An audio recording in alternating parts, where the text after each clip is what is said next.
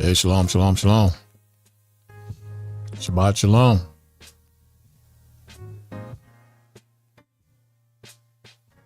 Crazy week. As we get closer and closer to Yahweh's kingdom promised to his children. The children being you, so-called natives, so-called Hispanics, so-called Negroes scattered throughout the earth.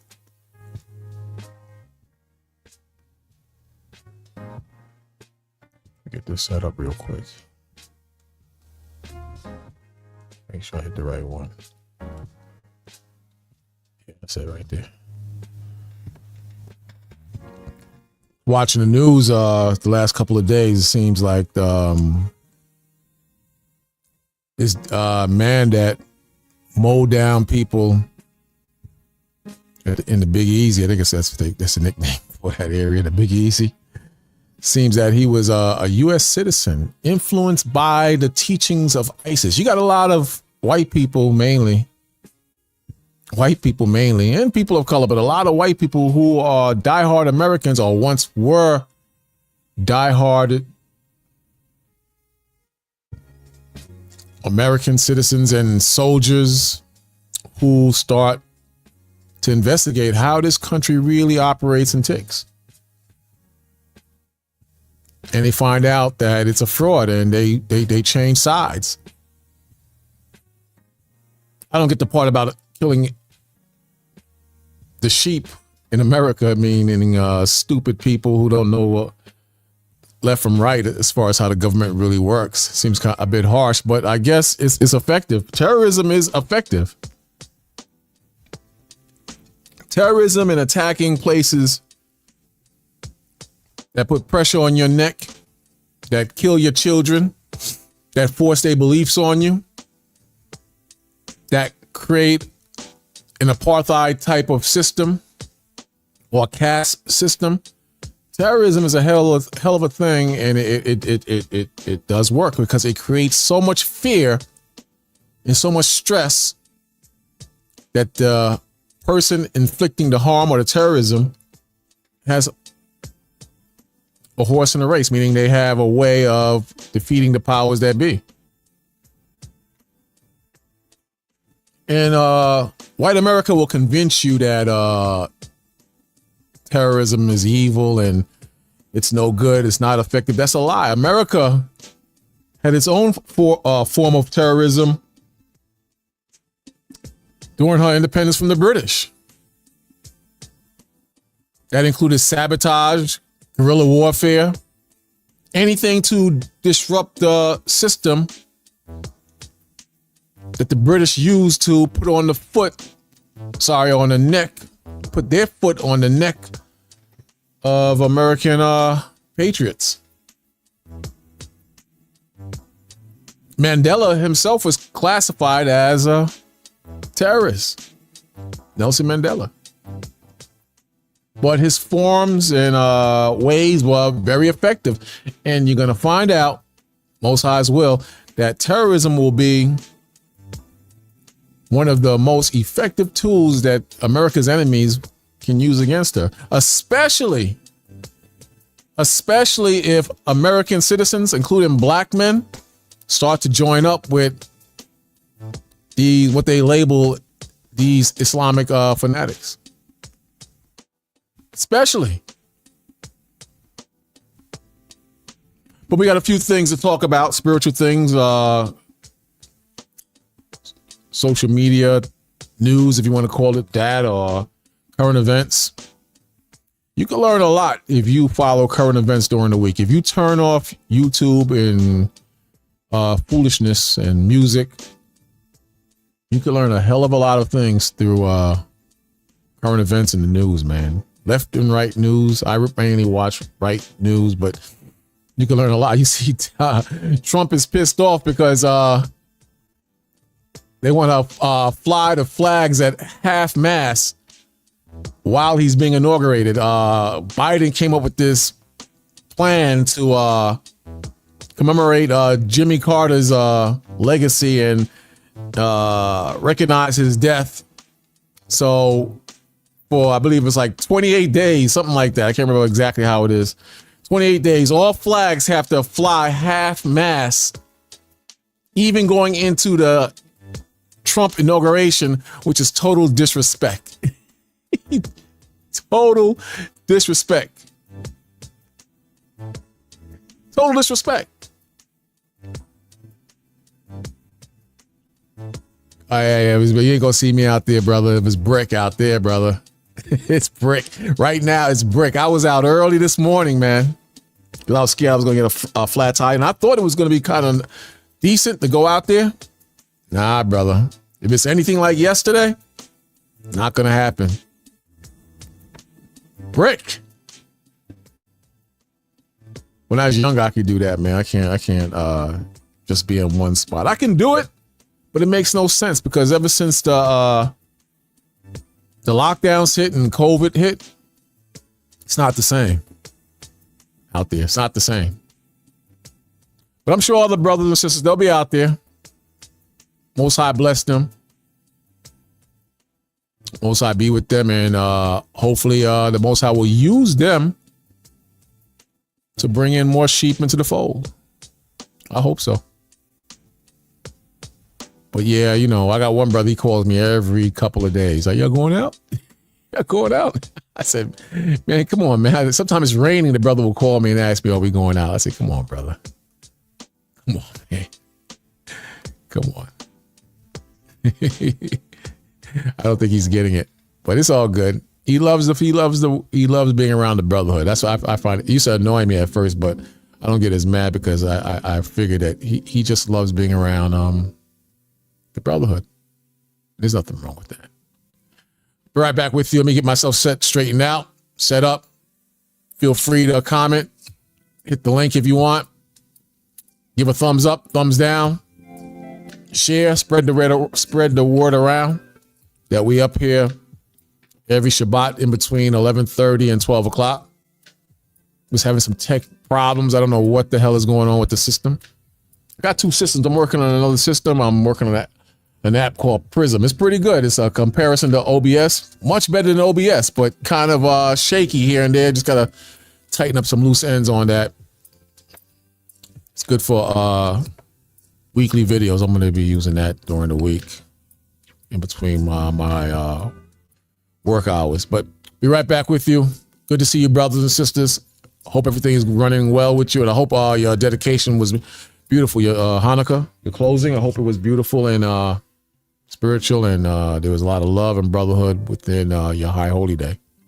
I'm glad this BS satanic High Holy Days are gone. Christmas and New Year's Eve, New Year's Day, I can't stand those days. The only thing I like about those days, I get the day off. Be right back with you.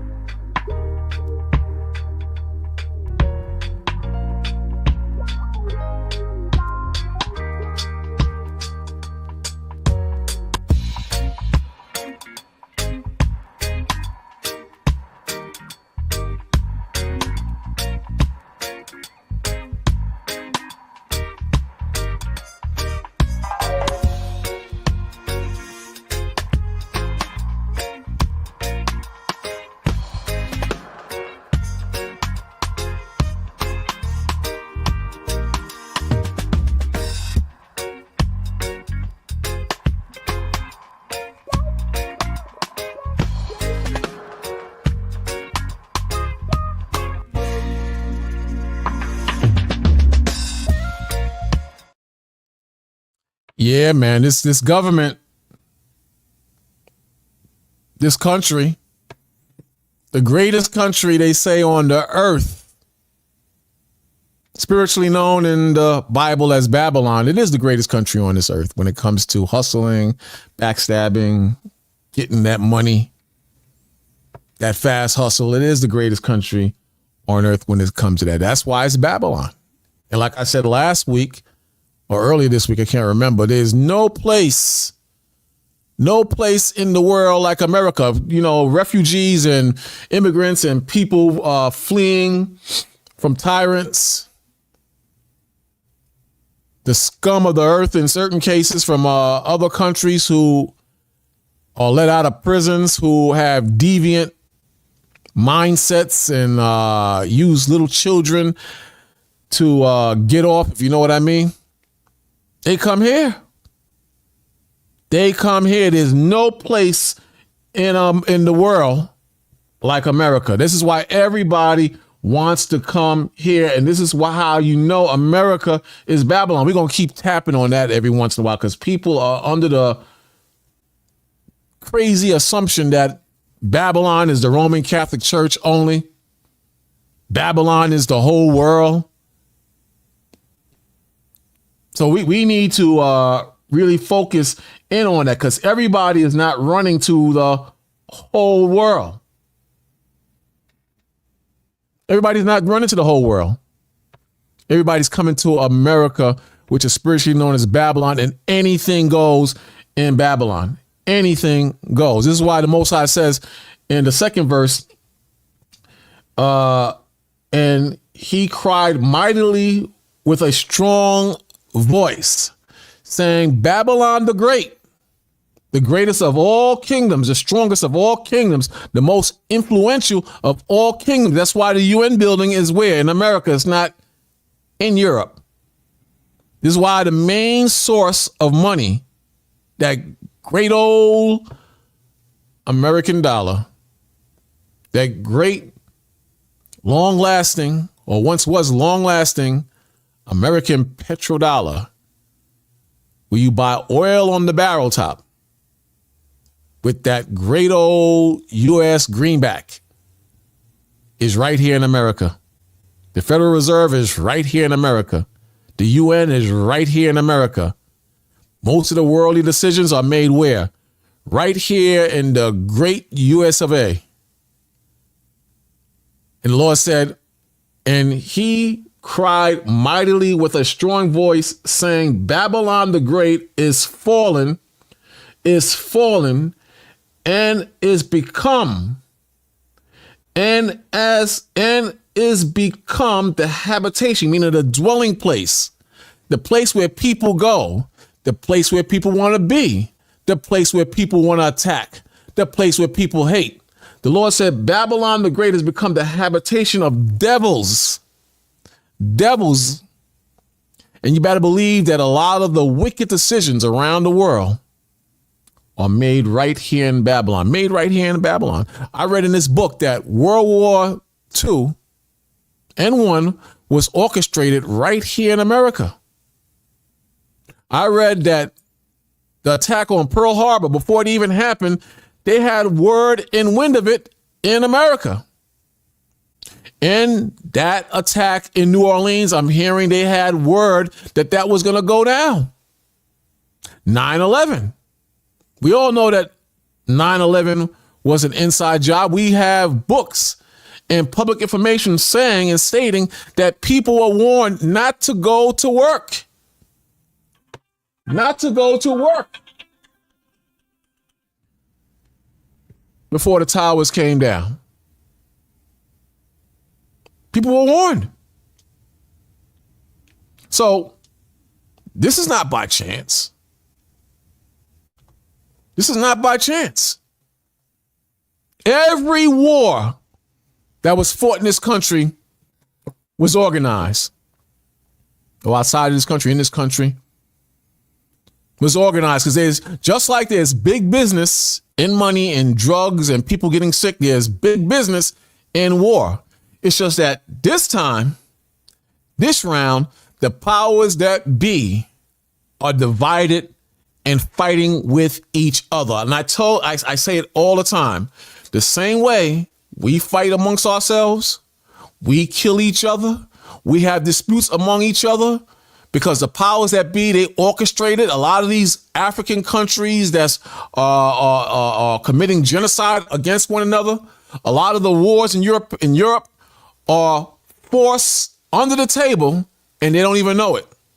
I gave an example of the Bloods and Crips. They were once a political organization, and when the CIA and the FBI and this government got involved, chaos, black on black crime. Same thing in Haiti. I believe it's a situation in Haiti. I believe it's not just by chance. I believe that that's organized. I believe that's organized. The drug cartels, you better believe they have an influence from the CIA. You better believe that. Bottom line is the whole thing is a sham.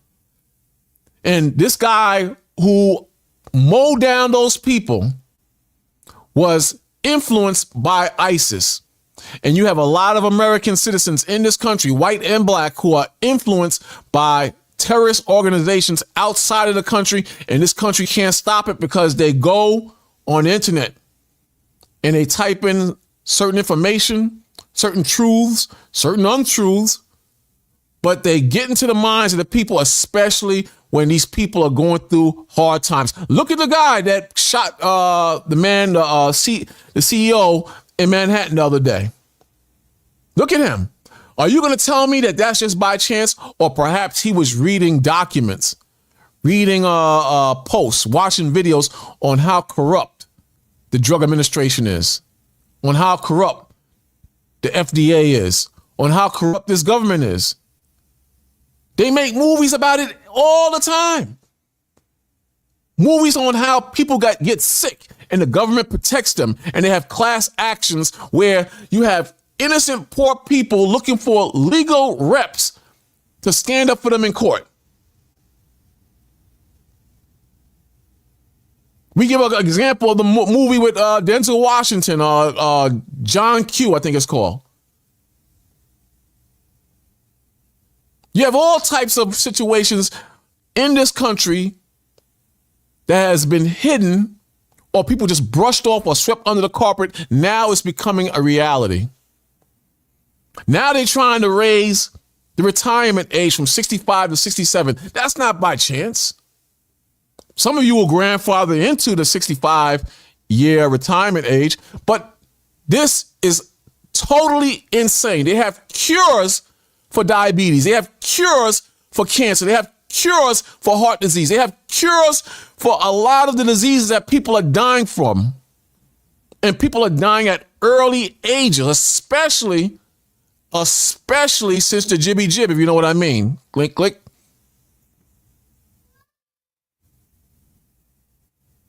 This is why the Lord tells you in Isaiah 60, verse 1, the earth is in darkness, man. This is why the gospel in the New Testament says that Christ is the light. Because if you follow the spirit of Christ, who they call Christ, you're not going to indulge in none of the bull crap that's out here today. You're not going to indulge in that. You're going to try to flee from the bull crap. Shalom. Bottom line, what I'm telling you is a damn lie. It's a lie. And even the ignorant, even the unspiritual are mad as hell. They see what the hell is going on. They see, man. But another thing they see America is getting weak and weak and weaker. Bottom line. Again, it says, and he cried mightily with a strong voice, saying, Babylon the Great is fallen, and is become the habitation of devils and the hold of every foul spirit. And the whole, meaning the dwelling place, if you want to go by, if you want to look at it that way, or the place where they stay, the hold of every foul spirit. Now think of the foul spirits that are written in scriptures that are being uplifted mainly today. How about greed? That's one of the main foul spirits that the Bible speaks against that's being uplifted today. How about men with men and women with women? The Lord said that's a vile spirit, but it's being uplifted today. How about turning little boys into girls and little girls into boys with injections and certain parts, body parts cut off, which we have found out and we went into last week. It drives people mad. It drives people mad.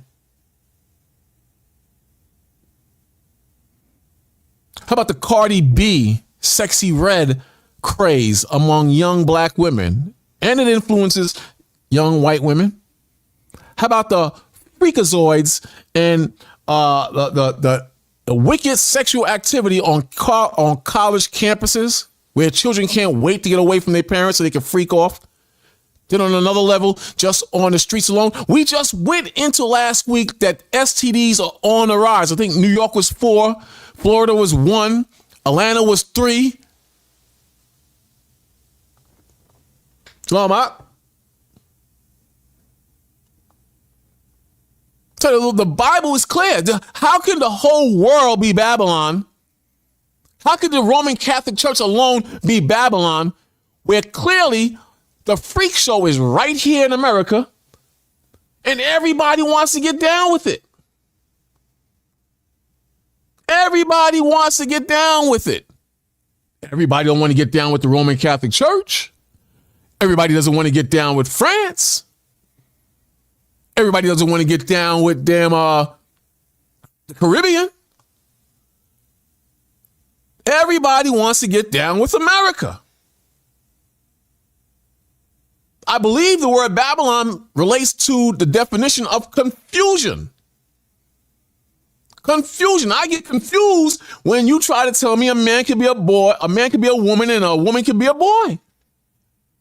I get confused when I see a man wearing women's attire acting like a woman. That can't be everywhere. They don't call everywhere in the Arab world the great Satan. They don't call everywhere in the world the great Satan. They don't call the Roman Catholic Church the great Satan. And they call Israel today the little Satan. And the main country that backs up Israel is what? America, in my opinion. I could be wrong on that. Don't quote me on that. So do the math.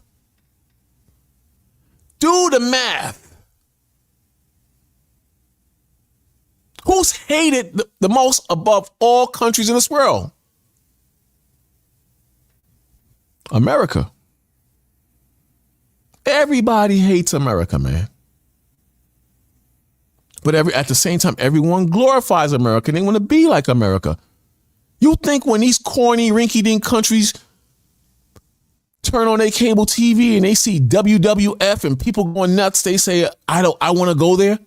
I want to see that. You think that these rinky-dink countries, or even powerful countries, which are dead in spirit, you think when they don't see the World Series, MMA, baseball, reality TV, and everybody going nuts, you think the devil don't jump in them and they say, wow, I want to go to America. You think they don't think that? I was online on this brother's channel, and we were talking to some Africans, and I broke the African down Most High. Most High gets the praise in this. And I said, why do you hate black people? He wouldn't answer. I said, listen, man, no hard feelings. We hate you.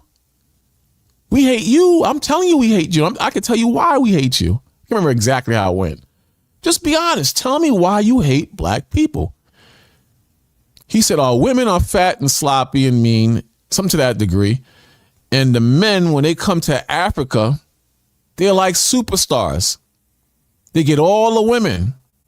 Then he said, it was a blessing that the Most High took us out of Africa, the real Jews, and put us in America. And so I got a little antsy with that. I said, what do you mean?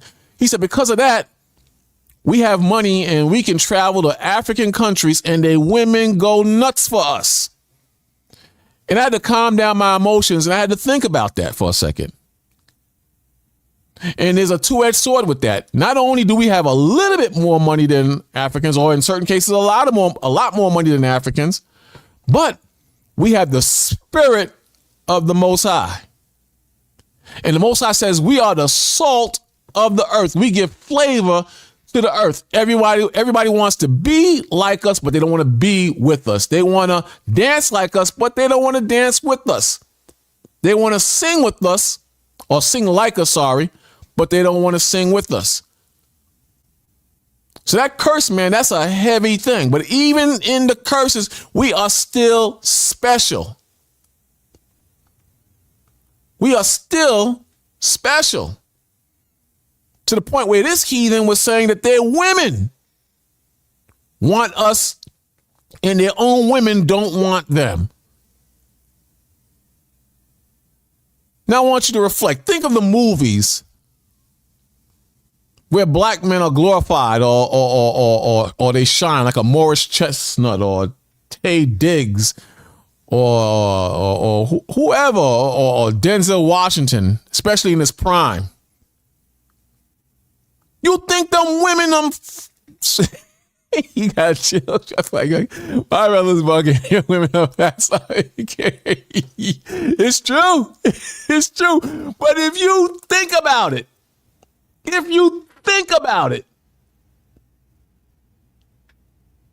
we can't be stopped, even though they don't love us.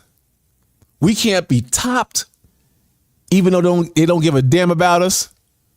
We can't unshine, even though they hate us to the capacity where they make fun of us, they talk down against us.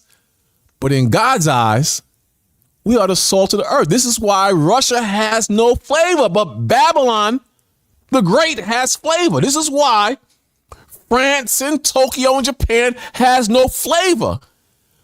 But Babylon has that flavor because we are the salt of the earth. North America, Central America, and South America. Mainly North America. We have that flavor because the Most High made us that way.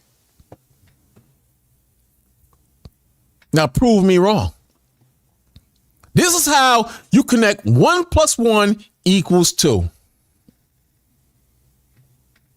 This is how you use common knowledge and common sense, biblical wise, and just on a common level. This is how you do it. They hate us, but they love our spirit. Now I'm going to take it on another level and see if you follow me. See if you can keep up with me, because you understood everything I just said. Now, put that same scenario among blacks and Hispanics and natives. One part has taken in the light in the spirit of who they call Christ. The other part has not. Who's going to shine more? Who's going to be feared more? Who's going to be controlled more? I think you get it by now.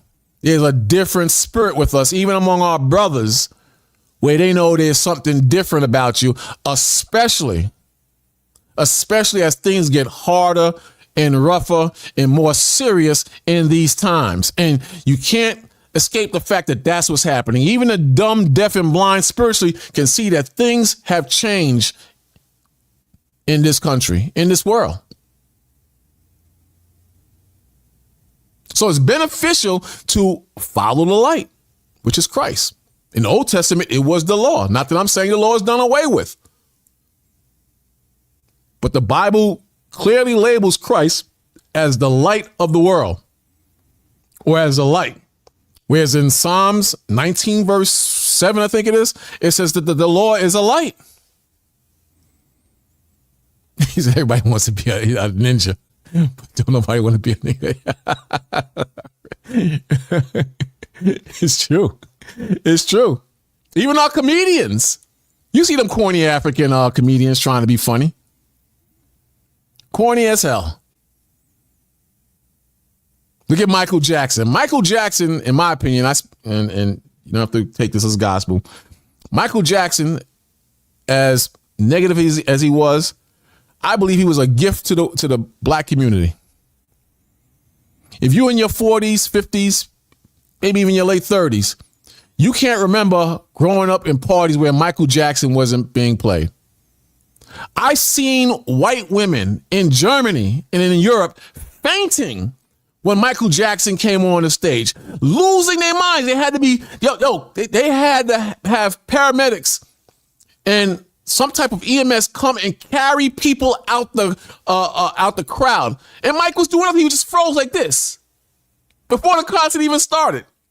And people were losing their minds. I say this because we are some special people. We are some special people.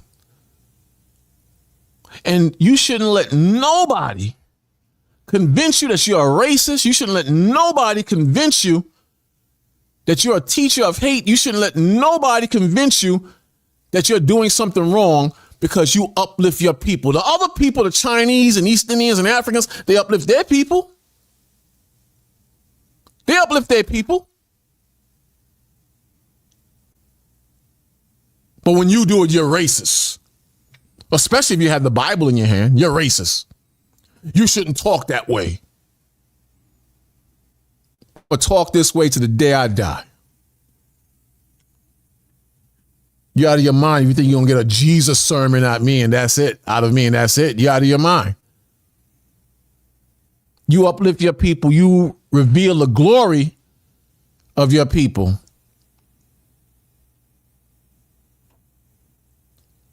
You saw them German white women losing their damn minds? You saw that? That was incredible, man. That was incredible. It makes me think that this man has to be taken out. Because if he has that much influence or that much reach to not only so-called black people, imagine if he went rogue and tried to be the next American Messiah. Imagine what would happen if people took in what he had to say. If he went rogue, we got to take him out. Same thing with Prince. We got to take him out. Hey, Shalom out. Hey, Shalom. Got to take him out. So this is what the country fears. The country fears just what Egypt feared. I'm going to show you what I mean in a second. In Egypt, we had multiplied so much that this became a serious problem to the Egyptians, man. This became a serious problem to the Egyptians to the point where they had to kill the firstborn of the children of Israel. But I want you to check out this verse, and I want you to compare what I want you to compare what this verse is saying to what I was mentioning earlier. Check this out. It says, now there arose up a new king over Egypt. America today is a modern day Egypt, but we're going back in time thousands of years ago, more than 2,000 years ago. And Israel was good in Egypt. It was a famine. The Most High opened the floodgates. We got comfortable. We were eating and living among the heathen, to put it in a short version.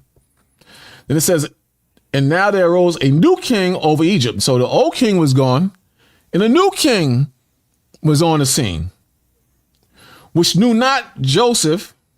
So Joseph had that pull. He was set up as pretty much second in command of Egypt, and his people were eating. So this new king, nobody knew this dude. You understand? So he's about to change policy. He's about to change things around, in other words. Check it out now. And he said unto his people, not everybody as a group, but he said to his people, hey, Lamar, you hear me? Yes, sir. Yes, sir. All right, be right with you. Hold on a second. It said that he said to his people. So when you check it out, Africans are for their people. Chinese are for their people. Japanese are for their people. Africans are for their people. We're the only people that want to be all people. But the Pharaoh in this time said, he said unto his people, behold, the people of the children of Israel are more and mightier than we. So they recognized there was a problem. These people were growing, man, like rabbits. And the white man today, he's in the same predicament. You see how Puerto Ricans and Dominicans and Mexicans, how they populate? You see how blacks and West Indians and Haitians, how they populate? And we can populate in the worst conditions. Give us some rice and some damn corned beef. Give us some bread. How many of you grew up on bread and syrup? Me and my brother, we had bread and syrup before. How many of you grew up on that? God. Or damn cereal, when there's no milk, you put water in the damn cereal. God. But we was happy. We was happy back then. I'm going to shock you. In the harshest condition in the past, 40 and 30 years ago, we were happier then than these kids are today. And we had more sense back then. But the point is, we kept multiplying. We kept multiplying. So it says, 9th verse again, and he said unto his people, behold, the people of the children of Israel are more and mightier than we. Come on, let us deal wisely with them, lest they multiply. Lest they multiply, and it come to pass. This is the part that a lot of people don't talk about in the verse. Check this out. And it come to pass that when there falleth out any war, they join also unto our enemies. People never touch on that part. But the reason I'm bringing this part out, you have a lot of homegrown terrorists right here in America, black and white, that have taken on the ideologies of ISIS and the other terrorist ideologies outside of America. But during the time of Egypt, they said, come and let us deal with them. Let me read it again. Come on, let us deal wisely, not just straight up with them, wisely with them, lest they multiply, and it come to pass that when there falleth out any war, they join also unto our enemies and fight against us, and so get them out of the land. So you have the same thing happening in this country.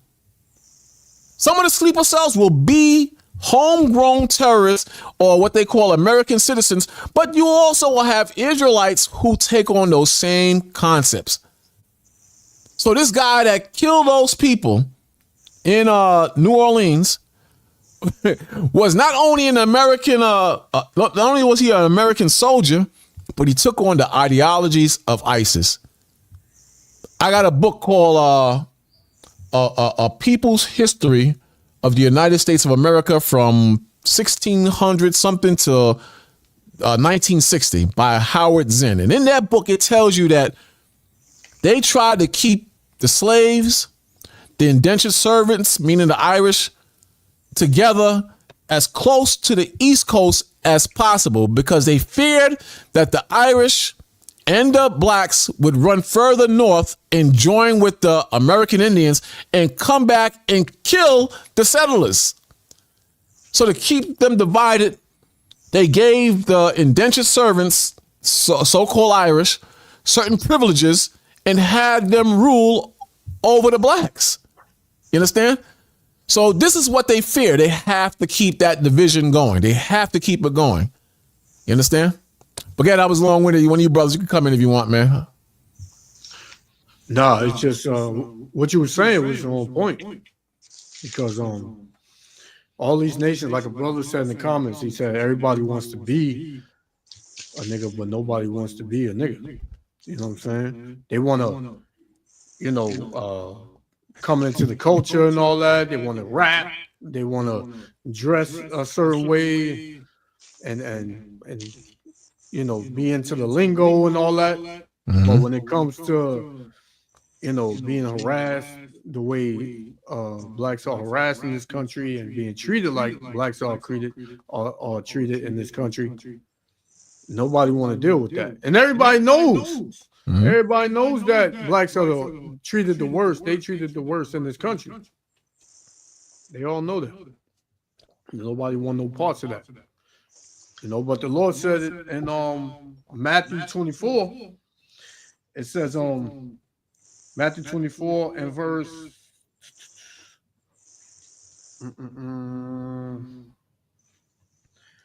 Shalakia, 1 second. This is 7. Okay.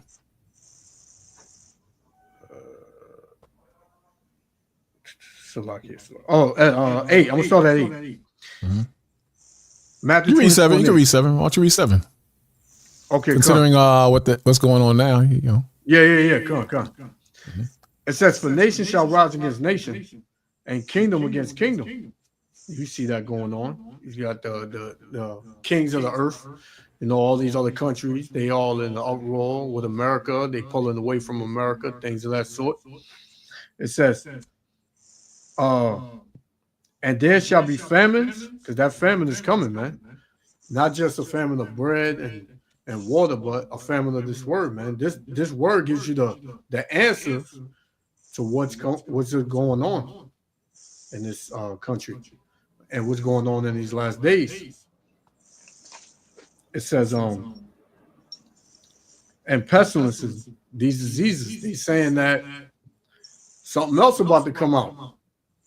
They got this whatever they call it, disease or something that's plaguing China, and they already talking about the gatherings, and you're at risk if you gather.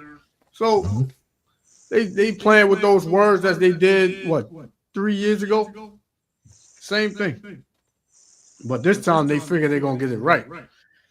It says, "And earthquakes in diverse places." And I was looking at a video with his brother. He had a dream about China attacking America, and the missile that China shot off, it didn't make like a boom, but it went underground and it shook the tectonic plates, and there was earthquakes like on a massive scale. It said verse 8, "All these are the beginning of sorrows. Then shall they deliver you up to be afflicted, and shall kill you, and ye shall be hated of all nations for my name's sake." So underneath it all, whether you get a smile, a handshake, you got a neighbor, all these nations hate the Israelites. All of them hate you, man. Even the ones you knew for 20, 30 years, they all hate you. They all come together to hate you. So you can't get around that, man. And this is all because we are the chosen people. Yahweh Shem Shah for us. He's coming back for us. And they know this. They know we the Israelites. So this is why they hate you. Mm-hmm. Do I got an echo? No, you know what? The other day you asked me that, and when I went back and listened, there was an echo. I can't hear the echo now, but I heard the echo when everything was over. You hear it on yours? Hear it. Oh, then it's still echoing. I hear it also. Yeah. Oh, really? Yeah, you got one too, Lamont. Like that's. Hold on. I'm gonna mute you, and then Lamont, tell me if you still hear it. Where is it at? So I just muted you. You still hear the echo, Lamont? No, I don't hear any echo. When Yashwan. All right. Well, say something now, Yashwan. Did you hear the echo when I muted you?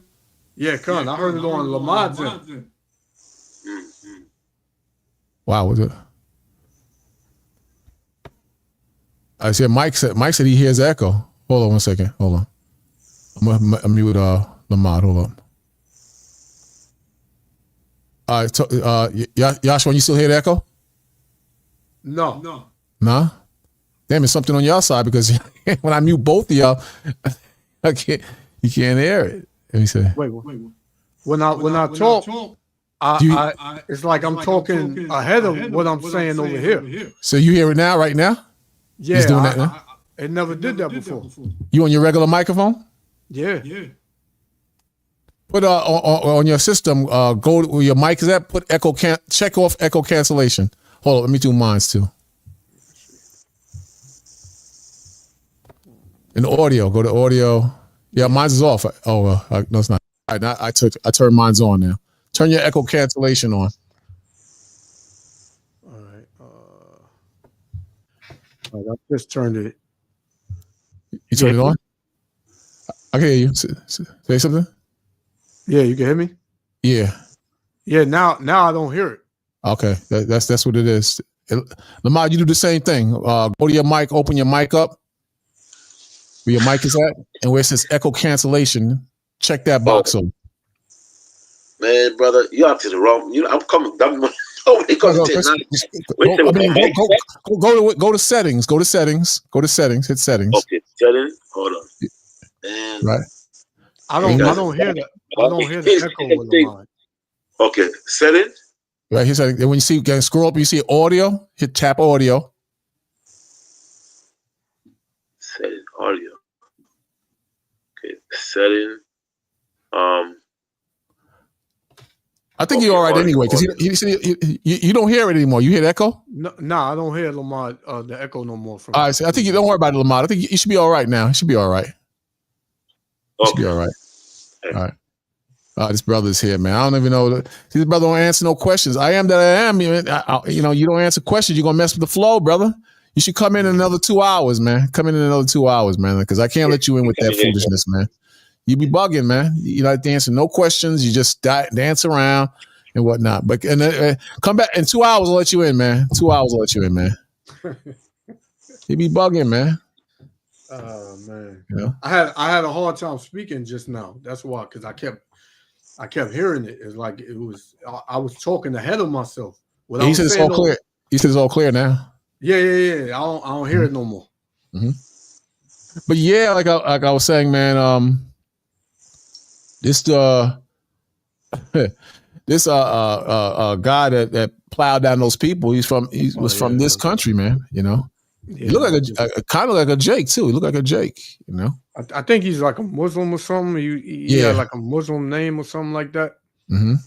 So you never know with these guys, man. I'm telling you, the way this country is going, it's heading into a bad situation. It's getting worse and worse, man. Put it that way. But like I told my brother, just to stay out there. Yeah. You was going over that chapter about the Pharaohs. Let's go back to it for a minute, if you don't mind. In Exodus? Yeah. All right, hold on a second. Let me Exodus 1, right? Chapter 1 and like 7, something like that. Yeah, it's in verse Yeshua. Yeah. Let's see. Right there. All right. 5:14. Come on. Okay, yeah. Verse 7. Come on. This is Exodus chapter 1, verse 7. And the children of Israel were fruitful and increased abundantly and multiplied and waxed exceeding mighty. Right. And the land was filled with them. Right. So that's when we went to Egypt when the Most High put a famine in the land of Israel. That's when during the time of the famine we went into Egypt. At that time, the Ixod that was ruling Egypt at that time. So they, at that time, the guy that the verse I want to look for at that time, like I said, when the Israelite went to Egypt, it was the Hyksos king was ruling, right? Now verse 8 now, right? Let me ask you a question on that, because this is where the One West thing comes in now, with these brothers, because they started to wear the Egyptian headgear and the snake and selling pyramids and all that. But are you saying the Hyksos were Israelites? Or are you saying the Hyksos was a ruling class of Egyptians? The Hyksos, they were Egyptians, they were Canaanite tribes. Because remember, the Hyksos took over, which were the sons of Ham. They took over Israel when the Mosai divided the earth. The children of Canaan did not left and went and took over Africa at that time. What they did, they stayed in the land of Israel. Okay, that was the only tribe that did not stay, that did not migrate. When Ham's son, you got Cush went to Ethiopia, you got Mizraim, which went to Egypt, the first king of first Egyptian pharaohs. Then you got Canaan. Canaan is the only sons of Ham that did not left. They stood there and occupied Israel. That's why it was called the land of Canaan. So those Hyksos were Canaanite tribe. They were not Israelites. I don't know what brother get that information from one was, but they were not Israelite. They were Hyksos, Hamite. Okay, they were Hamite. They were not Israelites. So later on, they were known as the Hyksos, which means shepherd king. That's why Joseph Cephas called him. Other scholar called him shepherd king. Manetho called him shepherd king also. Okay, because Manetho was an Egyptian writer, and he was an Israelite himself. He wrote about the history of the Hyksos. But those Hyksos, they were Hamite. They were not Israelites. Okay? Go ahead. Verse 8. It says, now there arose up a new king over Egypt, which knew not Joseph. So that king, that new king over Egypt, his name is Ahmose the First. You could look it up, Bakwash. He was from the 18th dynasty. Let me ask you another question, because this came up about 3 weeks ago. They said that Ramses there's maybe proof that Ramses was not the king over Israel at that time. What's your opinion on that? You mean during the time of the Exodus? Right. They're saying that there's a strong possibility that may be incorrect history, that Ramses was not that ruler at that time. What's your opinion on that? Ramses was that king. Ramses was that king. There was many historical evidence. Some scholars try to get the date wrong. You know what I'm saying? And so forth. So that's why they bring that information. But majority of scholars have the accurate information that was Ramses. That's the argument, that the dates might be off. Right. I get all the information, but this is what brothers are saying. So I said I would look into it when I get a chance. Right. You see, they get so a lot of time they get the date off. But when you did it, the time period accurate, the different dynasties that rule, it showed it was different. Definitely Ramses II was that pharaoh of the Exodus. And the pharaoh that knew that Joseph was Ahmose the First. He was the son of Amos. What happened after the 17th dynasty? But this king, Ahmose the First, was the pharaoh of the 18th dynasty. And when he said did not know Joseph, mean he did not acknowledge Joseph. Just like people out there, they don't acknowledge us, so-called Black and Hispanic, as the children of Israel, because they look at it like them, those people, you know? You know what I'm saying? That's the same way. You know, that's why it said knew not Joseph, mean that pharaoh did not acknowledge Joseph. Matter of fact, if you could go to Google for me a second, because I'm not too good at this thing. Look up Amos the First, Ahmose first. A what? A-H? Yes, Ahmose. The first? Yeah. Let's put Amos, and you got number 1 next to it. Oh, this is why this guy calls himself Shaka Amos. This is what he's trying to say. I tell you, boy, it's got to be. Oh, once again, let me see if I get it up. But you know, he's right, because when it translate Amos the First in the Hebrew, it means it means brother of Moses. You know, it means brother of Moses. Oh, really? Yeah. So what is their point on that, Bakwas? Saying that Ramses. I was on a stream, and a brother said that I think it was based on a date. I don't want to put words in his mouth. I can't remember exactly what it was. This is about 4 weeks ago. He said there's that's questionable about as far as Ramses being the pharaoh over Egypt, at that time. So the brother asked me, how do I feel about it? And I said, I don't know. I would have to really look into it. But I said, when you read the scriptures furthermore, it says that Pharaoh and his army was destroyed in the when in the sea. So I left it at that. But I said I would look into it. So it's funny, the Spirit had us go into the subject, and Lamar was saying what he's saying. So I questioned it just now. Oh, so I mean, what he's saying that if that's wrong, then, he's saying that's wrong. That Ramses, as far as Ramses, was the pharaoh over Egypt at that time. He's saying that's incorrect, and I think he's basing it off of the. And Lamar, funny how Lamar mentioned the time and date. So apparently Lamar must have read something about it, because I think that was in question, the time periods. I think, if I remember it right, what the brother was saying. If you're following that, you see, we said the Avengers, something like that. Right. Okay. They said Amos, the first, was the pharaoh and founder of the 18th dynasty in Egypt, in the new kingdom of Egypt, the era in which ancient Egypt achieved the peak of its. I don't know how to stretch it out. Go down to what was our most known for. No, up. The first one, yeah. It may go into that. During his reign, Amos completed the conquest and expulsion of the Hyksos from the Nile Delta. Right, so, you see right there? Yeah, so you're saying it's the Egyptians, right? The Hyksos? Right. So see, he came and expelled the Hyksos.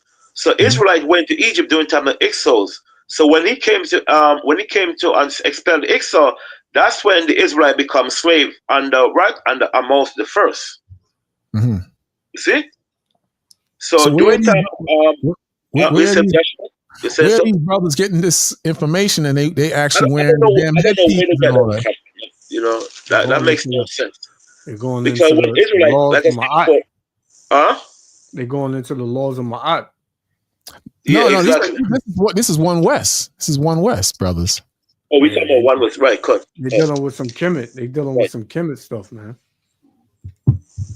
Yeah, no, what the brothers from One West are saying. They're saying that Israel were the Hyksos, and they ruled in Israel. So you know how we wear the mitris and the headpieces.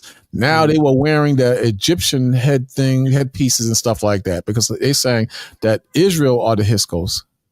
That's what they're saying. Right, but you know those brothers, man. I mean, because you see, they might read a book as Jacob put together, and then they say, but 90% of scholars knows that the Hyksos, they were Canaanite tribe. There's a book out there called Manetho, The History of Ancient Egypt. He's a very good scholar. He's from around 550 BC, and they gave the whole history of the dynasty laid out, how the Hyksos, they were Canaanite tribe, and other books tell you, also, but when, like we said, when Israel went into Egypt during the time of the famine, it was the Hyksos that was ruling and welcomed Israel, because they themselves were strangers. Okay, the Hyksos. So when the Hyksos king was overthrown, that's when the Israelite came and become slave. You see? So I have something here for a second. About Ramses II. Who overthrew the Hyksos? You saying the Canaanites overthrew the Hyksos? Yes. Okay. No. The Canaanite were the Hyksos. There's another tribe came. Yeah, the Canaanite were the Hyksos. Right. That was rooted. They welcomed the Israelite to Egypt. They're the one that welcomed Israelite to Egypt. So now when the Hyksos was overthrown now by another tribe, that's when the Israelite becomes slave. But I just want to read it for a second, right? It said, according to most scholars, the pharaoh of the Exodus is believed to be Ramses II, also known as Ramses the Great, right? That's what it said. So they have all the evidence proving that this pharaoh was Ramses II, not Seti and so forth. Some scholars say Seti, but they got the date wrong. You see? So that's what happened. So the pharaoh that did not acknowledge Joseph was Amos, Ahmose the first. I had this pulled up about the Hiscos. It Hmm. goes into it a little bit. You know, it says the Hiscos, Egyptian, Egyptological pronunciation. It says rulers of foreign land in modern Egyptology Right. are the kings of the 15th dynasty of Egypt.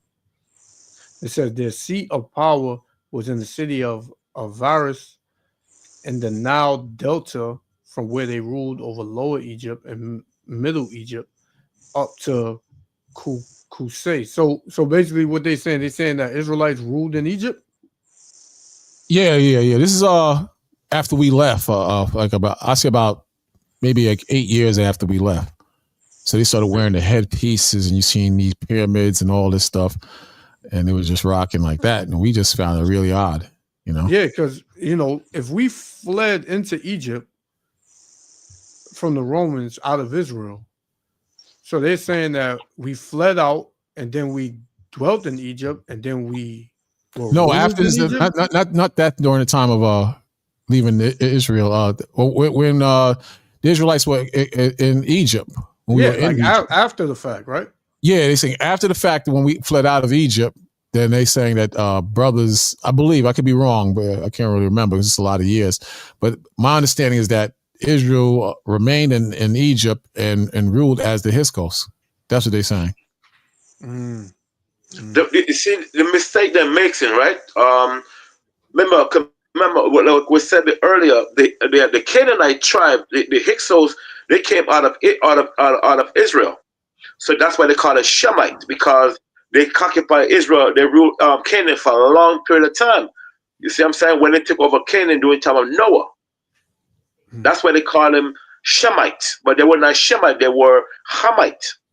So Mm-hmm. they ruled that land all the way until 1534, and that's when the last Hyksos king to rule. His name was Kahamudi, Khamudi, Kahamudi. He ruled Egypt all the way till 1534. That's when Exodus, a new pharaoh came and took over. His name was Amos the First. That's why I said the pharaoh there a new arose a new king, which is Mm-hmm. what Amos the First. He overthrew a king called Kahamudi, Khamudi. He overthrew that Exile king, and that's when Israelites become slaves under the pharaoh called Amos the First. Mm-hmm. See? So that's why they call in these Canaanite tribe Israelite. No, they're not the Ixo. They were not Israelite. They were Canaanite tribe. The Pharaoh called them Shemite because they came out of the land of Shem, which is what? Which is Israel. They took it over during the time of Noah. When Noah divided the earth, only the children of Canaan did not want to leave that land. They said they'd rather stay there. I mean, it tell you in the book of Joshua, I mean, for people that read the book of Joshua, a lot of information, accurate information in it. I'm not that's telling everybody go read it, but it showed you also how the children of Canaan did not left Israel; they stayed there. That's why they become the Canaanites later on, and then later on they become the Hyksos. That's why Josephus and other scholars call them, which means shepherd king. but that's what I'm not understanding because uh even if Israelites ruled in Egypt, Mm-hmm. right, and that doesn't make them what I don't understand it because they wearing Hermetic and Egyptian things just because if Israelites ruled in Egypt, that don't make them Hamites. That still make them Israelites. Right, exactly. You know what I'm saying? So I don't get what they're trying to say. That's what I was asking. You know what I'm saying? I don't get. Pretty Right. much what they're trying to say. You brothers don't know the history. If you knew the history, you would understand why we're wearing these headpieces and everything, and they walking around with that stupid stuff. That's what they trying to. That's what they trying to do, man. They trying to. You brothers don't know the history. Look, this is some new information we found out, and if you didn't leave, you would have this Exactly. information too. So they started Exactly. rocking that stupidness, and with the damn cobra on their damn forehead and all that crap. But we was ruling Egypt. I mean, we was when it was in I mean, look, the Israelite adopted the Greek custom, right? Mm-hmm. So I mean, because they're weird, that stuff doesn't mean that they were, you know, who they are. You know what I'm saying? I Yeah, I mean, the mean, problem is, doesn't Exactly. mean that these Ixos were Israelite. They were doing things, like I said, you know, the scholar called them the Ixos, you know, they a Mm-hmm. shepherd king, because they mhm. came out of the land of Canaan. They were Canaanite tribe. And these letter books tell you that, you know what I'm saying? Huh. And they say, hey, since we're strangers, let's bring in the Israelites. And that's when Joseph rose up to be a Pharaoh and so forth. And then the Israelite was in peace at that time. But when Joseph died now, that's when the king almost the first came and took over, and that was it. You know what I'm saying? But if you Brothers look up don't want the to. Pharaoh king, huh? Brothers don't want to let go of Egypt. I don't know why. Exactly. It's crazy.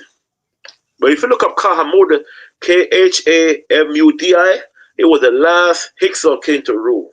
So when he died, Joseph died. I think he died. Joseph died before him. Then that's when this wicked king Amos the first came and just kick out that last king uh tribe guy. What's his name is the last Hyksos king, and put our people in slavery, and that's when we become slaves. But the only tribe that was not in slavery was the Levites, because they gave them a chance to go and do what they're doing, you know, teach the law, statute, and commandments, and so forth. But the Levites, they were like free will. You know what I'm saying?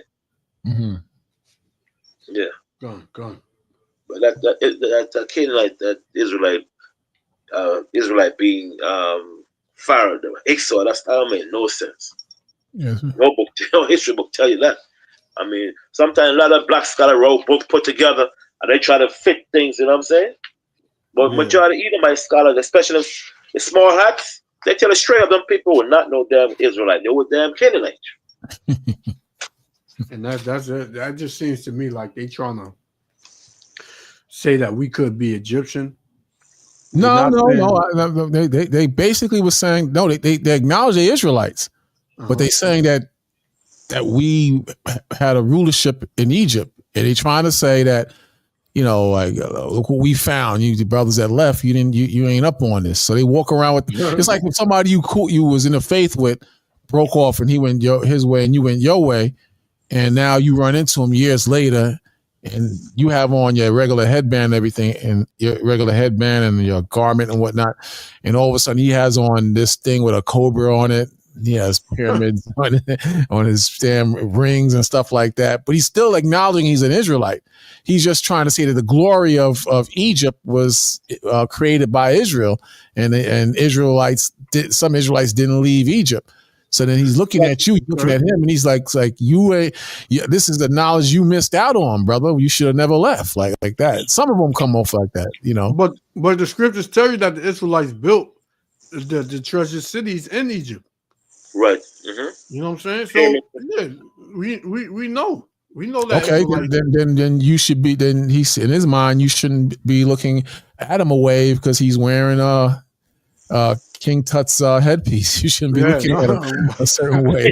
But we know that that's not our culture, and Exactly. the priest didn't wear that garbage, and we shouldn't be doing that. I don't think Exactly. they do that anymore now, though. I haven't seen them doing it in a while, but I haven't seen them in a while. But I don't think they get down like that anymore. But you know, you know, you have to be you have to be smart, man. You have to be careful.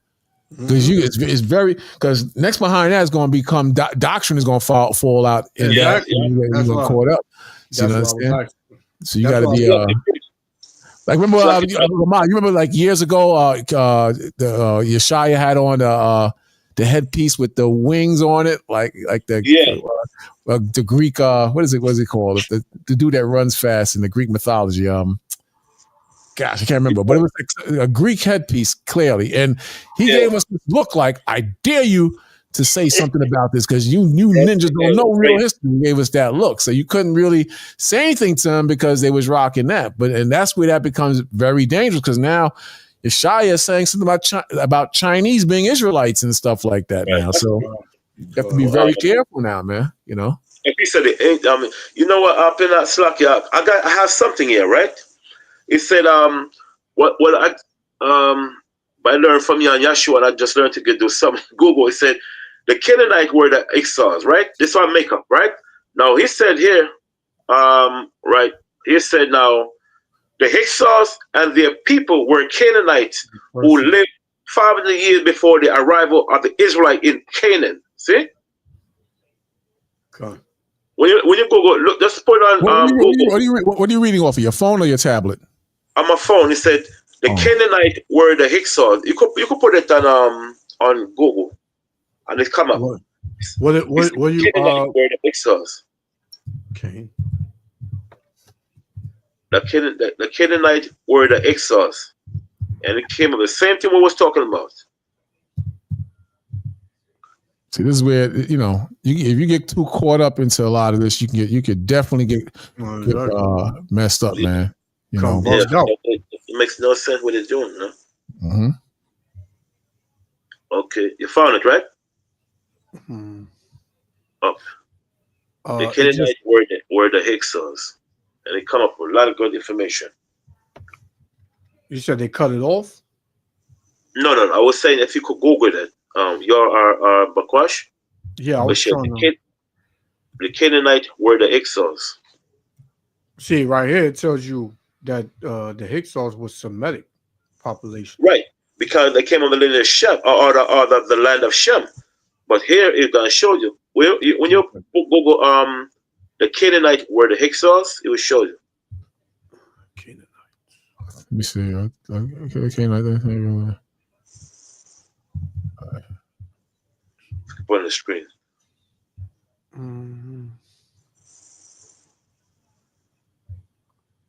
Yeah, I'm trying to find it. Okay. All right. Let me see. I don't know if this is the one you want. This is just the Hyksos were Canaanite dynasty ruled Egypt for 100 years. The Hyksos were a Semitic people who migrated to Canaan to the Nile Delta in Egypt. Right. Okay. See? Because remember earlier we said that they left Egypt, Israel, and went to Egypt because they did conquer Egypt, right? I took the land from the Egyptian. So the reason why they called it Semitic because they came from the land of Shem, okay, which were the land that originally was given to Shem. But here he said the Hyksos and their people were Canaanite who lived 500 years before the arrival of the Israelites in Canaan. See? Mm-hmm. But the Most High gave the land of Israel, to us. But the Canaanite took the land and stole it from us and dwelled there for a long period of time. Come on. So Google, they play with words. They play with yeah. One part to tell you, they were Israelites, another part to tell you they were Canaanites. Right. See? So it was the Egyptian that gave them the name. The Egyptian, the one that gave them the word shepherd king. Hyksos, called them Hyksos, which means shepherd king. And they said that the Hyksos were known for their shepherd multicolored garment, Metaphysium, and reverse for sect. Right? Which we know another, So it was, like I said, it was the Egyptian that called them, Hyksos. But they were not Israelite. Mm-hmm. Go on. We're always trying to be like other people too, man. Yeah. Go on.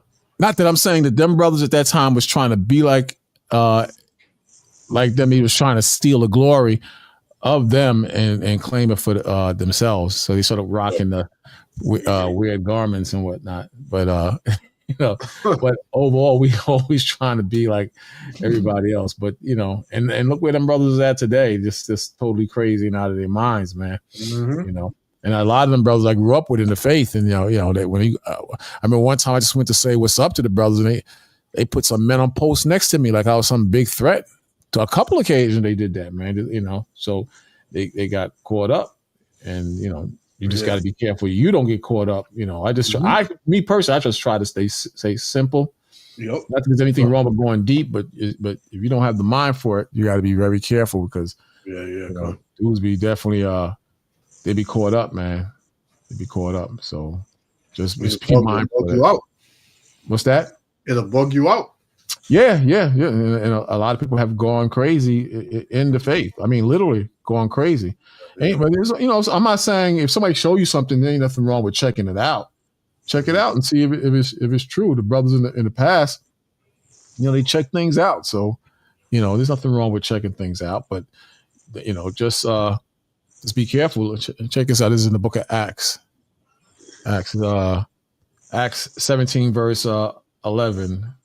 We'll start at the 10th verse. It says, "And the brethren immediately sent away Paul and Silas by night unto Berea, who coming there went to the synagogue of the Jews." 11th verse. "These were more noble than those in Thessalonica." So these brothers was on point of the other brothers in Thessalonica, in that they received the word with all readiness of mind and searched the scriptures daily whether those things were so. Okay.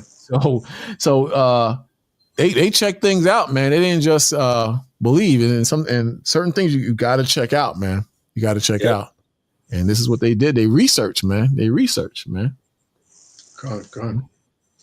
Therefore, many of them believed also of honorable women, which were Greeks, and men, not a few. And we know those Greeks were Israelites. You understand? But they checked things out, man. And that's how we got to be. We got to check things out because there's going to be a lot of craziness coming out. And then some things are going to be true. Because remember, at one point, we was doing the Passover in the dead winter because we didn't do the new moon counts accurately. At one point, we didn't even do the new moons. We didn't even do any of that, Good. So the scriptures tell you that wisdom was going to be increased. Right. So he's going to learn things as you go. Right. And some things going to check out, or some things you're going to know off the back, man. This is bugged out.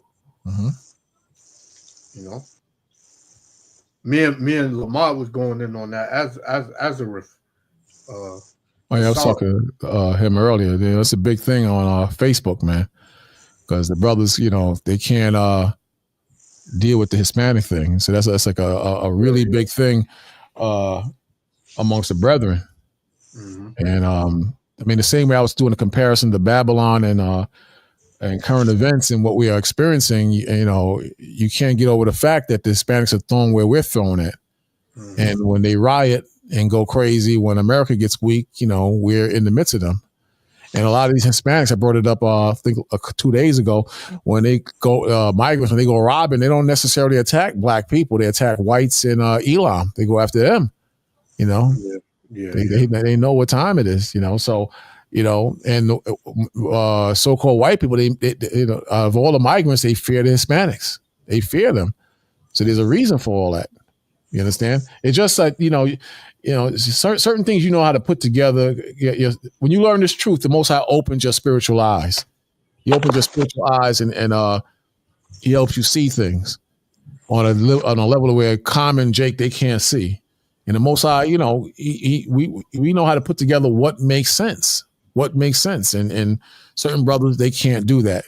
They still stuck in a place where they can't see everything. But we gonna see, just like a lot of Hispanics, they can't see that blacks are their brothers. A lot of Hispanics can't see it, but a lot of Hispanics can see it. Then you got the situation with Fat Joe. That could be the system trying to divide us, with the whole Hispanic and FBA thing.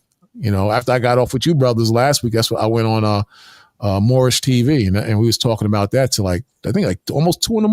We was talking about that. But I'm saying, a lot of things, the government, they have a part in a lot of what's happening in this country, and it influences the minds of our people. But nonetheless, the Most High, He tells us not to be afraid. To keep going and occupy your spirit in this truth, man. That's how we got to be. Check this out real quick, and I'll let one of y'all come in. This is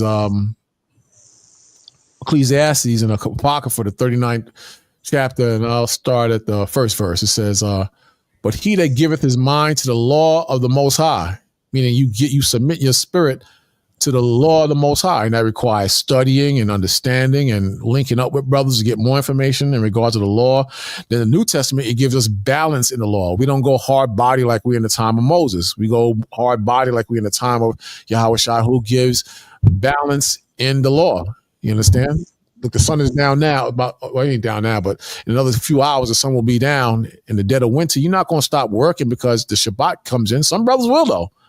Some brothers will, I'm going to quit this job because I'm not going to work when the sun go down. Like, they can't, so they quit. Have more power to you.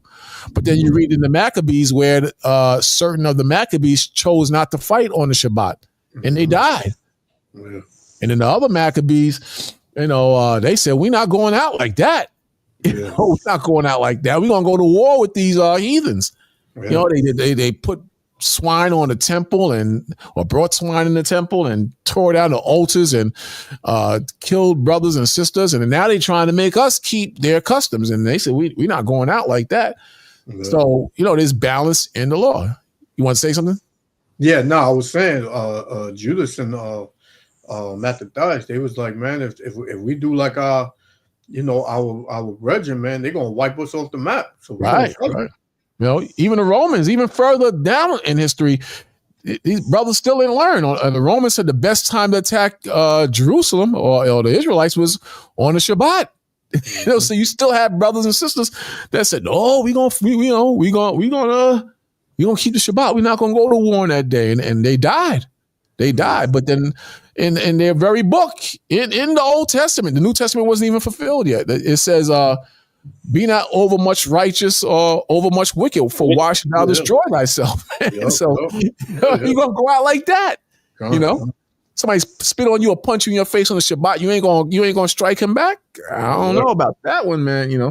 Or if your car break down in a bad neighborhood, you're gonna say, "Well, it's Shabbat. I'm not gonna fix it. I'm gonna leave it here, and I'll go to service and I'll call AAA when you taking a chance."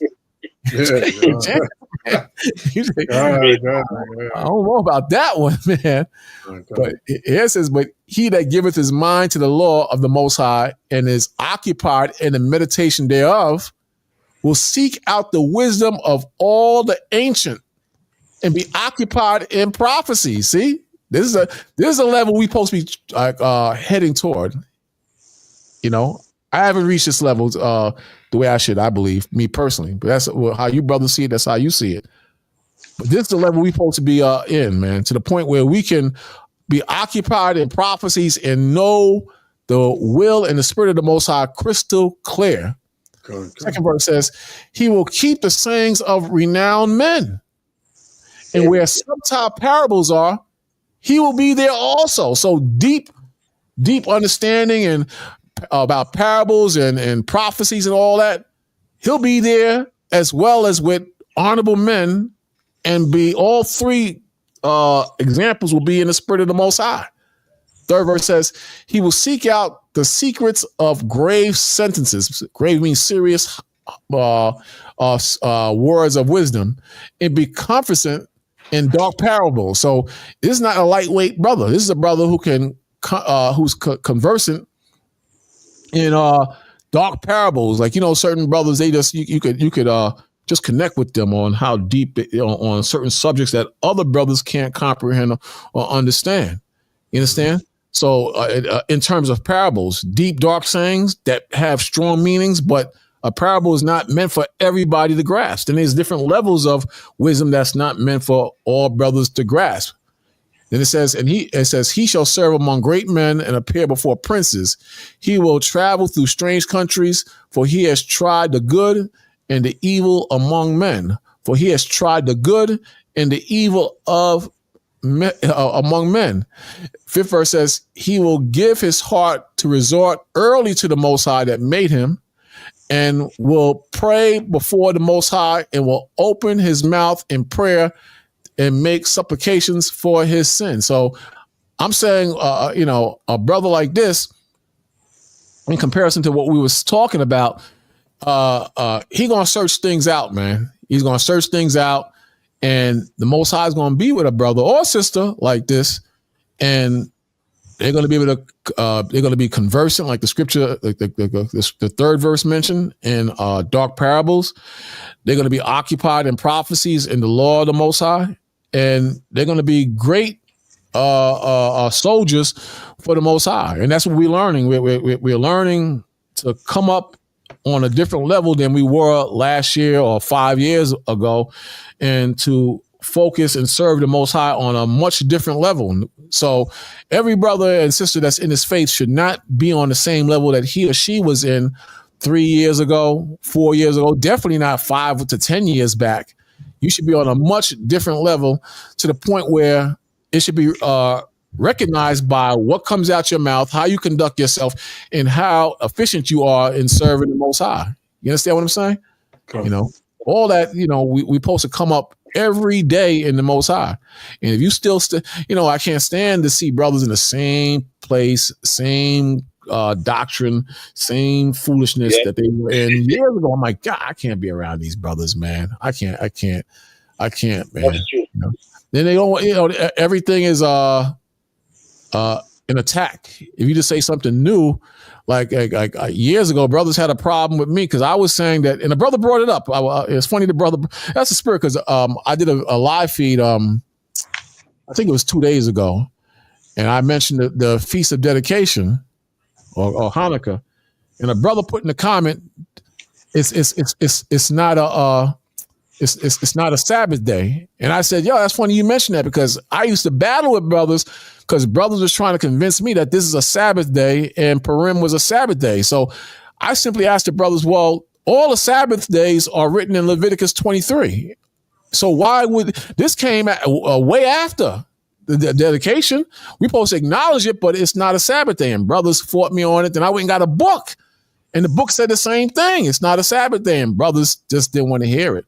And to this day, brothers probably still are keeping it as a Sabbath. And that, you know, that's on them if they want to keep it as a Sabbath. But I was just making a point that, you know, I looked at it for myself, and all this. Then when you read about the Sabbath days, the high holy days that were Sabbath days, there were certain sacrifices that had to be done on those days. But then on Purim and the dedication, there's no sacrifices, to my knowledge, for those days. Or if you find a sacrifice, it's not nowhere near the same sacrifices that are in Leviticus 23 or the book of Exodus. It's not the same thing. So I question that. Why don't they have the same sacrifice? Or why don't they have sacrifices at all? Brother, it's a Shabbat. I said, all right. And I left it alone, you know. So I'm just saying, you know, you got to exercise. The Most High will open your mind if you're sincere and you into deep study and servitude of the Most High. That's all I'm saying. Good. You know? Good.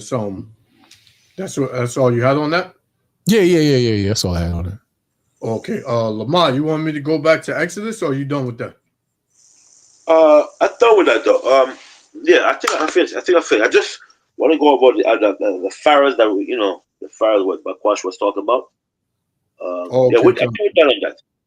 Okay. And matter of fact, you know what? Bakwash, you remember they used to say we the first that built pyramids in Egypt. You remember Yashai used to say that? We were the first to build pyramids?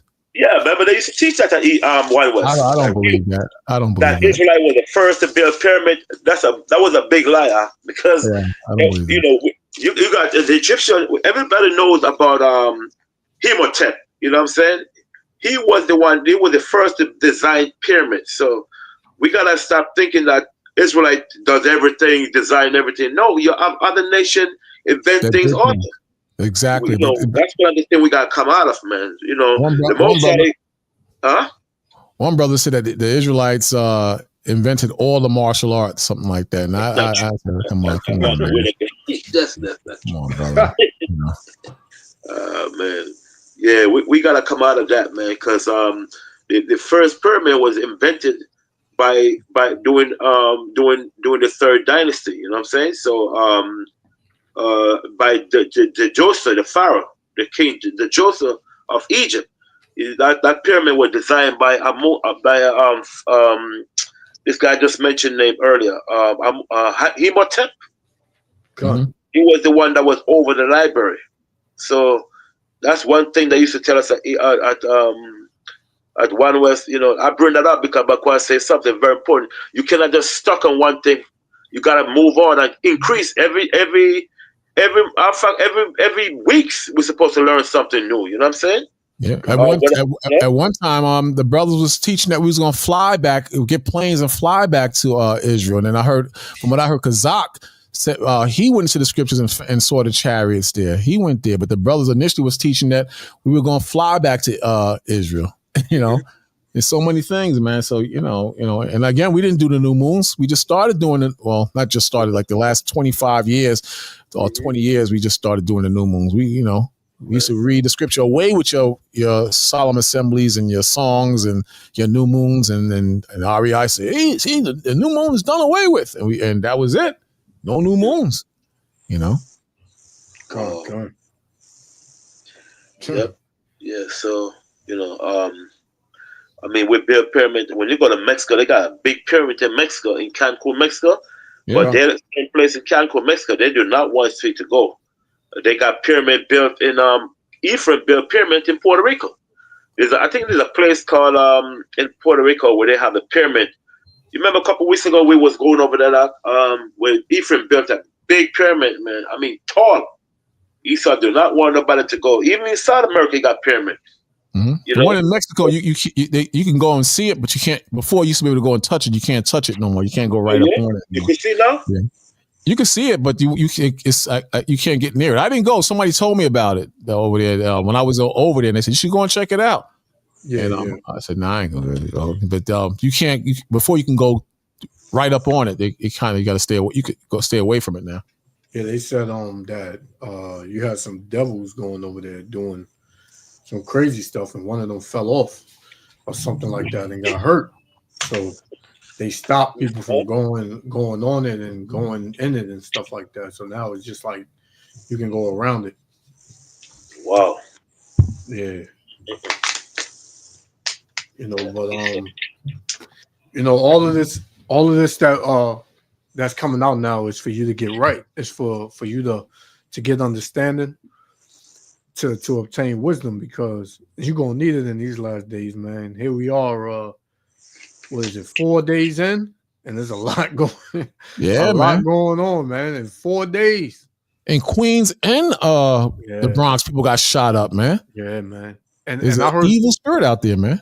Yeah, so lucky. I heard the backstory on that store in the Bronx was that this dude, he was on some one of these, I don't know if it was Facebook or Instagram or whatever, and he was starving for likes. He wanted views, so he said if I get 10 likes, I'll basically, unalive these dudes. And he got 10 likes, and he did what he said, and he wound up shooting some kids, or a couple of women and all that. That just shows you the demonic, energy that's out here, the demonic spirits that are out here amongst our people. They want to pretty much hold on to this place, but this place is fastly declining. Mm-hmm. Fastly, man.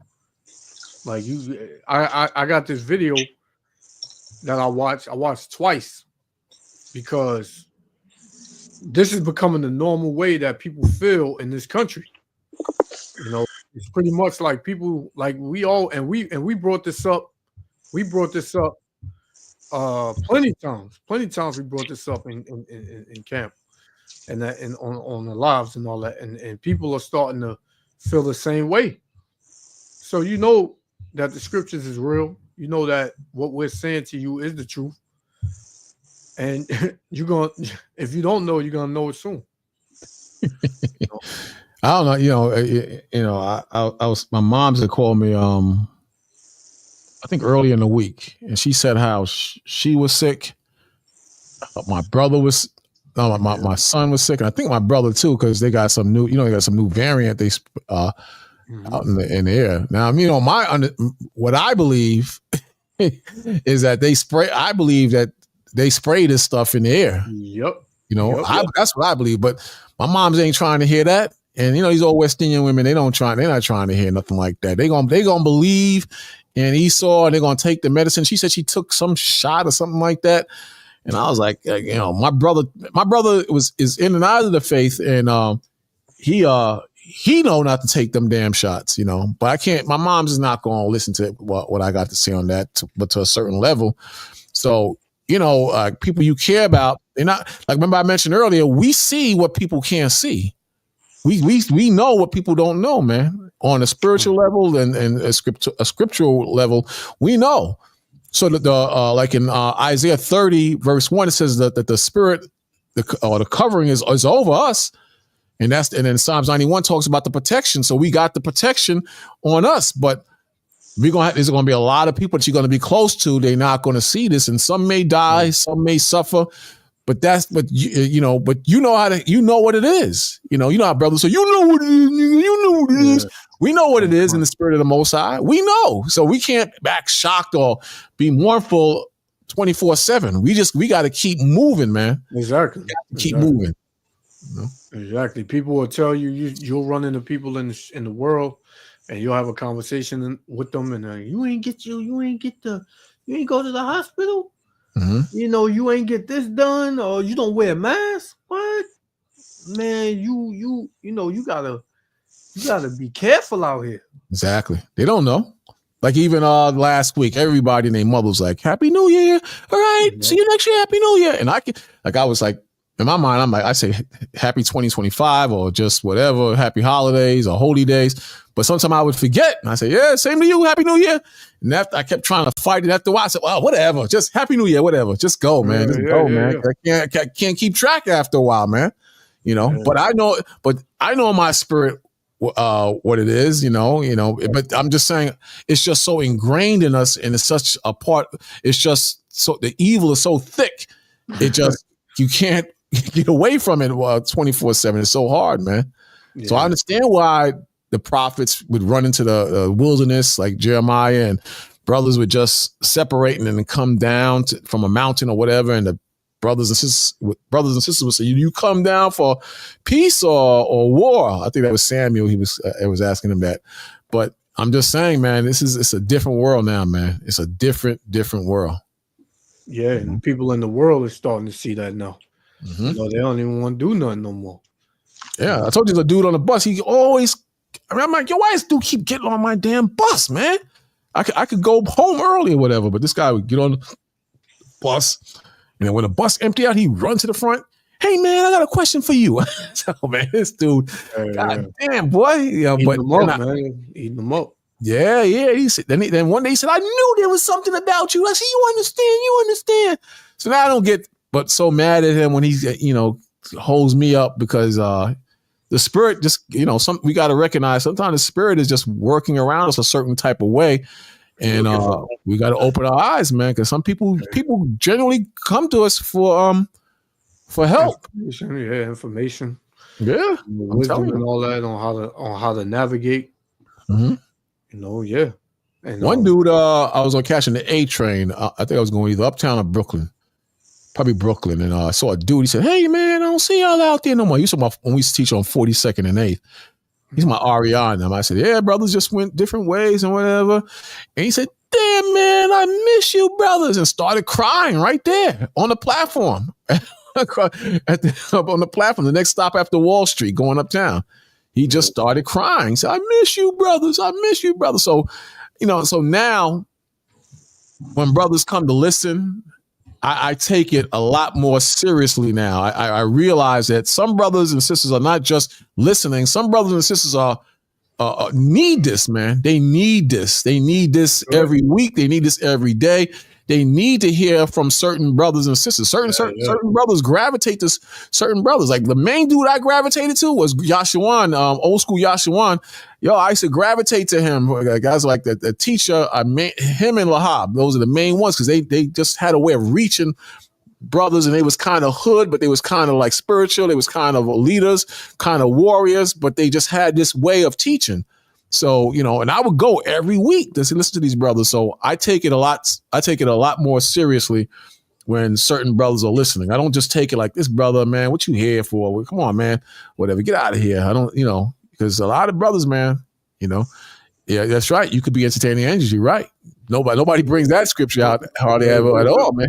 That's right. Nobody brings that out. That's right. Yep. Who was it that entertained the angels before he went to was it Abraham that before he cooked the angels some food? I can't remember who that was. He'll come to me in a little while.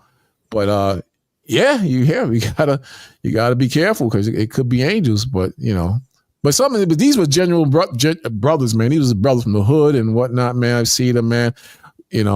One brother was like, I was a young man and I saw him years later, and he said, I remember you. You was a young man. You old now.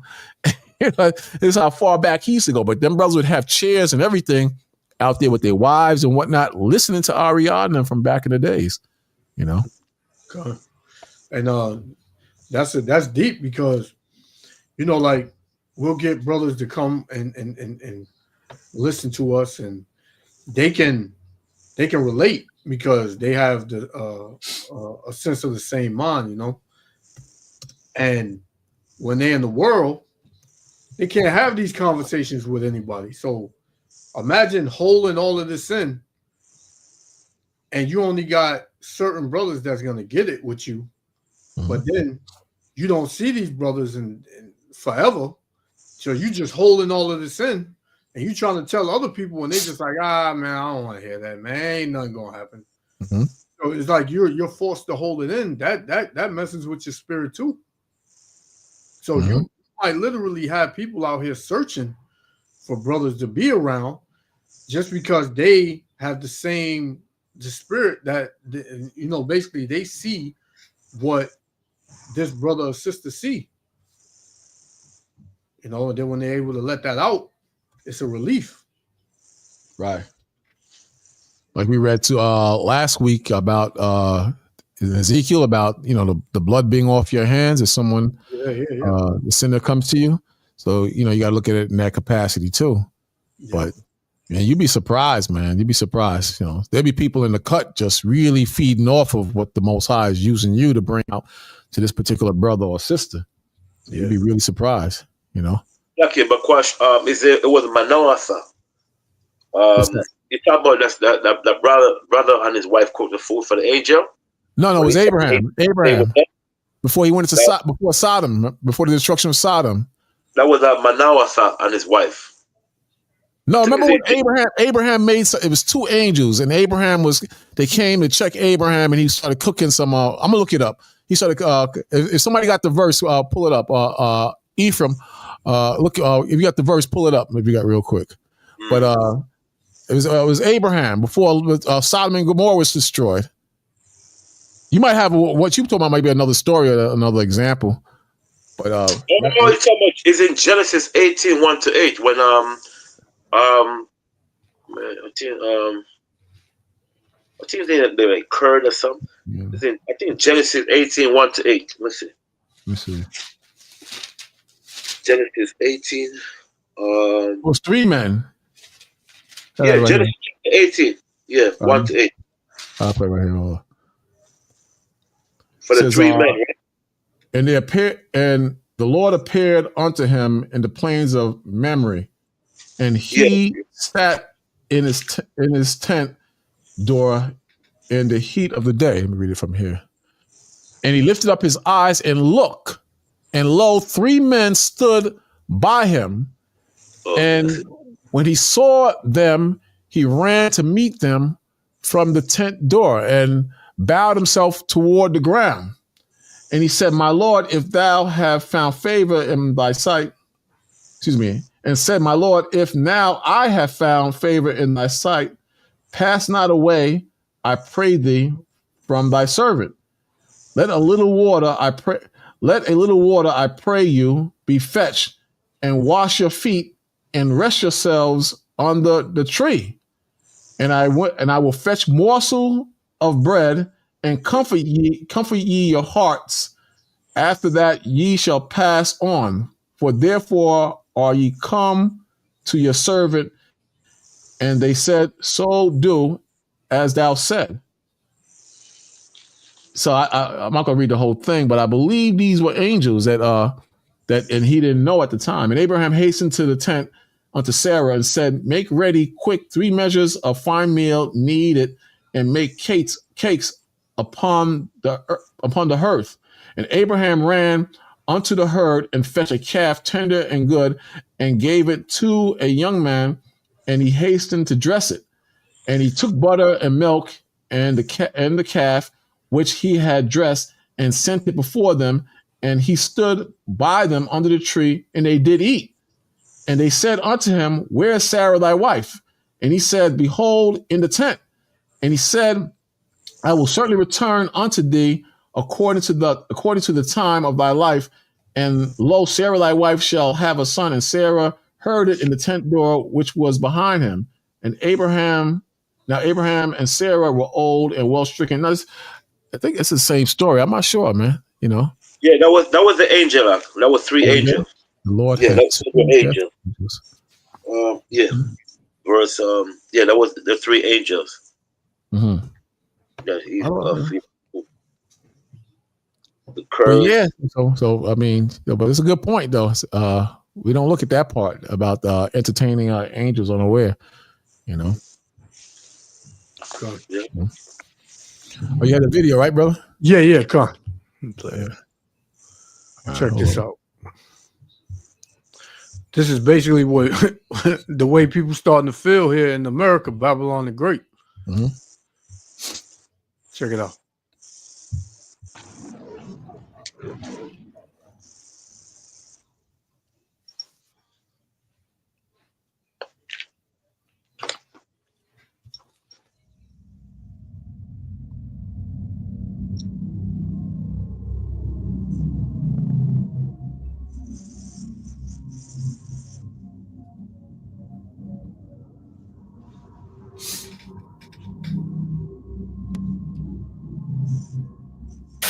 In 2025, can we just all collectively agree that we're going to stay the fuck home? Because I'm done. Like, in all seriousness, we need to just stay home at this point, because there are no free public spaces that are truly free to us anymore. Everything costs a ridiculous amount of money, so we can't even go do things. And it's not safe to go anywhere publicly these days.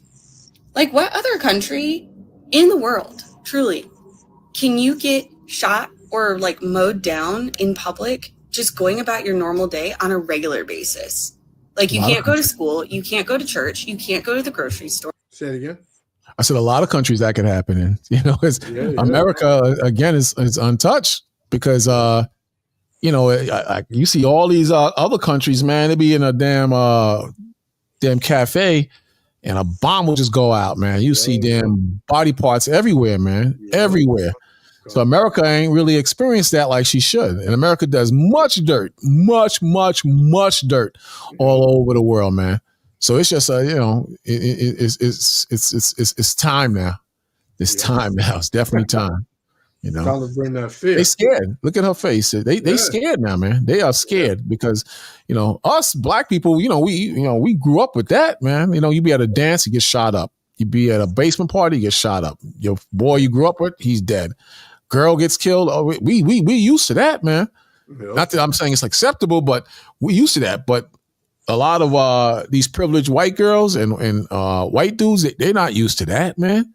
They ain't used to that unless they've been in the military. But other than that, they are not.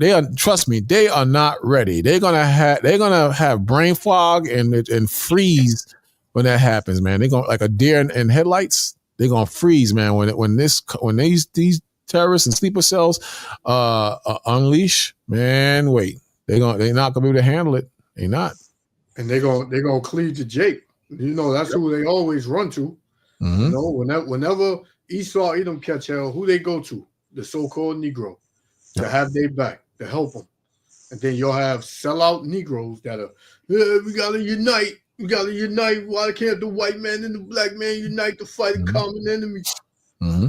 That's what they're pushing now. You know, and it's true to a degree, but to hell with that. They saying this is what they want. They want division. So they're going to have a black kid get killed. They're going to have a black woman get killed so they can have more division between white and black. And that's true to a degree, but oh well, because, if we went that way, it'd be the same damn crap. You'll start all over again. And they have a history of that. Look how they just bailed out on the people in Afghanistan. All these guys that was working with the CIA and everything. Man, America pulled out that damn country. People was on the damn airplane wings and the wheels trying to get out of there, man. You see people dropping off the plane. The plane is damn over 2,000 feet in the air, man. Plane is just dropping people, man. Wow. But in their mind, listen to the great Esau. He got their back. He got their back. And look what happened. Betrayal, man. Betrayal. I feel like slacking, man. Sometimes Esau could make things up like that, brother. Because I forgot what they called it.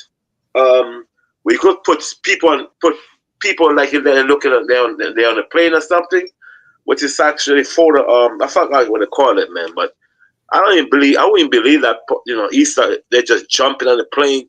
No, that's right. 2,000 feet. Yeah, I don't know. It wasn't 2,000 feet. Probably was lower than that. But you saw the people running. You never seen that with the people running for the plane because they was working for America and they knew once America pulled out, the Taliban was going to get them because they was being protected by America. Now they knew it was over. Let me see if I can pull it up. It's crazy, man. Yeah, man. They was working for the U.S. Yes. And the US was no, I missed that part. You're right. Yeah, they left them. And then they was like, yo, here's right here. They said, you just abandoned us, man. Wow. Yeah, let me check that out. So America got a lot of sellouts, or what they would call sellouts, but, work for them. I'm not going to even say sellouts, but they didn't want that Taliban rule over them anymore, man. So they was like, they was working for America, but America promised to take care of them and get them out with Americans and move them away so they wouldn't be killed. And look what happened, man. Check it out. Okay. Look at all these people. They like, yo, what the F, man? You had our back. What's going on? Look. Why people get ran over by that damn plane? That's like, you ain't getting on that plane. Look, some of them is climbing on the plane. Look at that. Oh yeah, I see him. They bugging. That's insane, man. Oh, they cut the part when they was falling out the sky. I guess it's too graphic. They cut that part out. But yo, this is crazy, man. Yeah. They cut that part out. Maybe it's good I don't have it anyway, because YouTube would have said it's too violent to see. But look at when the plane goes up, you see people falling. When the plane goes in the air, you see people falling off the plane, right here that's holding on, falling off. Because they know they're going to die. The Taliban is like, Taliban, they're going to like, yo, you was having women driving cars and reading books. That is, what they say, haram. That is haram. They're going to chop their heads off, man. That's crazy. Get the hell out of there, man. That's crazy, man. Esau can always get people to go against their own people, man. Yep. Always, man. and then once you get that division over there to a peak, he disappeared. I can't do it no more. I gotta get up out of here. Mm-hmm. They women can't even go to school, man. They had women going to school, all kind of stuff, man. They shut all that down, And America left like millions and millions of dollars of equipment over there. You saw these dudes with damn guns and their garments in a gym, like on a damn elliptical machine and treadmill. That's crazy, man. Yeah, crazy. Man. But these people like that. A lot. That's what's about to happen to people here in Babylon, man. That thought Esau had their back. Yeah, because they believe in the system, but what you call it after a while, man. People gonna stop believing in the system. It's already going down. Look at this right here, real quick. I had this up earlier. Look at this. These are the love and the belief that people had in the system from the 1960s. It was real high. Then it starts to go down. 66. 68, 72, 77 low. Then it starts to pick back up over here.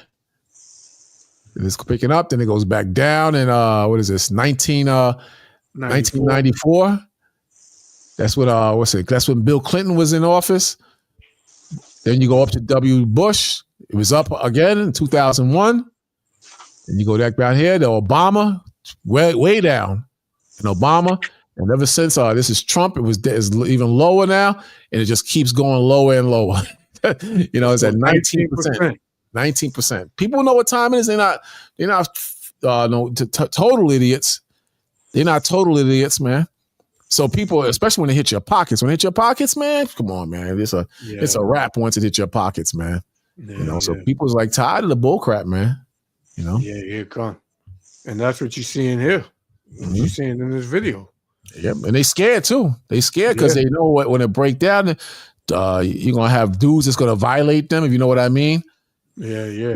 I got something on that too. Because I don't know if you heard about the 70,000 people, 70,000 men in the chat. You heard about that? In the chat? Yeah, it's like a group chat that they had, 70,000 men. Oh no, I didn't see that. I wouldn't see that. Yeah, man, I got it up here, man. Supposedly 70,000 men and a little more were in the chat plotting on how to harm women and children. Yeah, you gonna have that, man. I'm telling you, you got some sick people out here who can't wait for this whole system to fall out. And these women, they know. These women, they know it's coming. Even the black woman, she's the only one that's delusional. She think as long as she could twerk, that she's gonna be all right. But even her, man, she gonna run her mouth and a dude gonna punch her straight in her mouth or gun butt her in her damn head. It's gonna get just that serious. And brothers ain't gonna help her. A lot of brothers are not gonna help her. No, you ain't that black queen like that. They're not gonna help her because a lot of people, they see all the crap that's going on and they fed up. They fed up, man. And they mad, and you got evil people out here, man. Evil people. A lot of these migrants that's coming over, a lot of them are violating little girls, man. Little girls, tearing them up. But the media don't cover it up. They don't cover that. They ain't gonna cover that. Gone. Gone, man. Just tearing them down. There's a lot going on, man. And a lot of people, they getting uncomfortable. Mm-hmm. It's not gonna get no better. There's a sister. Go ahead. Yeah, you got it. There's a sister on my job. She's, her and her husband, they buying guns, and she come with me. Did you buy your gun yet? I said, "Damn, sister, she's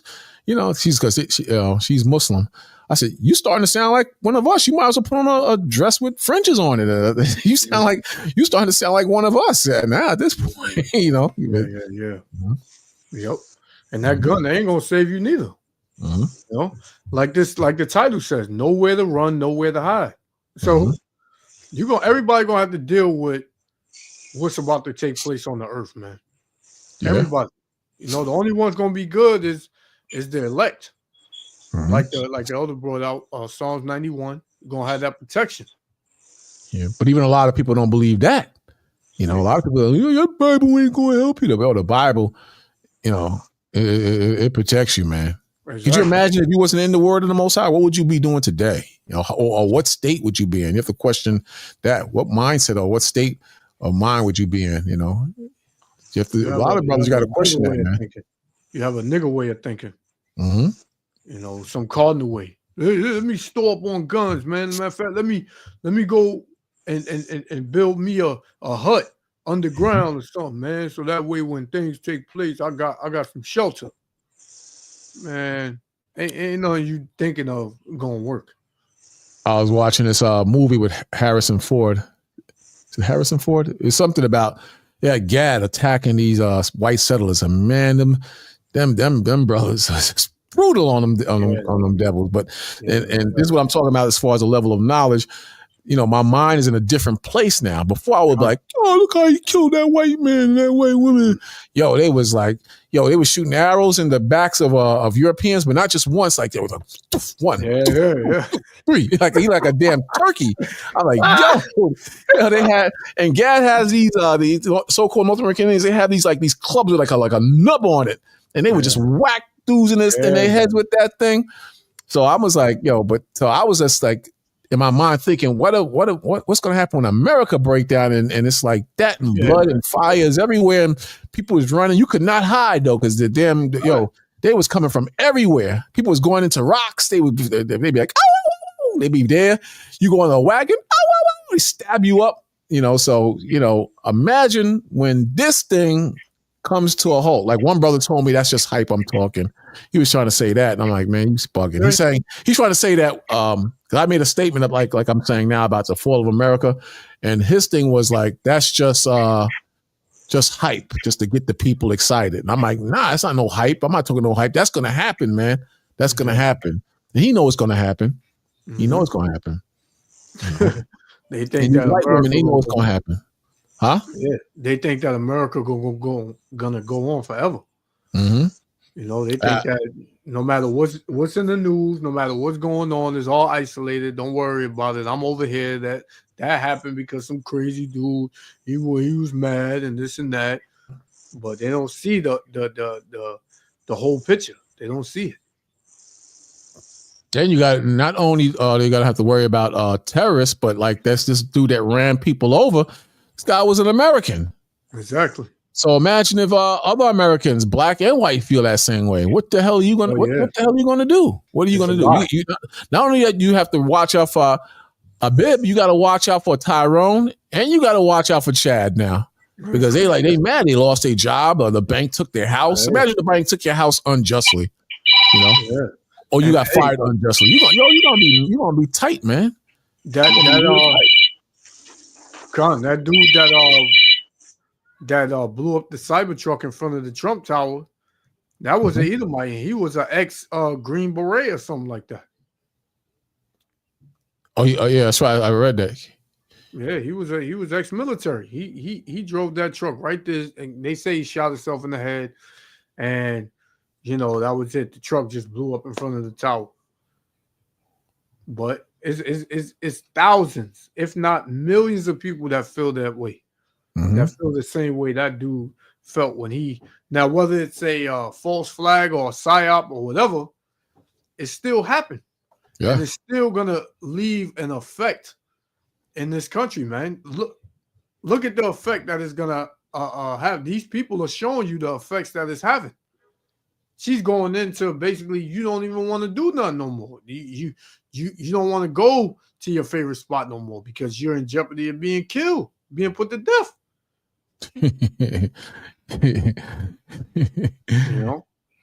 Check it out. Or you can't go to a holiday parade. You can't go to your kid's dance recital. You can't go to the movies. Like, you can't go out for New Year's. You can't go to Bourbon Street.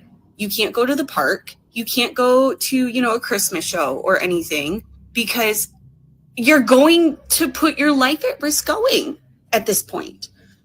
We can't even do normal everyday life activities in this country without it either costing an arm and a leg or putting us in danger or both. So I genuinely believe that in 2025, we need to stay the fuck home and stop spending our dollars and stop giving them our active time in these public spaces and our currency, both in time and money, until they can, one, make it an affordable space for us to go be in, but also until they figure out how the fuck to keep us safe in that space. Because I don't want to go pay $20 to go to a parade to fucking die. Okay? Hey. You better off. You shouldn't be running around the damn streets in the first place, unless you're taking the kids out or something like that. But a lot of these women that's whoring themselves out and these dudes that are whoremongering, these are the ones the Lord gonna get. He gonna get them, man. Yeah. Come on. And I had she said she don't want to pay $20 to go to a parade to die. And that's true. But the Lord said this 2 Timothy chapter 3 and verse 1. It said, this know also that in the last days perilous times shall come. So when you go into that word perilous, it means dangerous, risky. That's the times that you're coming into. It's going to be a risk to take your kids out now. It's going to be a risk to go to a dance or the movies or a restaurant now. You're taking a risk every time you step out the door. Even in your house, man, you taking a risk. So it's about to get real uncomfortable for you people in America, man. And then when you read 2 Ezra chapter 16, it says, starting at 1, it says, "Woe be unto thee, Babylon and Asia. Woe be unto thee, Egypt and Syria."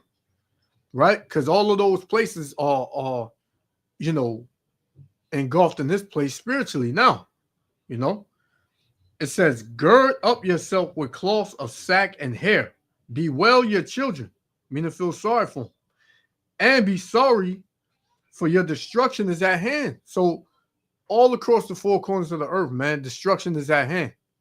Every time you turn the TV on, whether you go to an international news station or the mainstream media or the regional news station, man, it's always the same thing: destruction, judgment, destruction. It said, "A sword is sent upon you, and who may turn it back?" That sword is judgment and destruction.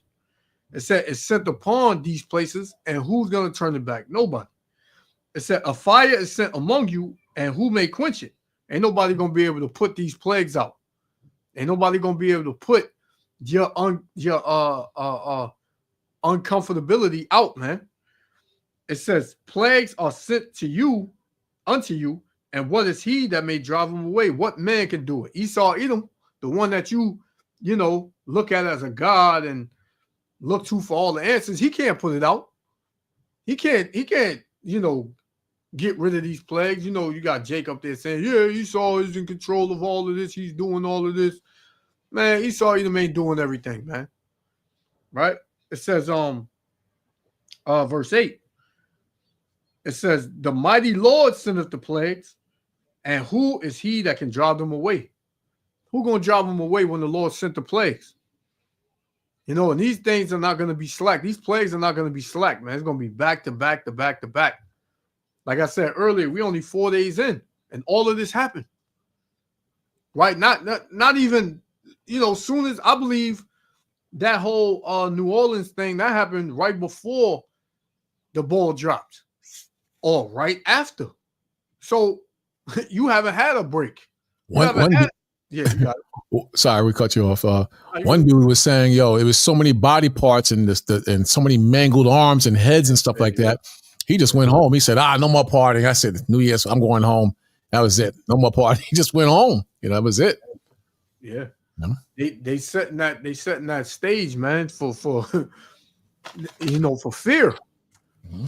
You know, for fear. And it's something you brought out, you know, a couple of lives back, Elder, about, you know, if they was to push out another pandemic out here, if they actually have people, you know, dying in the streets and this and that, then you could see people probably rushing to get some kind of stuff done and all that.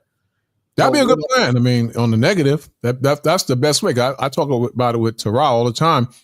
I said the only way it's going to work, they got to put bodies on the street. Then people are going to be so scared, you know, especially women and old women. You know, they're going to take it in weak dudes. They're going, "Let me get my my K40 shot." They're going to go and do it quick. You know, you know, people in the truth is going probably would do it. You know. Yeah. Yep. Because that's the only way. Because now they're talking about all of these. I done heard about this week alone. I heard about 4 different, you know, things that's floating around. You know, you got the bird flu. You had something growing in China. You had the norovirus or something like that, where it basically messes with your stomach and you know, gives you nausea and things like that. And I haven't been feeling good, you know, for the past. I'm just now getting over it.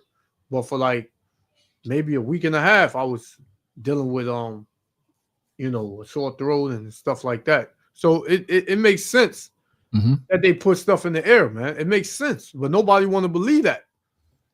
No, just because you see the sun out and the sky is clear, and that don't mean nothing, man. Now you got to arm up with certain herbs and stuff like that. Like a brother put up a post on Facebook about bitters. And everybody was raving about it. I you know, I was kind of like, "Yo, tell me what it's good for, man, or how it helped you." Nobody put up how it helped you. So, you know, I was like, all right, well, I'll look it up myself. Which ones, if you remember? It was a let me see if I can pull up on Facebook. It was in a bottle. Okay. So, but everybody was talking about it, but here's right here. See, let me see. right there. Hold on.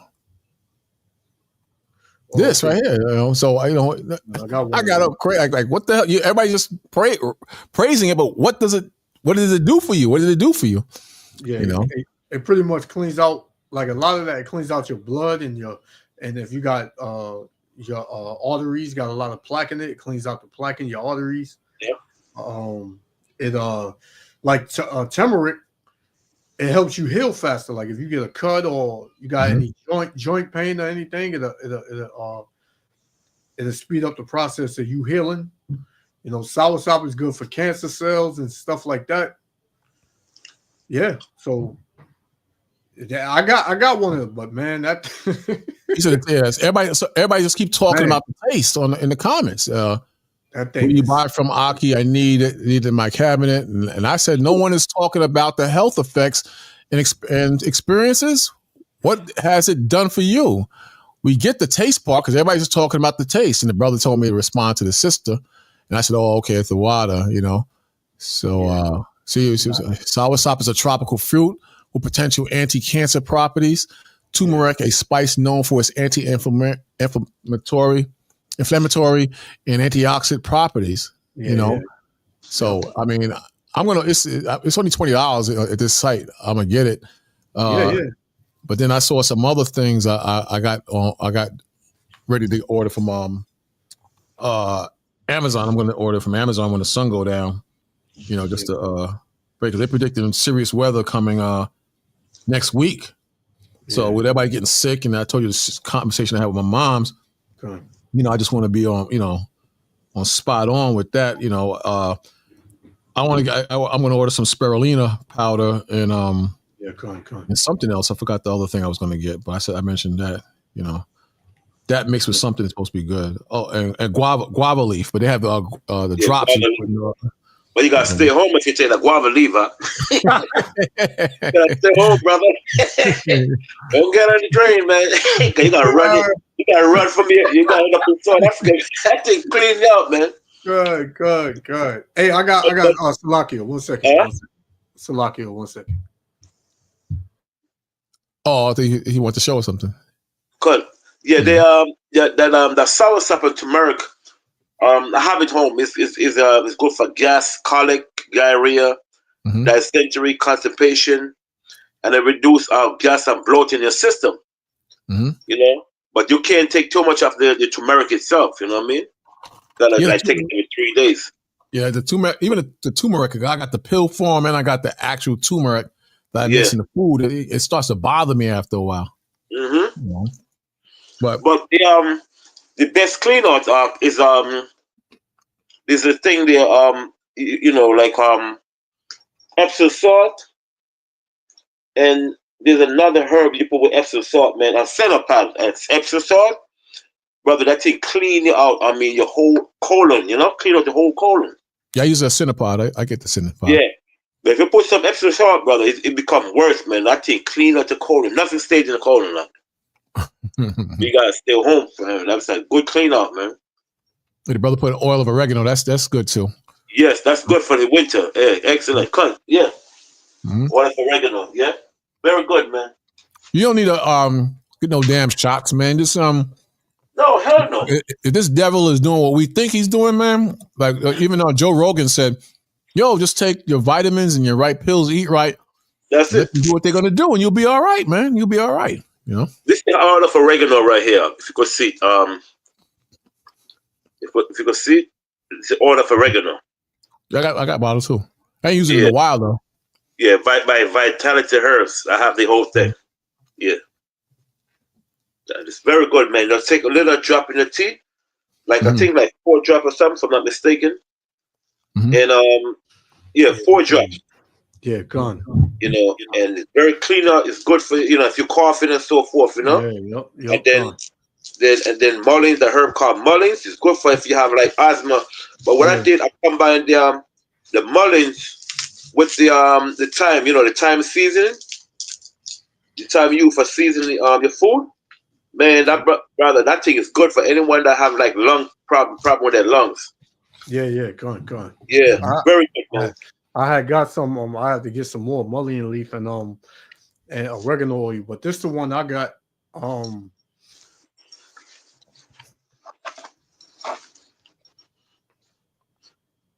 Blood Oh yeah, cleanser. blood cleanser, parasite cleanser. Yes, cut. Yeah. Yeah, come. A lot of us got parasites, especially the damn Northern Kingdom, man. And especially on the pork, the Northern Kingdom on Benjamin with the pork, man, brother, them trying to eat that damn pork. The Northern Kingdom Benjamin, man. Yeah, come. They had this guy. What is that? What should have done? Oh, sea moss, black sea. Oh yeah, yeah, con. That burdock root is good for your blood. Yeah, ashwagandha, that's good for stress. Like when you stress out, that's right. You know, black sea oil clean you out, and the sea moss too. You know. Yeah, man. A lot of us need that clean up, man. They try, especially these tribes. They eat so much garbage, man. Especially with Benjamin and them. What do they call it? Good for iron. That's iron right there. That sarsaparilla, that's good for the iron. That's a source of iron right there. And for cancer also. Yeah, con. Another thing is the lion's mane. Lion's mane is good too. Yeah, for the brains, right? Yeah, for your brain, like for memory and stuff like that. Yeah, I take a lot of that because my sister, gave me a whole bunch of that because she worked at a health food store. So she gave me a lot of lion manes and stuff. Oh yeah, so I take it for my memory and stuff, Right. Yeah, it's very good, man, to treat your body, man, especially when you got a lot of, like I said, when you got a lot of parasites in the body, man. Yeah. The other day I went to use the restroom in McDonald's. I have to run the hell out. Brother, the whole hallway in McDonald's was stinker. There's a chick, man. This guy went to use the bathroom, brother. Man, I don't know what the hell this guy got in his gut. If that bathroom could have passed out, that bathroom passed out.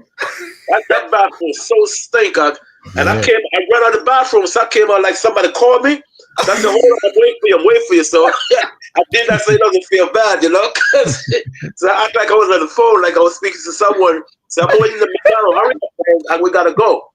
So the J came out and he buy some food. He was eating, that was a pork sandwich he bought, in the morning, egg and pork sandwich. I said in my mind, that's why the bathroom smell like that. That pork is killing me. Brother, I have to run the hell out, man. I don't know what the hell that Jay got in the system. That bathroom was stink, bro. If I go in the bathroom in Penn Station, man, like all the homeless people are in the stalls. It's about 8 stalls in there, man. It smells like death in there. But you got to realize they got drugs in them. They got alcohol in them. They got the worst food in them.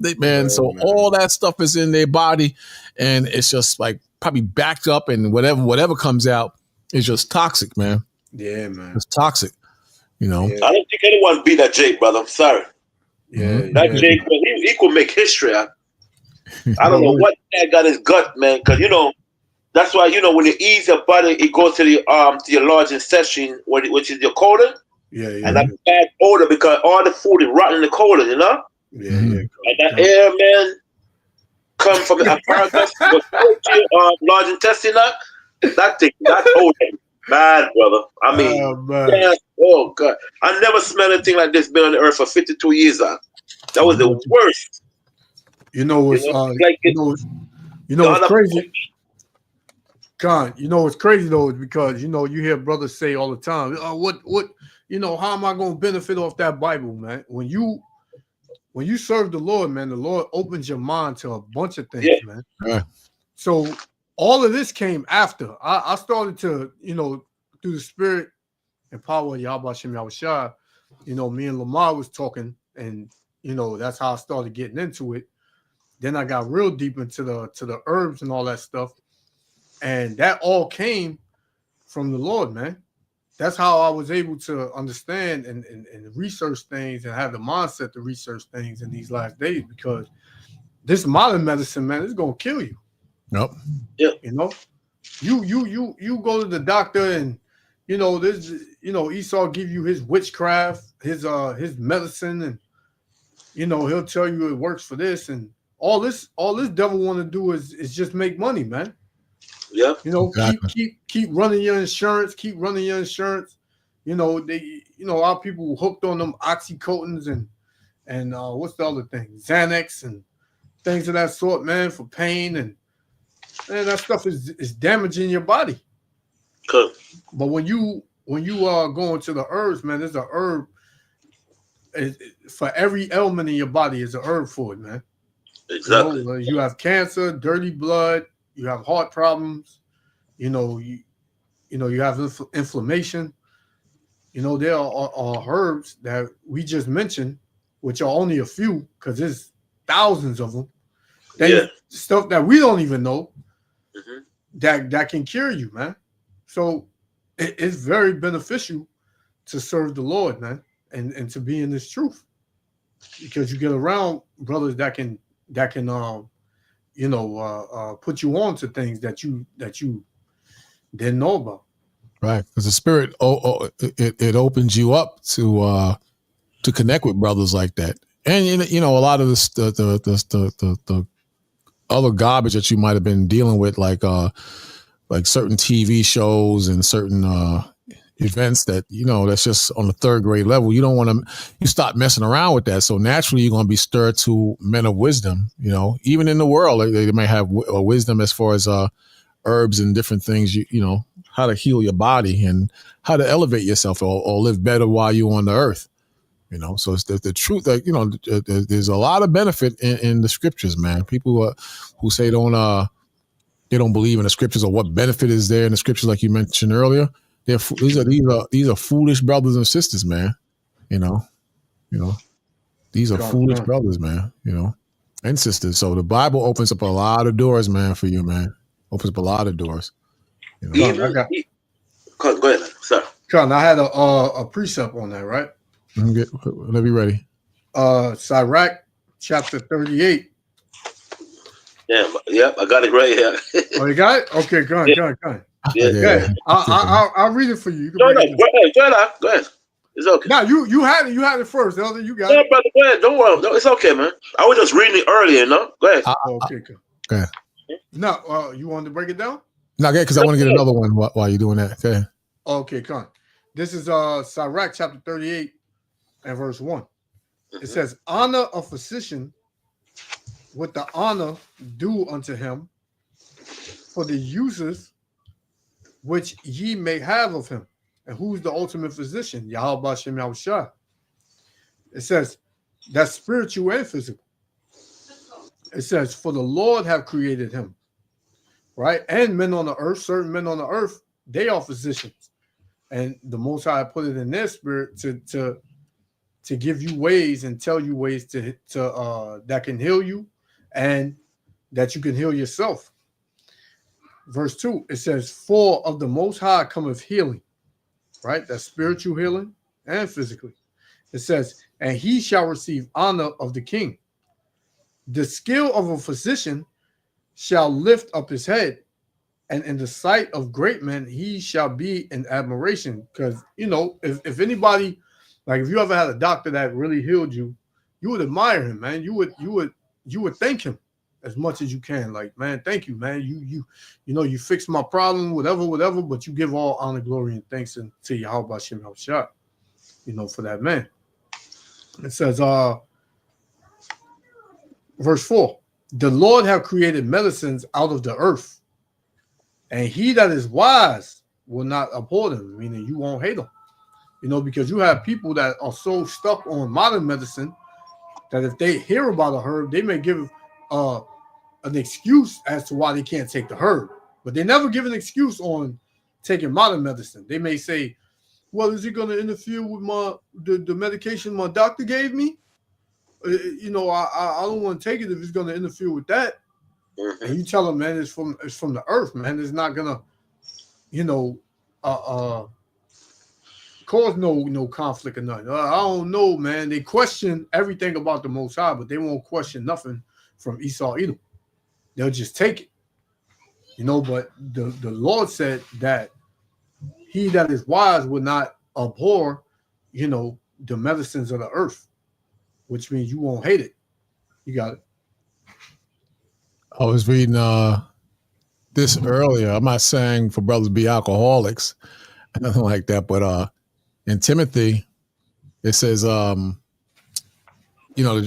a little wine for your stomach. Yeah, I heard that. It says, what does 1 Timothy 5:23 mean? It was good wine in this time too, so you can't drink no Manischewitz and think your stomach gonna be all right. It says this verse seems to interrupt the flow of the passage. In fact, many translations place these words inside parentheses for that reason. The original Greek manuscript used no punctuations. If they did, it's likely Paul would have made the same choice. This side note addresses Timothy's physical health. Paul had made mention of the importance of physical fitness in 1 Timothy 4:8. Here he speaks regarding Timothy's diet.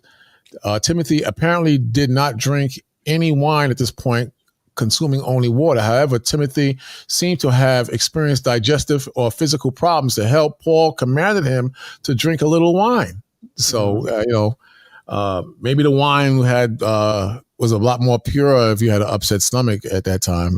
I don't know. Sometimes they say some wines is acidic, so maybe it helped him with his stomach. I don't know, but this is a good script. 1 Timothy 5:23 is a good scripture to show that you can drink. A lot of Christians, it's the devil's brew. You shouldn't drink any alcohol. That's not true.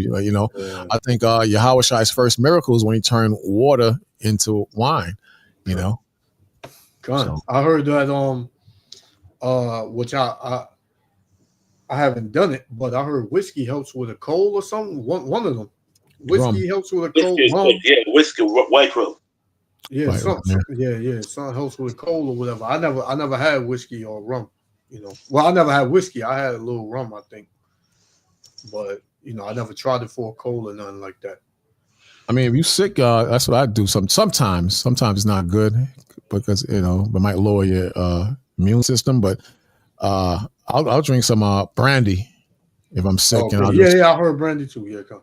Just wrap up in a thing and try to sweat it out. Watch a good movie, and you good, man. I got this reclining chair in my bedroom, and that's my favorite chair, man. I just get my drink to my right, and fruit or soup or whatever I'm taking when I'm sick, and a drink, and the TV is right there mounted on the wall. I just pass out right on that damn thing, and I feel like $1 million the next day. God. Yeah, man. Reese, you got more on the verse. It's a good chapter. Which one? It's Ecclesiastes chapter 38. Oh, 38. Hold on a second.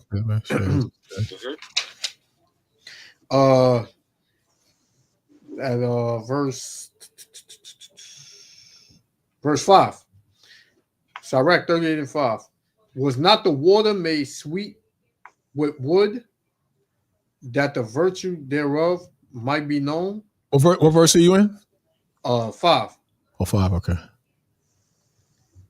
So this is doing talk about Moses, right? Come on.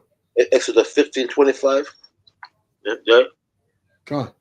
And he have given men skill, that he might be honored in his marvelous works. Yeah, right. Like I said earlier, man, you got people out, even heathens, man. Heathens, the Lord put heathens to heal you as well. Yeah, good. Because it tells you when a man's ways please the Lord, he maketh even his enemies to be at peace with him. Mm-hmm. So, yeah, everybody's in the Lord's hand, man. The Lord can use a heathen to get you by. It says, with such doth he heal men and taketh away their pains. Right. Or such doth the apothecary make a confection. And they got this book that I just came across. It's an apothecary book where it gives you all. It's a book on Amazon that I'm gonna order, and it has all these recipes and stuff that you put together for certain ailments and things like that. I'm gonna send it to y'all. It says, of such doth the apothecary make a confection, and of his works there's no end, and from him is peace over the whole earth. Right, slack it up. we set up the apothecary. Apothecary is a pharmacist. The person Yeah. that did, they go to the pharmacist and they get the herb. That's where the apothecist is. Con, A pharmacist. con. Um, and so that's where they use to and then what they do now they put the herb together Con. and then there's from different herbs and so forth. They put them Yeah, together con. and then they blend them, Con. right? You know, so that's why I say this is it for so that the apocrists make a confession. Confession means that they make a mixture of herb together. You might put some moringa, like your guy said earlier, with some clove, or some clove with some sesame seed oil. That's what it does mean. That's what it means.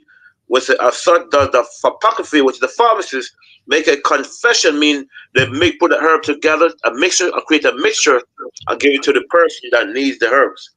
That's what it means. Confession. Confection, yeah. So the apocryphy is a pharmacist. Con. I wanted to share this real quick. Hold on one second. Let me get I'm struggling to navigate through this stream yard. Okay. Yeah, this is the book right here I want to get. There's 250 powerful remedies at your fingertips, and then you go in and it gives you like let me see. Let me see, it goes like right here. Wow, cut. And then it has like all of these things in it that you can pretty much go through, and it gives you the recipes and all that for whatever ailment you may be dealing with. And they got it on Amazon for $37. So it's something to have in your house. Yeah, I remember my mother, she used to suffer from glaucoma. Come on. And I have an old book here my grandfather gave me. It's called Sesame Seed Oil, man. In the page it talked about sesame seed oil, and I gave it to her. She didn't want to take it. But what I did now, I show her, because of our father, she believed it. But when I gave it to her, she didn't want it. Is when I saw her in the book. She started rubbing the sesame seed on in her eyes, and all the glaucoma were gone. Wow. So sesame seed oil, and then you could put some castor oil around your eyes. You can see all the stuff falling off, man. Come on. So most I know exactly what he's doing, Yeah, come on. Yeah. Tell you that he said he that is wise will not abhor, the medicines he made from the earth. Right. Even Esau medicine, all of his medicine came from the natural herb, but they only give you 5%. Yeah. Poison. And the rest is chemical. Yep, poison. Come on. But back to you, Jake. Nowhere to run, nowhere to hide. You can't hide from what's coming.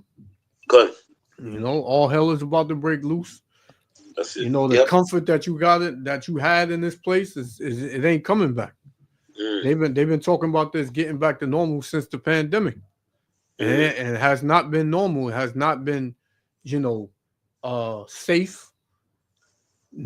It's been a lot going on, and now you don't know where to run or where to hide. Now you just want to stay in the house now. I just want to work and I get back in the house, But soon that's gonna be you ain't gonna be able to do that. I think they're just gonna give up, man. Yeah, people just gonna give up, man. I think they're just gonna give up after a while and just eat burgers, just smoke, drink, watch stupid TV shows, and just whatever. Man.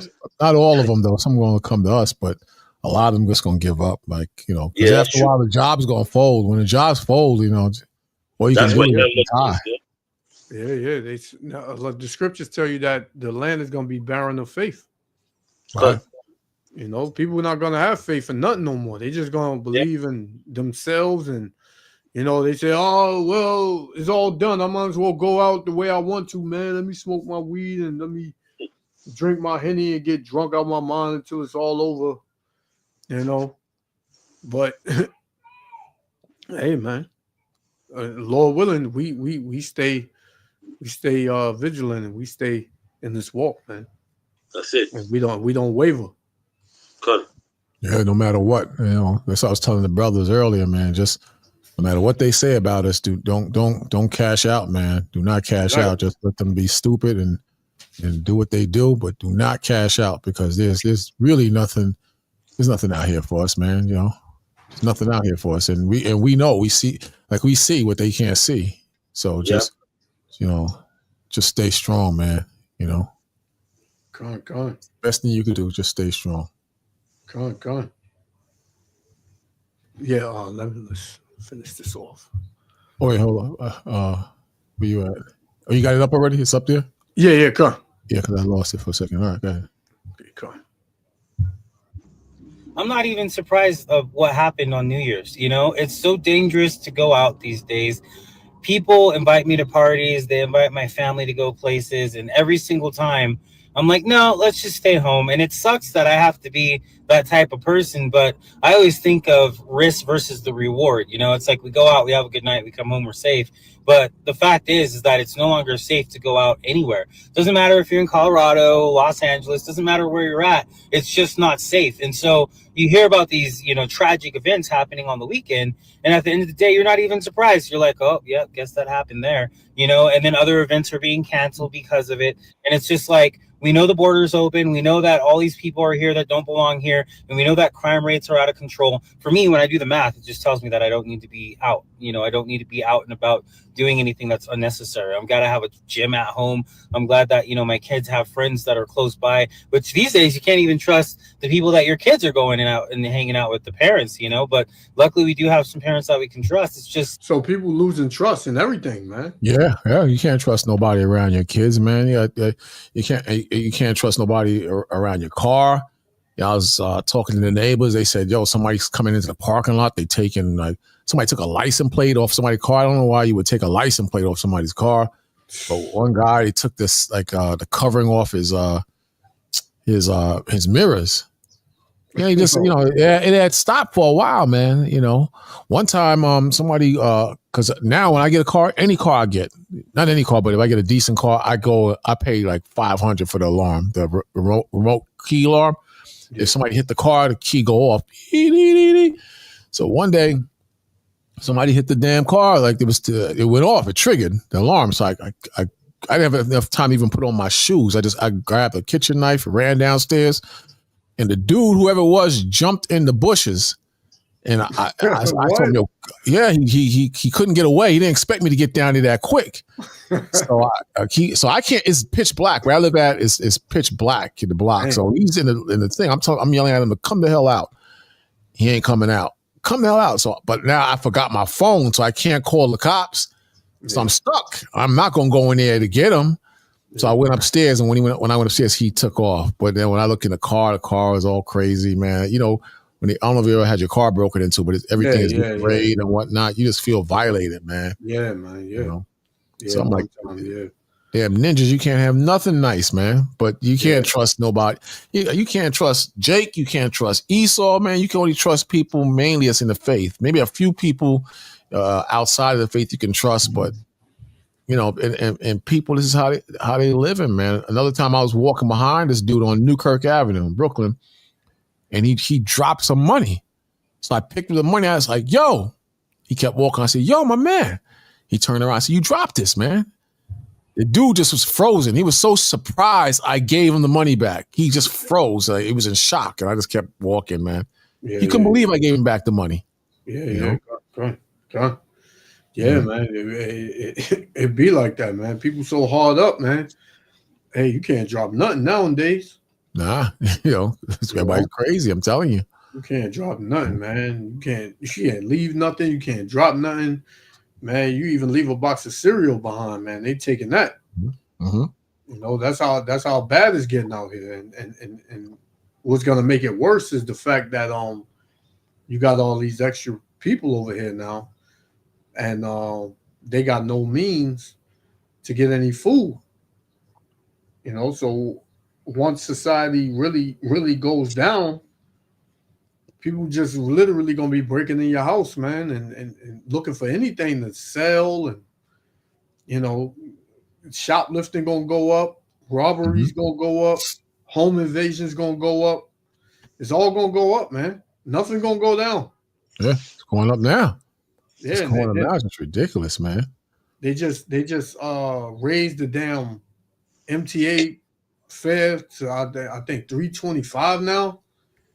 And and the subways never run right. They so all this money into the subway, and it never runs right, man. Always going up. And on top of that, it ain't safe no more. Before you could do your little train ride, like me, I used to take the trains on Sundays back. This was probably about 6 years ago. Mm-hmm.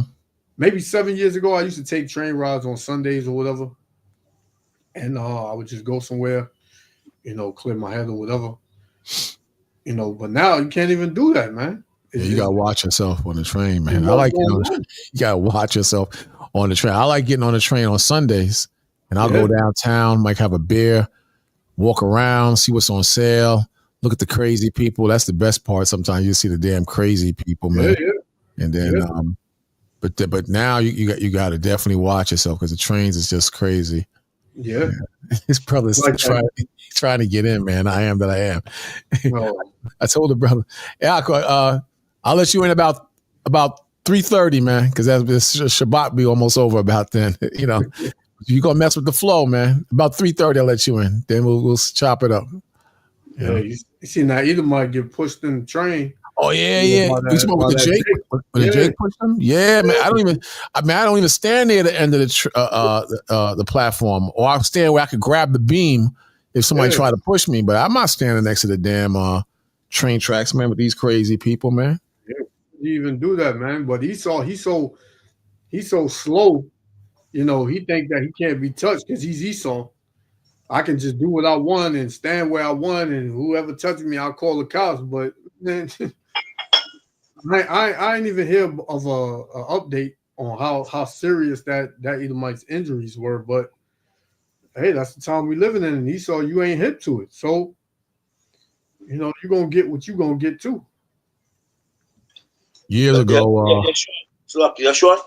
Come on. It's 3%, 4%. 4%. The fare is gonna increase in August. Well, we don't pay. We work for transit. God. But 4%. They're gonna raise to 4%. But then this is how greedy these bastards are. They raising it because they're gonna put up them damn cameras in Manhattan that you have to pay some surcharge when you drive past a camera. This is how greedy these devils are. They want people to ride the subway, but the same subway that's unsafe, man. Yep. What sense does that make? This guy is just insane. This brother, hey, I am that I am. Come in at 3:30, man, because you're gonna throw off the whole vibe, man. That's why you got a lot of people. They got a lot of people not paying. They have a heightened for fare evasion now. Whether it's the bus or the train, nobody don't want to pay no more. They like, man, to hell with it. Yeah, they're cracking down in New York. They're trying to, but they let it go so long. I don't know if they're going to be able to crack down on that, man. It's not going to work. It's not going to work. Back in the day when I was younger, we used to jump the turnstile and we would get written up, and them tickets would add up. We would have to pay it, or they would lock us up. They don't do that now. Yeah, they don't do that. What they plan to do now? They plan to if they give you a ticket and you do not pay, it's gonna be a warrant for your arrest. So the next time you do the same thing, your name gonna be as they will pay your fare. You have a warrant, so they got to take you downtown, book it. Esau getting strict now, man. It's gonna get and a lot of people ain't gonna pay their fare. Don't care what Esau does, but in order for them to pay the fare now, the Esau gonna start issue a warrant. If you do not pay it's gonna be $100. Is $100 now? No, it's gonna be $150 in August. It used to be $35. Yeah, now it's $100 now. What if you jump the turnstiles? $100? Yeah, it's $100 now, and if you don't pay your bus fare, and then the select bus, that's where the police is at the station. So any select station, the police is at, that bus stop is at. The select bus is right there. The police officer, they're right there waiting. So what they do, they go inside the bus and ask for the ticket. If you don't have your ticket, then that's it. But they're so stupid not knowing that other Jake that paid the fare give the ticket to somebody that's coming in the bus, and that person holding the ticket, and they're still losing money. So it's not gonna work. Yeah. We got homeless Jake people. is fake, man. We got homeless people that come in the garage where they clean the buses. They go through the garbage and get the tickets, and then they go back out and they sell the tickets. Wow. They come in and dig through the garbage. So one guy said, "Yo, man, what you doing, man?" He said, "Yeah, man, mind your business, man. You gonna bother the white man? You gonna bother?" So what? All you gotta do is show the ticket. Yeah, you give the ticket to the driver. Oh, because I don't get on the select bus. That's the double bus, right? Double decker, yeah. Yeah, I never got on that in Brooklyn. Anyway. Yeah, but it's still like bus. That's an unlimited bus. That's why people get on it, you know. Yeah, but that's something Eastern did. You know what I'm saying? Because if for an example, if I wasn't getting right for free, I get off the bus. Okay, I have a transfer. I could say, "Yo, bro, here's the transfer," and that person could keep the transfer without him even pay. Mm-hmm. So Jake still have a way to get around, man. Yeah, Jake. Yo, Esau put something. But Esau so damn greedy. He gonna try to find a way to lock that down. Whether it's a damn RFID chip or something, he gonna try to find a way to tighten up that money so he can steal more money, man. That's how damn greedy he is. You see, they roll back the California thing that but it was before you could steal and just get a misdemeanor, or you can just walk out the store if you don't steal more than $1,000 or $900. They had these two sisters, man. They hemmed them up, put them in the car. It's over just about, man. So a lot of brothers and sisters, they're gonna when that money run thin, they're gonna be doing some real desperate acts to try to get around stuff, man. But it ain't gonna happen, man. Then when they get hungry, when brothers and sisters start getting hungry and they can't feed their family, and then Trump can't solve the problem, and the National Guard is out there, and racial tension is up, that's when you're going to see people really going crazy, man. Going to be really crazy. And then they're going to ask answers. Well, brother, because the Nation of Islam, they ain't out there. The Moors, they ain't out there. Kemet, they definitely ain't out there. The only brothers that's out there is Israel, man. Israel's the only brothers that's out there. So then they're going to see that certain things are making sense. Well, let me ask you a question then. If he's Esau, then why ain't the Lord doing that? They got to start asking. Well, let me show you here, brother. And they go, yo, that I never saw that. And it's going to start making sense. Yep. When they, it's a lot here. Yeah, you got it. No, I was just sitting in their affliction. They're going to seek the Lord early. Okay. Yeah, come on. And what they'll say by indirectly wanting to know what you think is they'll say something like, "So what should we do? What should we do, brother? Tell me what we should do." Mm-hmm. So they really want the answer, but they don't want to come off like, "I ain't coming to you like that, brother, because you don't know that much more than me." Mm-hmm. So they'll come with what do we do then, brother? Tell me the plan. Tell me the plan. Mm-hmm. And you'll tell them, and then be like, they'll just nod their head like, okay.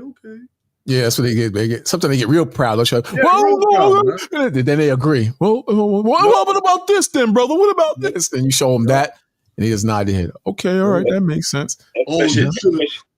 Especially Benjamin. That way. You should have said it that way from the jump, brother. You should have said it that way. Especially Benjamin, right?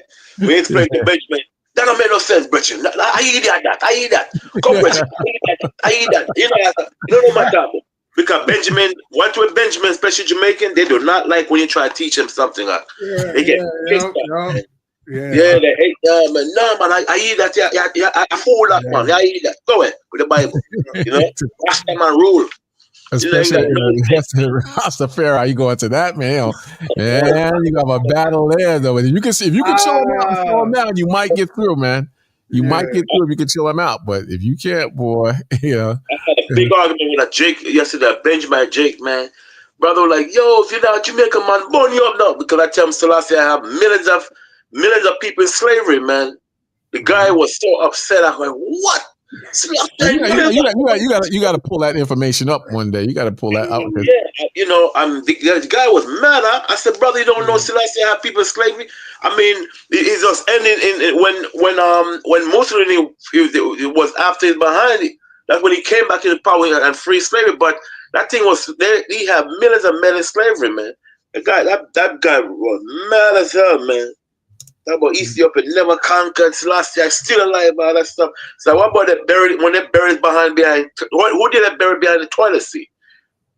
Then he paused. No, I don't Selassie, but Selassie dead. I said, do you have any evidence the man is alive? That man was pissed off. Yeah, look it up. Yeah, Selassie. Yeah, because you said that twice now, and you pull that up. Let me see that guy says. Yep. Yes, Emperor Haile Selassie, 1892 to 1975, owned slaves during his rule. Some say that Selassie owned thousands of slaves. It's millions. That's thousands, millions. Yeah, 1 million slaves. Yep. He was criticized for his practice of slavery, and Marcus Garvey called him a slave master. Yep. In 1942, after Ethiopia was liberated from Italian occupation, Selassie issued the slave abolition proclamation, which abolished slavery and imposed harsh penalties for slave-related activities. However, slavery continued in the same areas until 1974, when the Derg and Marxist-Lenin military junta introduced land reform. Selassie's legacy is also complicated by his descent from that's going to, you know what that goes into. But wow, so this is, I didn't know this. I didn't know this, man. 1 million men in slaves, man. Wow. You know? Man, he's Ethiopian, man. Why didn't it say when the Jamaicans was liberated? Why it says Ethiopia? Because he was an Ethiopian, man. Yep. Well, they say they believe he was from Solomon's lineage. That's what they believe. He was. That's what that thing was makeup anyway. What, Queen of Sheba? Yeah. Huh? Through the Queen of Sheba, right? Solomon sleeping with you, but nah, that's not even true, man. And her mother, the thing is about her mother was still alive. If her mother died now, the queenship would be passed on to her. So she was called queen because her husband was a king of Kush at that time. So the woman, she was married, and if Solomon didn't marry to that woman, the scripture would call her Solomon an adulterer. You know what I'm saying? Speaking of other men, women, come on, man. Yeah, a guy, Selassie did not call himself the late Lion of Judah. He never said that. He was Benjamin, the one that comes like garbage. That about King of the Lord of Lord. When the men came to Jamaica, it was a rainy day, right? And it was raining. Yeah, that was a good story. He ran the hell back in the plane up. He ran the hell back in the plane because Selassie is 5 feet 2 inches. The man, I think he weighed 120 pounds. And what happened is he came to Jamaica and he told the Jamaican and said, how you gonna take Ethiopia? You can't take your own country. So a lot of people was upset at what he said. So now he told the Jamaican then that say you are a Jew, you are a children of Israel. So right, he said, I'm not a God. How can I be a God when I pray to a God? I gotta find a video when Marcus Garvey was interviewed, and they asked him, "What about Selassie?" He said, "Selassie, chop that man a coward line. I hear that, just like that." You know what I'm saying? He did Selassie. Selassie wasn't nobody, man. All those fame they give Selassie, it was Jamaican, the one that give that stuff. Anthony Kerman, this guy, he was the first to start the Rastafari movement. You know what I'm saying? The man was an idiot, man. He never called himself from the child line of Judah. It was the Abracanas. The Kebel Nagas is the one that they put that information in that book. Which is written by the Kushite, the Ethiopian. They made that stuff up. God. You know what I'm saying? Yeah, Jamaican about Rastafari. So last year came and standing people, man. The man went to England. And a Jamaican went there with a Jamaican woman with some flowers, and gave it to Selassie. Selassie said, "Get away from me, you cotton picking slave," just like that. It's in a lot of books out there. You know what I'm saying? So Jamaicans, the men were pushing like garbage. That's why Judah Morris, one of the lead singer of the I3 with Bob Marley. Judah Morris, she was the I3 was Judah Morris, Marcy Griffith, and Marcus and Bob Marley's wife. They were known as the I3. she turned for Rastafarianism. Now she a Christian because she found Rastafarianism is fake. They make, you know what I'm saying? She got away from that stuff. She not into that stuff. Yeah. You talking about they're into that stuff now, brother. They found that thing was fake, man. Benjamin will want to fight you over that dude, man. Yeah. Oh yeah. Man. The Cabo Nagast, the lost Bible of Rastafarianism, wisdom and faith from Ethiopia and Jamaica. Mm-hmm. That's crazy, man. They said that weed was found on Solomon's grave. Remember that? That's insane, man. Sick, man. Our people will go along with it. Anything, it's like anything that the heathens, push out, man. Our people, they hook on to that quick, and they stay on that, man. Yeah. But they can't fathom being an Israelite. They don't even want to look into it. They don't even want to say, "Well, what is an Israelite?" They don't say that. But if you a Rastafarian or you a Buddhist, you put in your time to know what that's about to come out and get Well, they mix the 12 tribes with that garbage though. They do mix that. Oh yeah. But they determine the tribes by your birthday, but when you was born. But they mix it with that and they say they know they're Israelites, but they say they're Africans too, because they'll take the vow of Nazarene, but from an African perspective, but the vow of Nazarene that was given to the Israelites when you read Numbers 6, What about the Ark of the Covenant in Ethiopia? What's my knowledge? Jeremiah in the Apocrypha said he hid the Ark. Yeah, they will not find it until the children of Israel come back and get back to their land. You know where that's at? You know where that verse is at? Oh, that's in the Apocrypha. We read that. I'll look it up while y'all talk. I'll look it up. Mm-hmm. Is it in? The man was, you see right here, it said, Haile Selassie, it said Abba Nagas, right? Mm-hmm. It said, Haile Selassie, late Emperor Haile Selassie will be reburied, see, on November 5th in a ceremony aimed at restoring the dignity of a monarch who died in mercy circumstance 25 years later. He was buried behind a toilet seat, see? He was buried behind a toilet seat. See? and the Rastafarian, they don't believe that. It was a Mengel Halas, Mariam, that murdered him. The guy that murdered him. He said the ceremony aimed at restoring the image of the late emperor tarnished by the Marxist regime of Mengistu. Haile Mariam that murdered him said Beechwood, this is some crazy name. President of Emperor Haile Selassie Memorial Foundation. See, Haile Selassie, the last emperor of Ethiopia, was buried behind a toilet seat in 1992, a year after Mengistu Marxist regime was overthrown in a rebellion. They took his body to lay in a mausoleum in Addis Ababa. Since then, but it was always the new government intention to rebury the emperor. See, he didn't have a proper burial when they put it behind a toilet seat.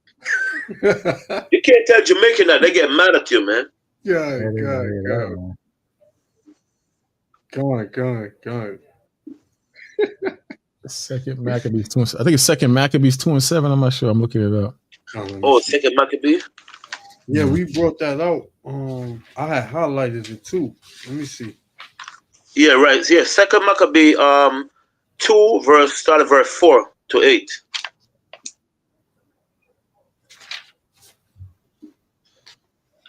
Yeah, Second Maccabee. Yeah. And another thing that cut that madness, right?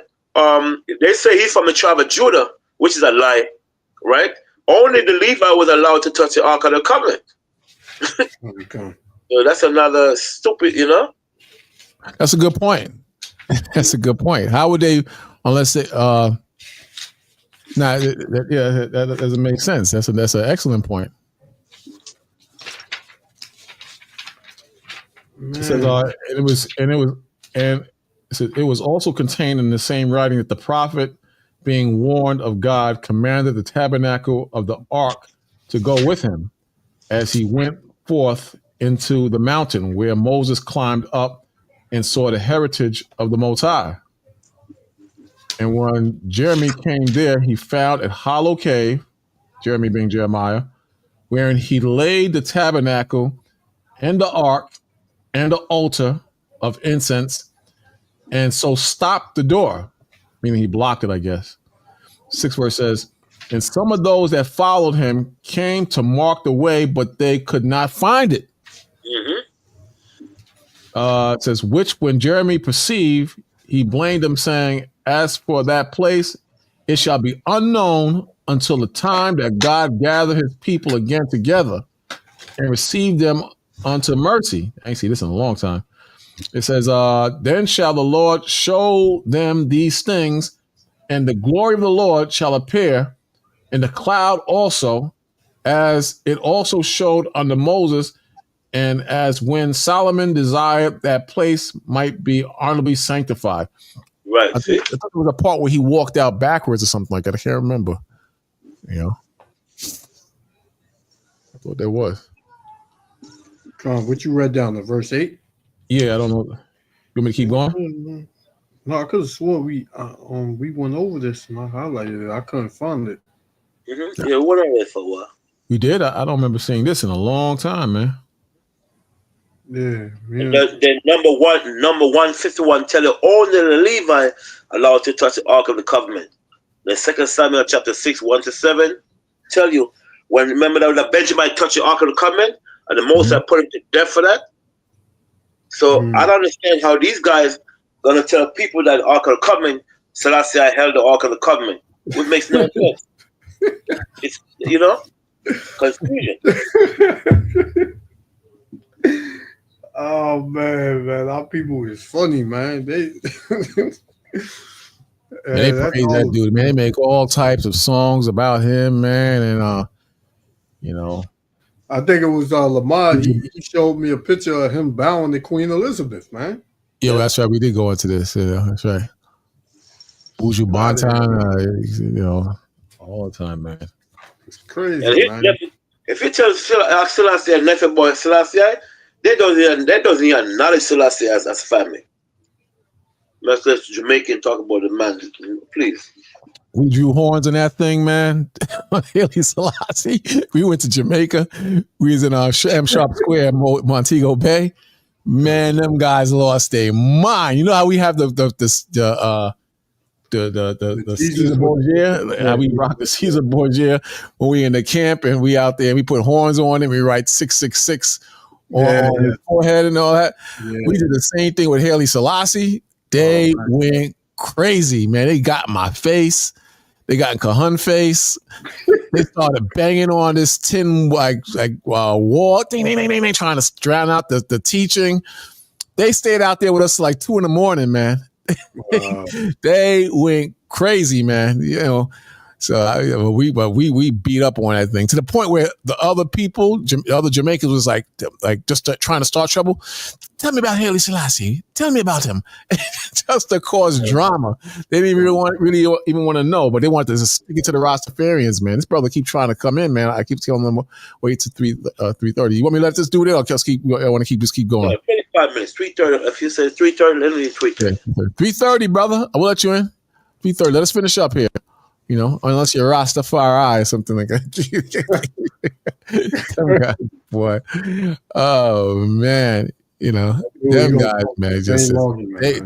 But one of them guys got shot. He was messing with us so bad that he got shot up, man. He was messing up with us so bad. So as a brother invited us, he said, yo, a group of the brothers, they want y'all to come to like where they stay at, like a little town or something like that. So we went there. And they was giving us a hard time there. They grabbed my fringes. So you come here with your fancy clothes, think you're going to turn the people, man. But, we destroyed them spiritually with the scriptures, though. Destroyed them, man. Destroyed them, man. So, but our people, let me show you scripture real quick. Our people are into a lot of different gods. And the Most High is chipping away at them because the last standing is Israel. The last standing is Israel. And the Most High got it that, we got our issues too, don't get me wrong, but the Most High is definitely chipping away at them. And in the end, we're going to Most High will prevail, man. You know, that's the way the Most High wanted. The Most High says in Jeremiah 2:11, it says, has a nation changed their gods, which are yet no gods? But my people have changed their glory, which is Yahweh, for that which does not profit. See? So that's exactly what they're doing. They changed their God for that which does not profit. It's Haile Selassie garbage and all these other different religions they're following.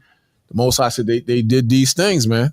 So the Most High, when you read on, it says, be astonished, O ye heavens, at this, meaning what Israel has done, and be horribly afraid. They're not horribly afraid. They don't think there's a punishment for following these different gods and beliefs. Even the Christians who did Christmas the other day, I went to a funeral 2 Saturdays ago, and they said they wanted us to go in a circle in the back of the church, and they said we want to set up a prayer. So I'm looking at my brother, even my brother who was not even strongly in the truth, even he's not folding his hand and saying the amen thing.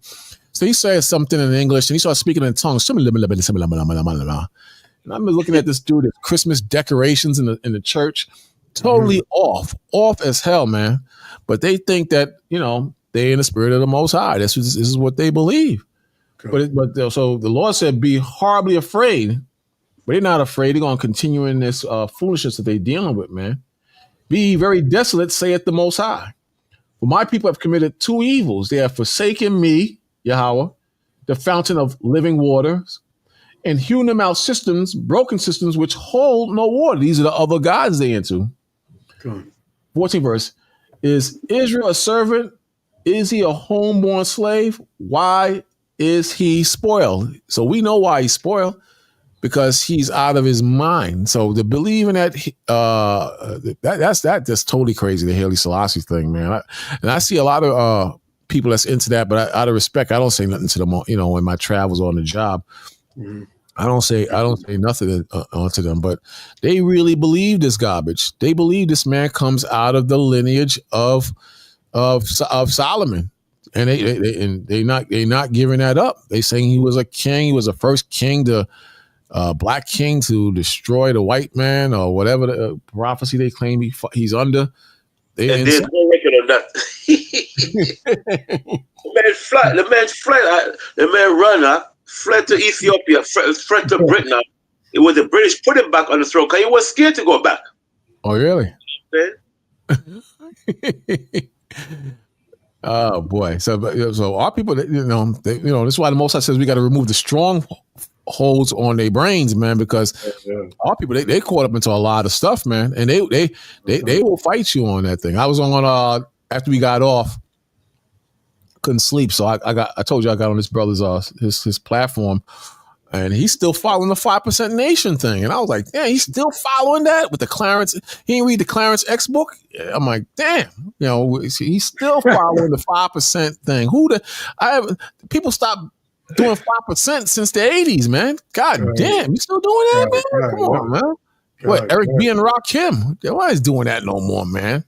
What's today's mathematics and all that? That's just pure foolishness, that thing, man. I was like, I couldn't believe that. Or brand Nubians and whatnot. Dip, diver. Got to civilize an 85er. Got to let the world know he's a conniver. 85% of the world is dead, and 15% is this and all that, and 5 is the gods of knowledge, wisdom, and understanding. No, come on, man. Brothers used to get down with that just to sound cool and be cool, man. But come on, man. All that stuff is dry, man. It's dried up. It's all dry, man. There's no water there. It's just dry, man. You stuck. Yeah. 5% Muslim. Christians are through. Y'all stuck. Y'all don't know what's going on, man. Y'all ain't even, according to the pastor, he can't even read the whole Bible, man.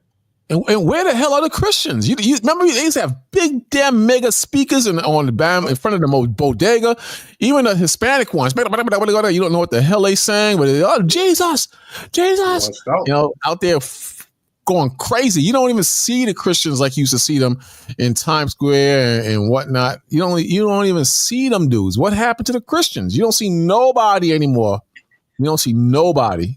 So I don't know what's going on. And this is the time they're supposed to be out there, man.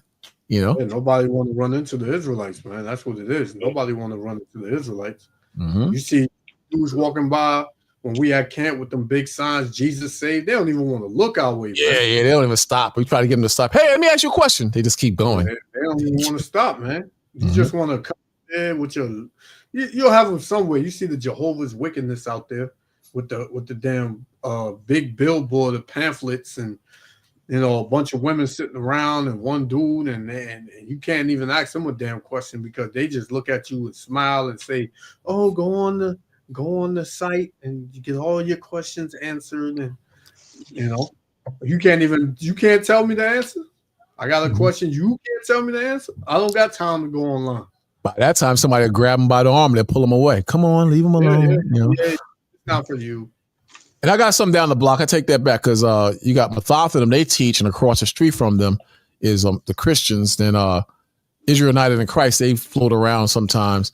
So they are some Christians down the block from me, but they don't answer no questions, man. They just Yeah, no, they don't, man. I was having this discussion with this dude, man, because he was out there with the Bible. So I asked him, I said, "Yo, where you reading from?" And he was like, "I'm reading from the Bible." And you could look in his face and tell he was bugged out, man. But I was entertaining for a minute. I said, what? He said, you want to hear scripture? And I said, yeah, let me hear something. So he just turned to a page and he started reading it. And I said, "What are you reading from?" And he was like, "Oh, I'm reading from Nehemiah." And then he said, "All right." I said, "Where? What chapter?" He was like, "Oh, Nehemiah." And then he paused and he looked me up and down and he said, you need to bow." And I said, "Bow?" I said, "I need to bow for what?" He said, the Bible says every knee shall bow. He's bugged out, man. I said, "Bow to who?" And then he looked at me, paused again, and he said, "This is not for you." He said, "I'm sorry, this is not for you." And I said, "All right." And he didn't read me nothing, But I'm like, these dudes, man, you ain't got it, man. You out there just reading, and don't know what you actually read.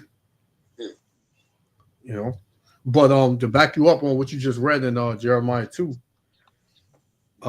this is Jeremiah 5 and verse 11.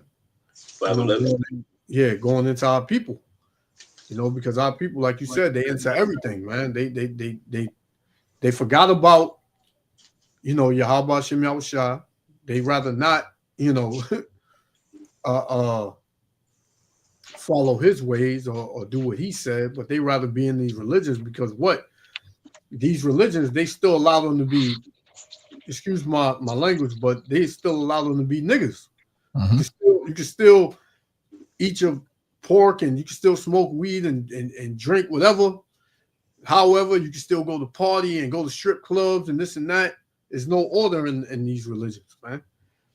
All you gotta do is go to church on Sunday and say praise Jesus and everything is all good. Yeah, it's a party. Yeah, it's a party, man. So this is Jeremiah 5 and 11. It said, "For the house of Israel and the house of Judah have dealt very treacherously against me, saith the Lord." And this is why, man, because our people, they enter what America Babylon the Great promotes. It says, "They have bellied the Lord and said, it is not he, neither shall evil come upon us." Because our people, you would think like the word is going out. We telling our people that judgment is coming, but yet our people still would rather commit sin after sin after sin. Which in their minds, they believe that they're not going to be judged for what they do. Because they believe that the law is done away with. They don't need to follow no law. All they need to do is just live and be good to people and, just stay out the way. But this is what our people say. It said, "Neither shall evil come upon us, neither shall we see the sword nor famine." So they don't believe they're about to catch hell. They believe that, whatever they're doing is right in their eyes. Right? So it says, And the prophets shall become wind, and the word is not in them. So once the scripture tells you that I believe it's in Ezekiel chapter 2 that the Lord is going to make the tongue cleave to the roof of the mouth of the prophets, so that way they can't be a reprover no more. So you're not going to be warned no more. You're not going to be told where you're going off at. You're not going to be told to repent no more. Now you're going to be left on your own. But the Lord said in 13, it said, and the prophet shall become wind, meaning gone, and the word is not in them. Thus shall it be done unto them, that judgment, right? It said, wherefore, thus saith the Lord, power of hosts, because ye speak this word, behold, I will make my words in thy mouth fire, because this word is burning people up. You know, whenever we go out on the the highways and hedges and we preach this word, people are upset, man. They are really upset. They walk away. They sweating. They got veins popping out their neck. You know, they got damn headaches. You know, it's and I can't hold it. Right? Yeah, I can't hold it in sometimes, man. I'll be just laughing, man. And they just, oh, what are you laughing at? See? Be like yelling, shut the up. Yeah, man. They come with the la la la. When you trying to read, they come la la la la la la. It's like the other dude, he came with the damn whatever he had. Was it a cane, Elder? He was threatening people. Oh, the dude, he had a bathrobe with crosses on it, a pink bathrobe. You know, he talking about he's an Orthodox Jew and we a bunch of niggas and we don't know nothing and I should do this to y'all and I should do that. Then we see the same dude running because he done hit I think it was an Edomite. Yeah, I think I sent y'all the video. Yeah, he knocked the damn Edomite out or something, almost out. He was coming to. And he wanted to go this in one direction, and another brother was saying, nah, brother, just go. He said, I want to go to 7-Eleven. I said, this dude is wild. Yeah, you can tell this guy's a wild beast, man. Yeah, they ran him off the block, man. And to me, personally, I believe he was an agent sent because we ain't never seen that dude a day in our life. All the years we've been teaching that, he just pops up. He knows right where to go, cause confusion, and then he just broke out. Yeah. No, after Elder told him, yeah, I'm gonna call Esau on you. That dude just jetted away, man. You know, that's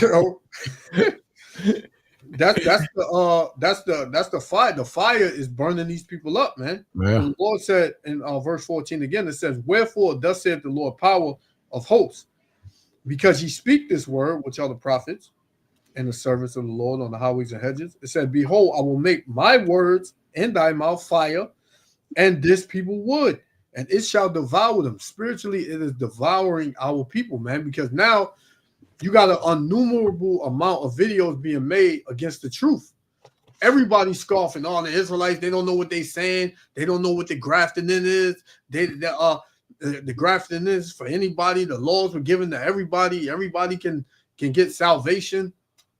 You know, they don't know what they're saying. I can't believe that they're out here preaching hate and separation. So our people are burnt up, man, in the spirit. You know, they're literally burning up in the spirit, man. Like I said, some of them, they can't go home and sleep. You know, they need to get drunk to take their mind off of what the Israelites said. And why can't nobody confound them dudes? Why can't they just take them off the streets? Why can't they just shut up and stop reading that Bible? This is what's going on in their head. Now they're saying just walk past, don't engage with them because you're not going to get nowhere. Just keep going. That's what they want. They want you to stop. They're saying that. Yeah, but we're not asking. We teaching, and if somebody come up, we'll ask them, do they have a question? Some of them say no. Some of them say yeah. And that's how we deal.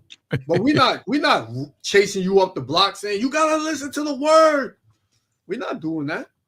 Mm-hmm. It's crazy, man. The problem is they're burnt up in the spirit and they're confounded and they can't deal with us when it comes to the scriptures. And that's what this dude that been trying to get on for a minute, when he comes on, if he comes on, you're gonna see what we're talking about, man. Yeah, It's his own vain opinion. He's not gonna answer any questions. He doesn't have any foundation as to what it is to bring a solution, and that's what it is. Mm-hmm. But in the end, we overcome because the scriptures is clear. But in the end, scripture says this. Would you finish with this one? Yeah. Come on, you got it. It says, third verse. For what if some did not believe? This is my favorite scriptures. One of them. Shall their unbelief make the faith of God without effect? That the prophecies and the faith of God is still going to come to pass. This is for I am that I am. It's still going to come to pass. The Most High going to still judge. And if you don't believe, you're going to die. Simple as that. We know a lot of people are going to die because and you don't have to be a rocket science and scriptures to know that. We know this, man. I mean, it's clear as day, But the Most High told us, people are not going to believe. Then the fourth verse says, God forbid, yea, let God be true and every man a liar. So you got to go in the word, man. You can't just keep dancing around the word or acting like you're not hearing what the word is saying, man. Yep. And if you're an unbeliever in the word, you're just wasting your time because, even your logic is just going to just melt when it comes to the logic of what the scriptures is talking about. Yeah. And it says, as it is written, thou mightest be justified in thy sayings. How? As long as we stay in scriptures, we're justified in our sayings. This is why the Christians get so mad because they don't have this truth, man. They talking about the law is done away with. I said, well, the law is done away with. Why people pay tithes? That's the law. They want the money. Mm-hmm. Jehovah's Witness, women wear skirts. I usually, I haven't in a while, but I used to ask them why. If y'all don't believe in the law, why do your women wear skirts? Mm-hmm. There's a lot of things, man. The other day I saw a woman minister with a damn dog collar on. The priestly dog collar in there, leading the congregation, man. And I'm looking, there's not one scripture where you have a damn woman Levitical priest, Levite priest, not one. Mm-hmm. Who was a priest during Jesus' time? But whatever they're going to do whatever they're going to do because it makes them feel good. It makes them feel happy, man. That's what they're going to do because this is a modern, wicked world we in now. And anything goes. But the Most High says that it says that thou mightest be justified. See, we are justified in thy sayings because our sayings are not our personal sayings. It's the Most High sayings. Read 1 Thessalonians 4 and 7 and 8. And it says, and might overcome when thou art judged. See? So you can judge us, but we going to always overcome, man. This is why they get mad and start hollering when we out there because we stay in the scriptures. They get mad, boy. Yeah. They start yelling and whatnot, man. Hey, can I say? Hey, shalom, Yohana. Shalom. Hey, shalom. Shalom. I got a precept for Jeremiah 5:13. When the brother said the prophet shall become wind, is Job 6:26. Hey, your boss ain't watching you, right? You good, right, Yohana? Yeah, I was gonna say something real quick, but I'll let the brother get to the scripture. No, go ahead. So last week I went to Jehovah's Witness, the Kingdom Hall, right? I went in, right, and it was funny because they invited me. I said, well, I'm gonna go and see if I can just lure some people into the truth, a little debate and things like that, right? And they knew something because I would answer every question. And when it was over, the service was over, everybody was coming to me, man, that was great, man. Oh, that was beautiful. Man, you must be a scholar, this and that. And I'm saying, and it was just basic stuff. And I'm just like, wow, you guys really don't know. You guys really don't study like that, And they was inviting me over, and the couple, the married couple, they know who I am. They know I'm an Israelite. They know, stuff like that. Even their son, he don't know I'm an Israelite, but he was the first to shake my hand.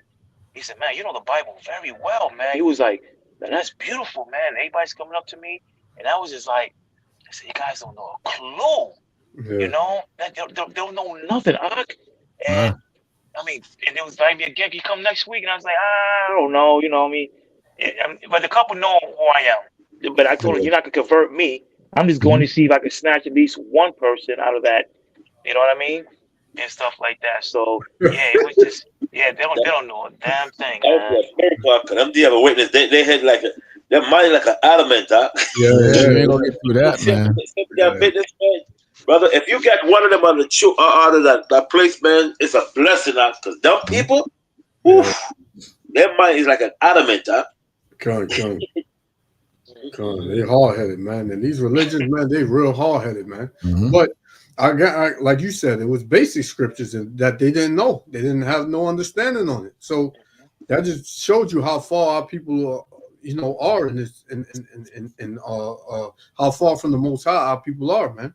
Usually they have a watchman though. If you go in and you have no more scriptures in there, because I've done that too. I've been in the different churches, and they'll see us in the corner reading scriptures, and somebody will come. Like one time, a guy came and said, "Hey, what are you doing?" I said, "We're reading the Bible." He said, "You can't do that here." I said, "This is a church, right?" He said, "Yeah, but so we're reading the Bible." He was like, "You can't do that here. We have a special day for that. Come to the Bible study, and then we can answer your questions." And I just looked at him, man, and they got watchmen in there. They're gonna make sure you don't take none of those people, man. So you can't read the Bible in church. Nah, because the people don't know anything, and you coming in there, you're gonna seduce them. We the devil to them. You gotta be in that church. I told you it was a sister. I met her and I was like, well, try to ask her out to go out and drink some tea and something like that and get to know each other. They put that they foot immediately and blocked that. They said, nah, you got to be in the Jehovah's Witness church if you want to see this sister. That was a wrap. They wasn't trying to have that, boy. That's crazy. It was like, you one of those guys. I said, what you mean? He said, you one of those Israelites. I said, yeah, I'm an Israelite. I hid it from her at first, Well, no, you got to go. You get a problem. Yeah, you can't go in there. And when it's all done, she's gonna be trying to find you. What's that? When it's all said and done, she's gonna be trying to find you to get your understanding. Oh yeah, well, yeah. But for now, we're the devil. We're the wicked. Right now they ain't trying to hear us. Right now, we're like the main group that they're against. Everybody's against us, man. They go, you would think they go after the Muslims. That's a whole different doctrine. That one of the fastest growing religions in the world. Go after them. They go after us. They go after us hard body, man. Why don't you go after them dudes, man? It's something about us, man. Because the Muslims, they don't cat nobody out. They don't cast nobody out. Like anybody can become a Muslim. You know what I'm saying? But the Israelites is not inclusive. It's exclusive. You know what I'm saying? It's only for one people. So everybody hates that, you know what I'm saying? And the fact that Esau Edom is being exposed and it's the so-called white man, everybody love him. So you tell everybody that he's going into slavery and this is it for him. Yeah, they don't like that neither. So this is why we're hated. And on top of that,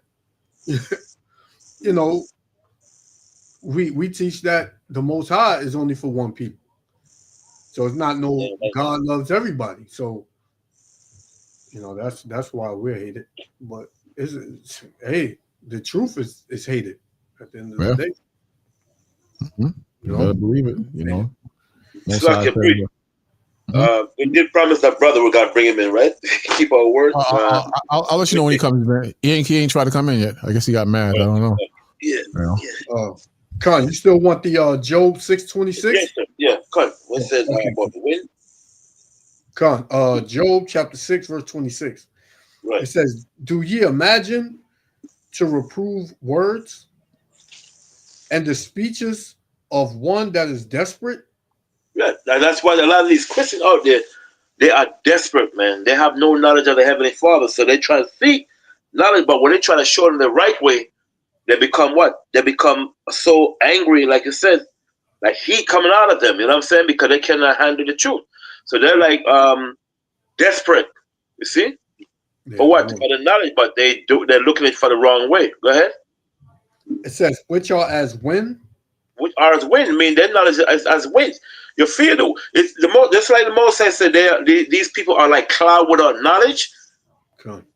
And what's probably come out of cloud, rain. So the Most High is saying that, do you imagine to reprove words and the speeches of one that is desperate, which are as wind. And that's why a lot of these people are there, man. They're like wind, they're desperate. So, like the brother said, that you'll witness the Seventh-day Adventists, especially the Seventh-day Adventists, like, oh Lord, man, I could tell a history of them. They don't want to hear nothing you have to say, huh? So they're like I said, they are like wind, man. No knowledge of whatsoever, man. And a lot of them are seeking, but they're seeking the knowledge the wrong way, and that's what happened. That's why most they compare them as what? As wind. And that goes into the so-called Black and Latino man not being respected too, because they see a bunch of so-called black men or Hispanic men reading the Bible. They can't possibly understand what it's saying. Like, look at them, man. They catching hell, man. They broke. They don't work. They bums. Why should we listen to them? I'd rather go into the church with the pastor, man. You see the pastor's car, see his house, see the suits he wear. He went to seminary school. These entities just picked up a Bible in the house and just decided to make it fit their narrative. They ain't gonna listen to them. So it goes into that. It goes into not being respected, and how y'all gonna say y'all the chosen people? Y'all broke.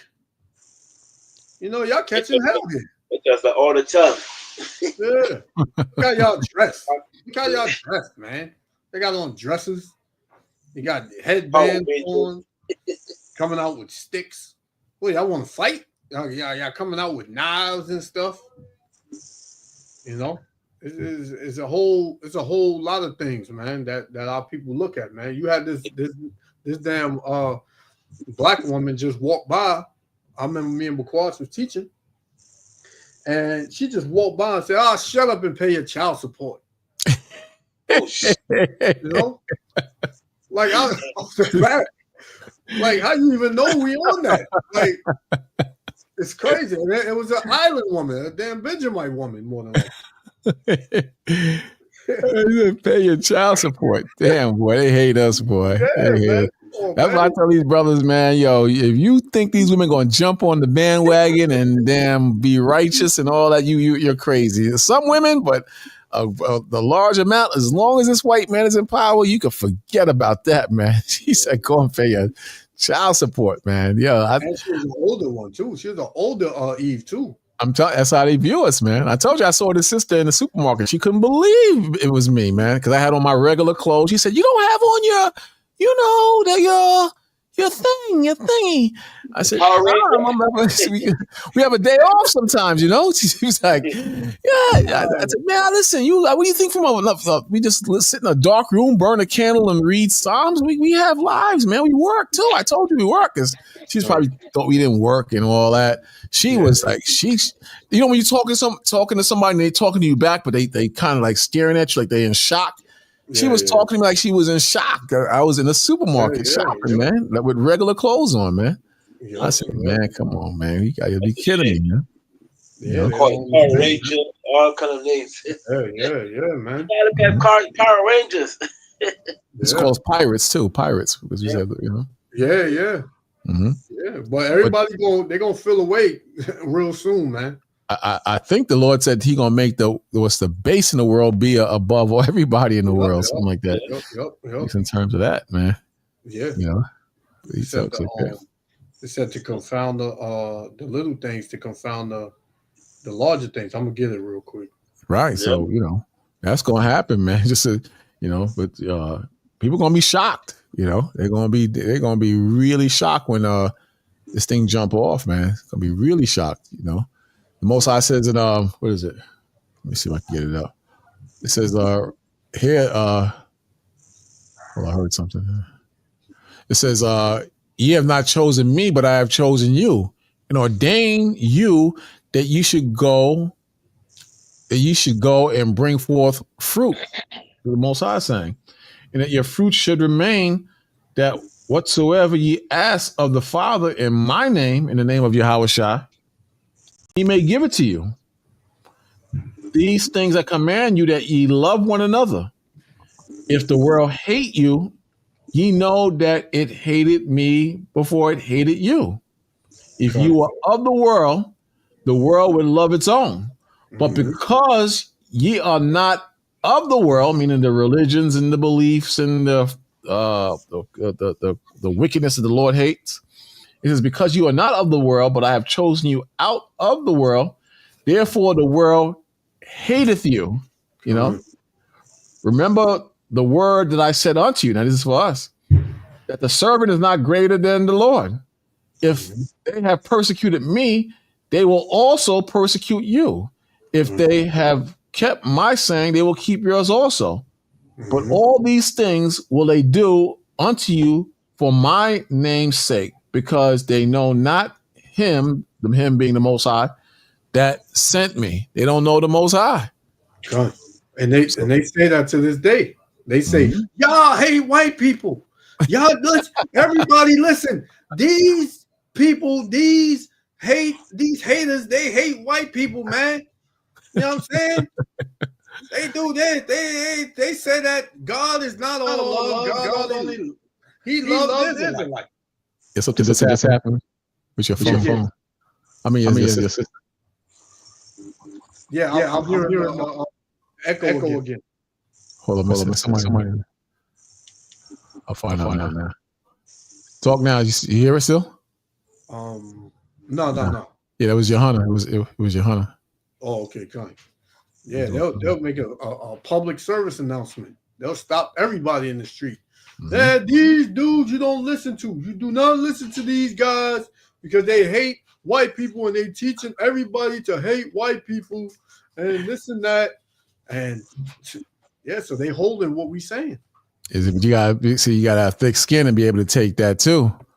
You know, I was teaching and I went to work after. I used to be a bouncer in the bar, and I'm standing by the bar watching everything. And this white dude just came next to me and started saying, "I'm the devil. I'm the devil." So I said, I'm trying to think. I'm like shocked that he said it. Then I said, I'm gonna just ignore him. He kept saying it over and over. I'm the devil, because he saw me downtown. This is why he's saying this, you know. So he's like, he's saying it over and over to make sure I hear. He's saying it over and over, you know. So, you know, that's part of the game, though, man. Not the game, but the truth. You gotta have thick skin.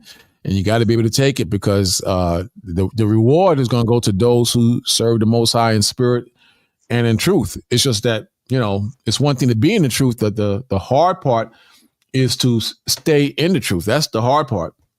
And like we was talking about the how to be healthy, and we was talking about the herbs and stuff like that. You know, this man is so diabolical. We don't know if he's gonna put stuff in the streets, man. Dead bodies in the streets and spray the damn area just to jockey for that power. A lot of them want that power, and you know, you're gonna see a lot of evil things going on, and you know who's gonna get caught off guard? The same ones that say these people hate white people. They don't understand what the same Edomites are capable of doing. They don't understand that. They think that this is a game and a joke. It's not a game and a joke. These people are capable of doing all types of evil, and they're not ready for it. They're not ready for it. Check it out. It says, Isaiah 41 verse 8, it says, but thou, Israel, art my servant. See, we read earlier, if they hate me, they're going to hate you too. That's part of being the servant. Jacob, whom I have chosen, the seed of Abraham, my friend. See, we're the Most High's friend, just like Abraham. Then it says, to whom I have taken from the ends of the earth and called thee from the chief men thereof, and said unto thee, thou art my servant, I have chosen thee and have not cast thee away. 10th verse, fear thou not, for I am with thee. So you got to believe that. You got to incorporate that in our spirits, and we have to believe that the Most High is with us. When the cops run up on us, we have to believe the Most High is with us. When thugs or the stick-up kids are robbing everyone, and you walk right through all that, You got to believe the Most High is with you. Sometimes, man, I see like a bunch of damn ninjas going crazy on a particular corner or block. I just walk right through them, and it's like I'm invisible. And they go right to what they're doing, because that's the Most High. And you got to recognize that. This is why the Most High says, fear thou not, for I am with thee. Be not dismayed, for I am thy God. I will strengthen thee. Yea, I will help thee. Yea, I will uphold thee with the right hand of my righteousness. See, you can't lose faith. You have to have in your spirit that the Most High is with thee, man. 11 verse says, behold, all they that are incensed against thee. Again, it says, behold, all they that were incensed against thee shall be ashamed and confounded. They shall be as nothing, and they that strive with thee shall perish. See that?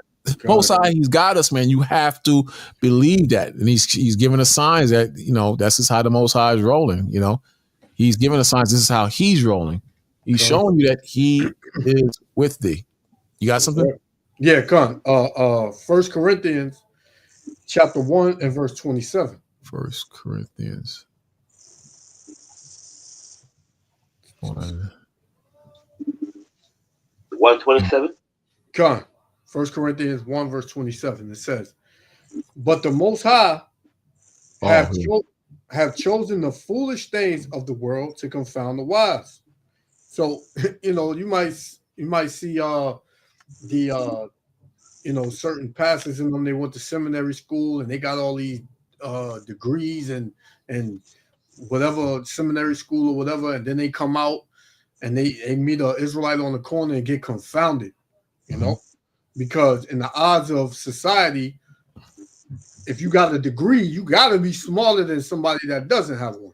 So when you see the Christian pastors get confounded by some bums in the street, that's the Lord. It says, and the Most High have chosen the weak things of the world to confound the things that are mighty.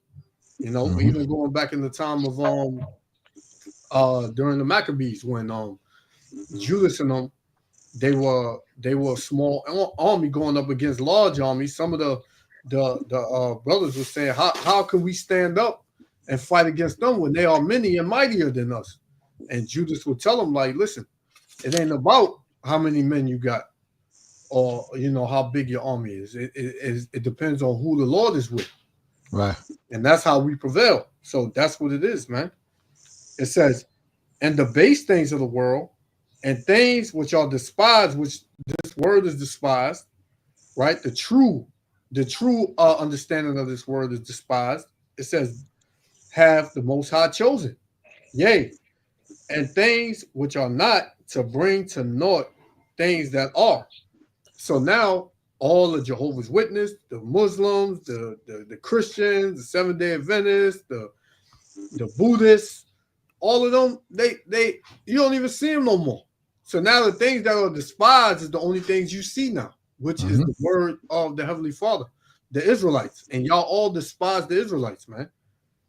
But this is not of us, man. This is of the Heavenly Father. This is why this is the only thing booming, and this is the only thing that's gonna be increasing in these latter days. So like it or not, you got it. Yeah, and it pisses them off to see that we're still out there too, man. It pisses them the hell off. It drives them crazy, But let them be mad. Let them be mad. It's a good thing when they mad, because it shows that we in the right spirit and we doing what we need to be doing. This is John the 14th chapter and the 26th verse. It says, but the Comforter, which is the Holy Spirit. See, the Comforter is the Holy Spirit, whom the Father will send in my name.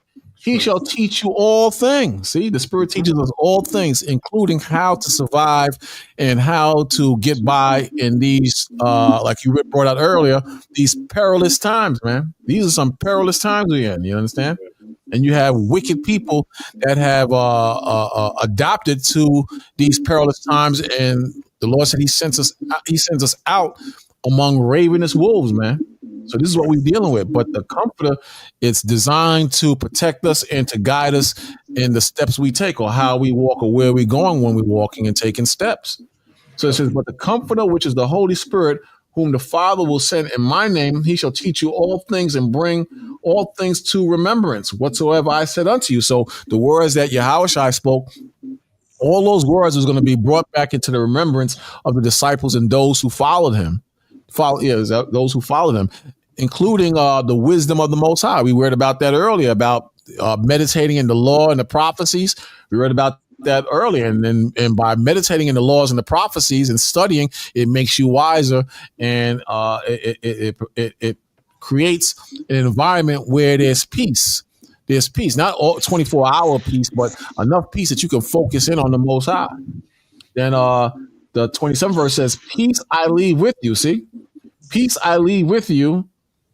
My peace I give unto you, not as the world giveth. So this peace is different from the world. This wisdom is different from the world. Again, it says, "Peace I leave with you, my peace I give unto you, not as the world giveth I unto you. Let not your heart be troubled." See, let not your heart be troubled, neither let it be afraid, even though all these things is happening, and it might get worse, and Jacob's trouble may start. No matter how bad it gets, let not your heart be troubled. The Comforter is with us. You understand? Gone. Mm-hmm. And that's when your faith is going to be tested, man. Right. Your faith is going to be tested in these last days, real soon. Mm-hmm. Because all this stuff that's being thrown out here, all of the whole world going digital, they just gave Trump, Texas trying to give Trump 1,400 acres of land to set up concentration camps. They call them camps or whatever for migrants, but we know what it is. That's gonna be something. Yeah, and you Northern Kingdom, you don't want to get in line. You want to continue to bow your head and worship Jesus Cristo and being to your Day of the Dead and all that. Hey, it's not going to work out for you. Mm-hmm. It's not going to work out for you, man. Cinco de Mayo is not going to work out for you, man. Yeah, you're gonna bring hell on them, man. They're gonna be coming up with them damn trucks, and they're gonna be saying, yeah. And they're gonna say, "Get in that truck, Jose." And they're going, "No, my American sister, no." They're gonna grab them up. Black brother. I say, "Yo, man, it's messed up." They're gonna go after the Haitians after, then the Haitians gonna be like, my friend, I work hard here, my friend. I work so hard in this country, my friend. Stop it, my friend. Sac passe. Maboule, get in the van. They're gonna be, and then the other Jake's gonna see it, and they, how emotional we are, the ones who are American citizens. That's effed up, son. And they're gonna be pushing back, and we gonna have our Bible. See, we told you. All y'all do is read. All y'all brothers do is read. I'm telling you. Hey, brother, we told you. We told you. Now give me Revelations 12, verse 12. The devil shall come down on you with great wrath. Read it again. Yeah, man. Yep. You can see it, man. You can see it coming to pass. Yeah. That wheeling and work for Benjamin. Yeah, man. Damn Benjamin got work. You're gonna have to put nightsticks on Benjamin. That's going, That's some ganja. That's some ganja, man. Real ganja. Just let me go, Bridget. Let me go. That's some real ganja. Oh, man. Oh, God, boy. Why you hold me so hard, boy? Why you grab me so hard, boy? Damn sure you're going to grab this. God, it's about to be hell on you, tribes, man. The tribes about to catch hell, man. Yeah, boy. You're going to have to make a lot of doubles to stay in this country, boy. You're going to make it real hard, boy. So many people to be deported. Yeah, man. Ain't playing. Oh, man. Damn, to be deported. Yeah, they not playing, man. Yo, they really, and the way they talking about it, you know, it's gonna be some crazy stuff. They're gonna do some cowboy stuff. If he, you know, and you can tell the spirit is making them move in a devilish way, because if they were smart, they wouldn't talk about it so much. You in office, just round them up. But but the way they stressing it, it's like, yo, we about to bring the hammer, boy. Yeah. I'm telling you, man. They've been saying this for weeks. Trump been saying we gonna get them. Now you saw the news about the flags at half staff, right? They doing that to disrespect Trump, and he's pushing back. So you know you can see the tension between the two sides, man. Oh yeah. They divided, but this man, he gonna try his best, because he got some people, and you know, somebody, I don't know if we have brought it out, but they were saying they're gonna use regular citizens to do it, regular patriots. They gonna get on the act to deport, you know, the Northern Kingdom too. You know, because they don't want them here neither. They say the country is going into SHIT because of the migrants, and they're taking all our resources, and we got to get them out. You know? We got to get them out, man. So it's all. Listen, Trump was their man from the jump, and they were just waiting for him to get back in there, man. You know, they also, his inauguration is on the 20th. Yep. They bring in this dude on the 10th. He's not gonna go to jail, but he's just gonna convict him, but he's not gonna go to jail. Yeah. So in 10 days you're supposed to be the president, but they dragging you back to court on the 10th in New York City. Yeah. So these devils is really going at it, and then they doing this thing with the flag. It's a total disrespect. Total disrespect, man. And they making it so crazy that it's going to be hard for them to clean up a lot of the stuff that's happening. They create more tension with the war. They got stuff. They want to spend more money here. Yo, man, this is crazy. It's really getting crazy. That's spiritual too. You know, the flags being halfway, man. I mean, this place is halfway done, and you know, you got a divide. You got the Republicans against the Democrats, whatever. The right, left, the right against the left. You know, so everything is at half. You know, so that flag is slowly dropping. Slowly dropping. This brother Ala put this thing about this real ID. You know, I've been like trying to do renew my CDL, and the DMV seems like it's changed. I'm not crazy. I don't remember it being this hard to get your license. I don't know if this is because of this migrant thing or what, man.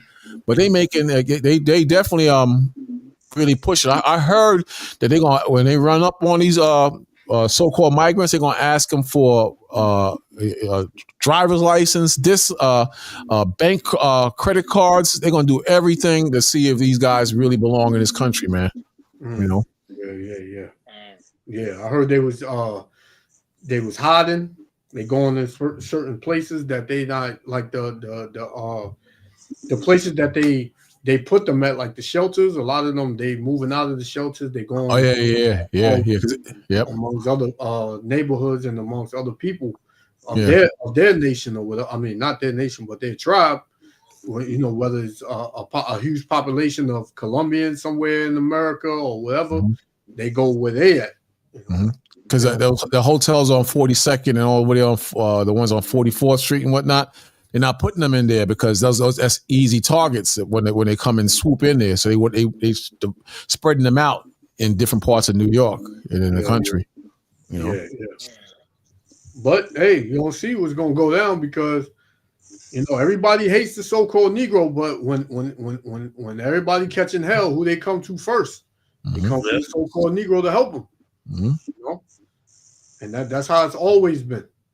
But meanwhile, when the so-called Negro catch hell in America, nobody cares. But when everybody else start catching hell, now we all have to unite. Yeah, we got to come together, and you know we all Americans, and we should help it. Get the hell out of here, man. You're gonna be on your own, since you don't want to. You know, you want to come here and get proud against your brothers, and you want to look down at your brother. You don't want to give them the time of day. You want to just stay over there and you have your businesses, and you don't want to deal with us. Then when this devil, the one that you be up his tail all year, just straight raccooning, and now you're gonna catch hell from him. We're gonna see who you're gonna turn to, man. Yeah, you know who's gonna catch hell too? You know who's gonna catch hell too? I like Bakar said, the niggly bear woman. I tell you, man, because when you get a little like the security guard, I was doing Uber delivery, and the girl asked my license, and I'm just like, "You need my license for?" So I just held it in front of her, have it, and she want to snatch it, and I pulled it back from her. She gave me this look, and I said, "Don't snatch my damn ID." So I gave it to her, and she's like, "What are you delivering?" I looked at her like, "Didn't I just tell you? Look like this Uber Eats." You know, I was like, "Just open up the damn gates. So I can just deliver this damn food." You know, like you give them a little bit of authority, man. They think they're policing everything, man. Yeah, yeah, and that I was telling Baquash I had this video, you know, about that pretty much. You know, I got it up there whenever you're ready. But yeah, she on her way out too. Who's that? The niggly woman. Oh, she on her way out too, man. Yeah, they desperately looking for men now because the money is drying up. So, you know, they desperately looking for men. And Jake not all of them, but some of them still proud and got some money. But as the money dries up, they need help from men. They need help, you know, and a lot of the brothers, they need their money, so they holding on to their money. So, you know, it's a standoff, but it's definitely heading in a bad direction, man. Definitely heading in a bad direction. Yeah, God, and like what Jake finished with her. Yeah, you know, Jake ain't dealing with her, man, because you know Jake figuring it out. Like the only reason these women, you know, now they want to, you know, get in their right mind is because they catching hell. You know, if they were all good, then they wouldn't even look our way, man. So Jake just like, man, I'm gonna leave you alone altogether. I don't want nothing to do with you. Yeah, Jake is saying that they rather play video games and stay at home, man. And they don't even want to spend money on dates or nothing like that. They just want to, you know, spend their money on video games, drinking, hanging out with brothers, and they, you know, and occasionally they can fornicate if they can grab something up, and they'll do that. But Jake is like, he's just done. It's just too much work. It's too much headache. It's too much problems. It's just not worth it. The juice is not worth the squeeze anymore. So they just letting Jake. They just staying away from these sisters, man. Matter of fact, I got a quick scripture real quick. Isaiah chapter 4 verse 1. And that day 7 women shall take hold of one man, saying, "We will eat our own bread and wear our own apparel. Only let us be called by thy name to take away our reproach." And how you call by a man's name, right? Through marriage, you know, and everybody know what marriage is according to the Bible, you know. So you got this whole movement with these women talking about, I'm saving myself for marriage, and then like a man really going after you done gave it up to, you know, every, you know, every dude on the corner. Now all of a sudden you a new woman, and you know now you saving yourself for marriage, man. Everybody dealing with that. Exactly. I think those are righteous men too. Those are men. It's in a whole different spirit, man. Yeah. You know? Yeah, man. Yeah, ain't nobody trying to really, you know, like you said earlier, a little earlier, man. Ain't nobody. It's too much work. Yeah, a lot of brothers out there say they're trying to be celibate, man. Celibate. Yeah, a lot of brothers do that. Say that. I say, yo, I can't bother that shit. I work. I save my money. One Jake at my job said, "Man, brother, I don't need to be like that, but Nelson, man, I'd rather use 5 finger of death, brother." you know what I'm talking about. He said he's trying to save his money. I'm like, damn, brother, think that bad? I said, man, I can't deal with it, man. I mean, I was making before, now I'm broke. I lost my house, and a lot of brothers is homeless because of that, man. Let's get with these sisters, man, and put them out, man. And then you like, damn, I told you, you know, it'd be messed up, man. So a lot of brothers is just investing in their cars. They you know, getting stuff straightened out in their houses. It's cheaper.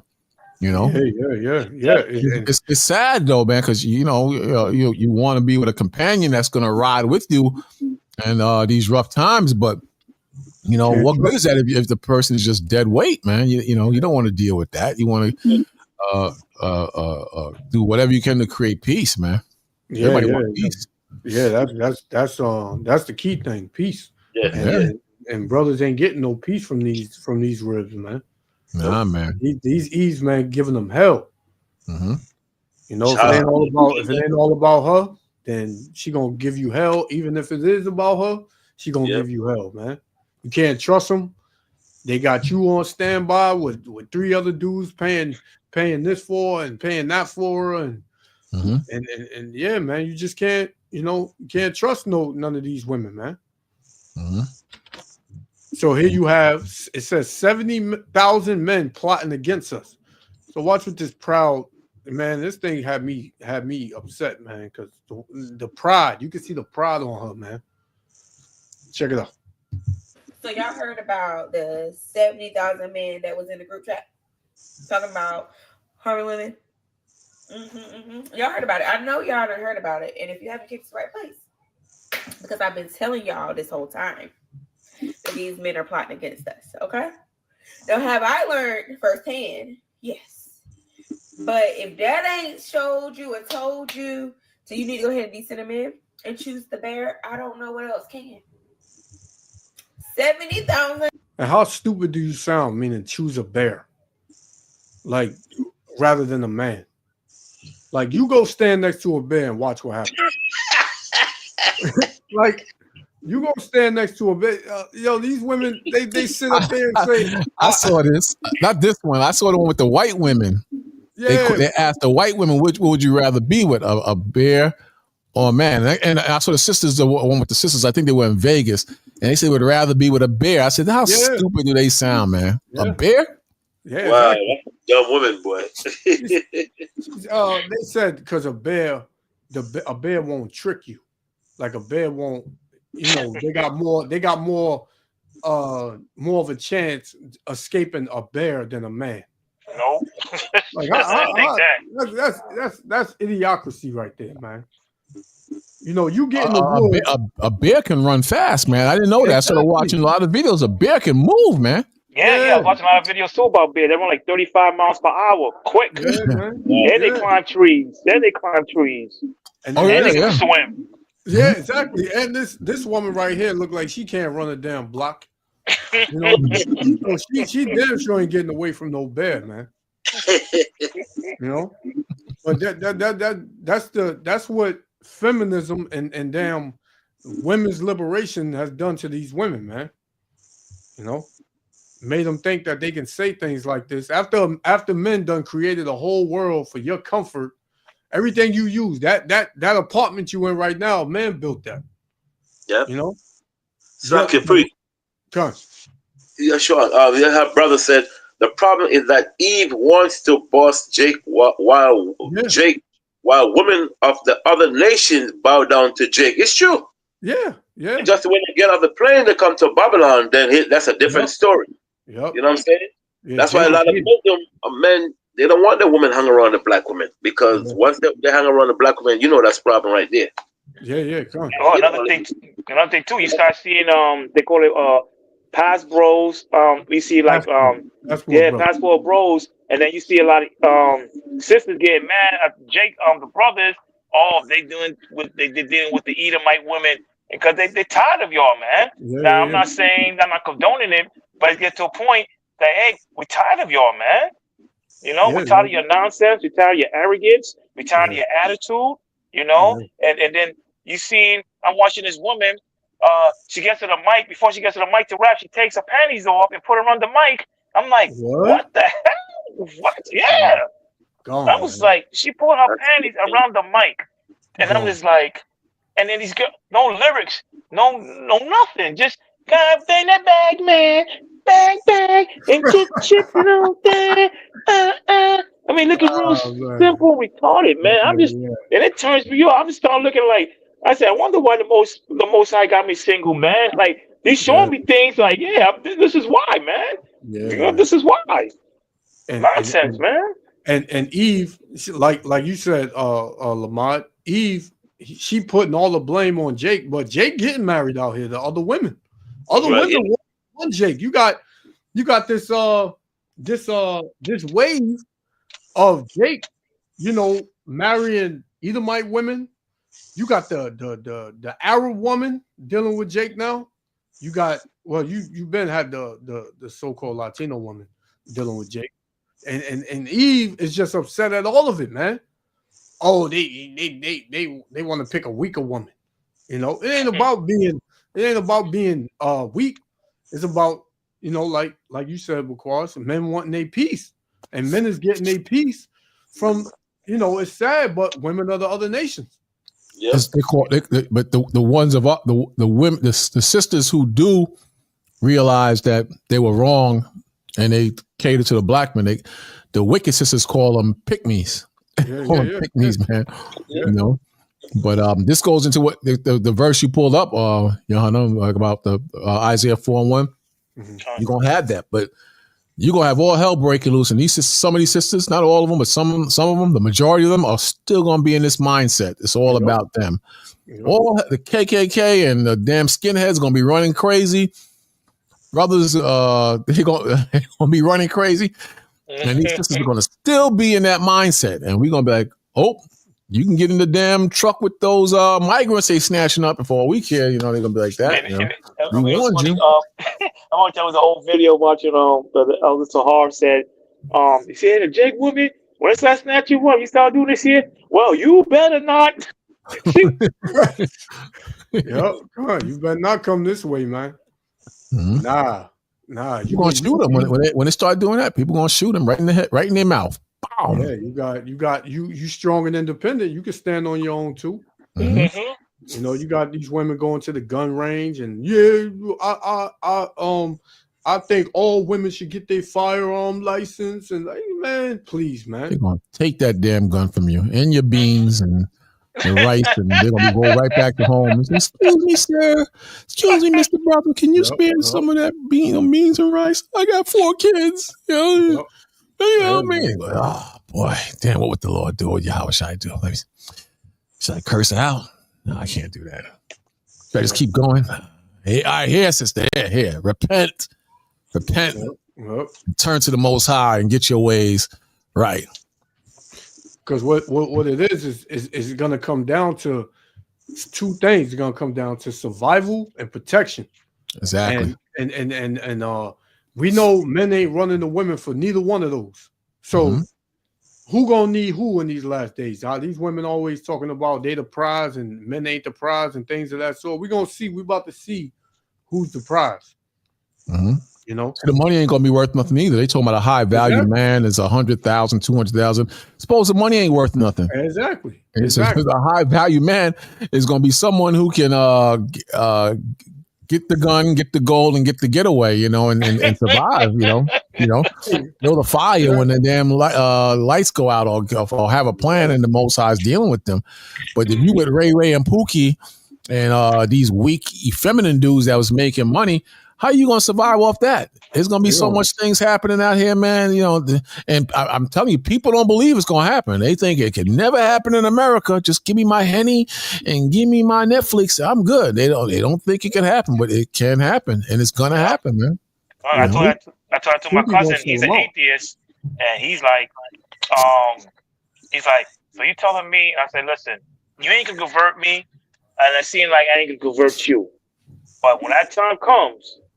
Okay, when that time comes, and when Christ comes, he's gonna chop your head off, man. Ain't gonna be like, oh Lord, the last minute, you know, ain't that ain't gonna work, man. You know, and he's I'm not even going that far up ahead when Christ comes back. I'm talking about before Christ comes back. They're gonna be losing their damn mind. Because the jobs, you know, they ain't gonna mean nothing. You know, hopefully the internet is still up. If it's still up, we gonna meet at such and such. And well, we're gonna be good, but if you're not in the spirit of the Most High, then you gonna have some serious problems, man. You ever see these Jakes that we with these women, and you know the Jake can't educate her or guide her spiritually and nothing. He just like yo, I don't know what that mean. You know, it just like they just don't have no answers. The brothers with us in the spirit, they're gonna have the answers, and the spirit gonna guide them. You know, that's right. You know the most proudest woman I've been around, brother, Benjamite women, man. Yeah. Oh boy, those women are, especially Jamaican women. Oh Lord, they become nurse. You can't tell them a damn thing. Yeah, money, yo. They look down Judah, they look down the other tribe. I mean, they even look down all the other tribe from the other country. Benjamin women, especially Jamaican, they are proud of. Because I'm trying to teach a sister, she's a nurse. And I'm telling you, man, this lady, man, when I said proud, like she's just proud. All she care about is 9 to 5 job and overtime, brother. You can't tell her nothing about the Bible. Yeah, that money. Nothing at all. I'm proud. You know what I'm saying? Money. Somebody making money, you can't tell them nothing. Yeah, so that very hard to get somebody making money because the money is in the way. What you gonna tell them about Bible prophecy, and they making money? They say, I'm not hearing that. What do you have to say? Yeah, or they might agree with it and just keep it moving. They might say, "Yeah, I hear you, but I got to get to work. Yeah, I got OT. I'm missing out on my money. You know, but I understand, though. I understand, but a lot of these women, man, and this 70,000 men, you're gonna have some men that's gonna act on these things, man. Yes, yeah. Because what I heard was they were saying on how to, you know, get women trapped up, when to rob them, when to afflict harm. The men were saying these type of things. They were saying that. Yeah, supposedly on this chat, it's a 70,000. It's plus 70,000 plus men in the chat, and in that chat they were saying on how to harm, you know, women and children, and mainly it was Edomite men. You joking? Yeah, oh, mainly really? it was. That was the word that was going around. Was mainly it was Edomite men. Wow. You had Jake in there too, but you had Edomite men in there as well, because basically it was you know, the whole court system and how, you know, women, you know, abuse the court system and put men into in certain positions and stuff like that, because there's a lot of Edomite men, they're not even putting it out. A lot of Edomite women are taking these Edomite men to court. Oh yeah. And getting child support and ruining their lives as well. So I've seen videos where a dude will get with a woman and there's a child born and it's not. They say there's a lot of cases where the children are not even yours, man. Not just like 3%. It's like a big number of women having children that by other men, and then when they go to court, that man has to pay child support to that child, even though it's not his child, man. Yeah. Come on, man. You think that's not gonna bug a man out and want him to get back? And Esau Edom, this effeminate, he knows this, man. He knows this. Come on, man. He listen. If a man got to pay child support for a kid that's not his, and then this woman can decide to not even let him see that kid because it's not his, that's gonna bug that man out, man. Yeah, he gonna want to get back. And I'm pretty sure within that 70,000 men, you got some cases like that. So, and yet these women would not even admit to doing any kind of wrong. They want to put in law that if you have a child, you go to the hospital, you have a child, that they have mandatory paternity tests. And a lot of women is against that. Why? Why are you going to waste the taxpayers' money on that? Not because there's a lot of cases where the children are not these guys, man. And that would make a man snap, man. That would make you want to kill somebody, man. You had one dude was an Edomite, like damn, all his children wasn't his. I think he was a judge too.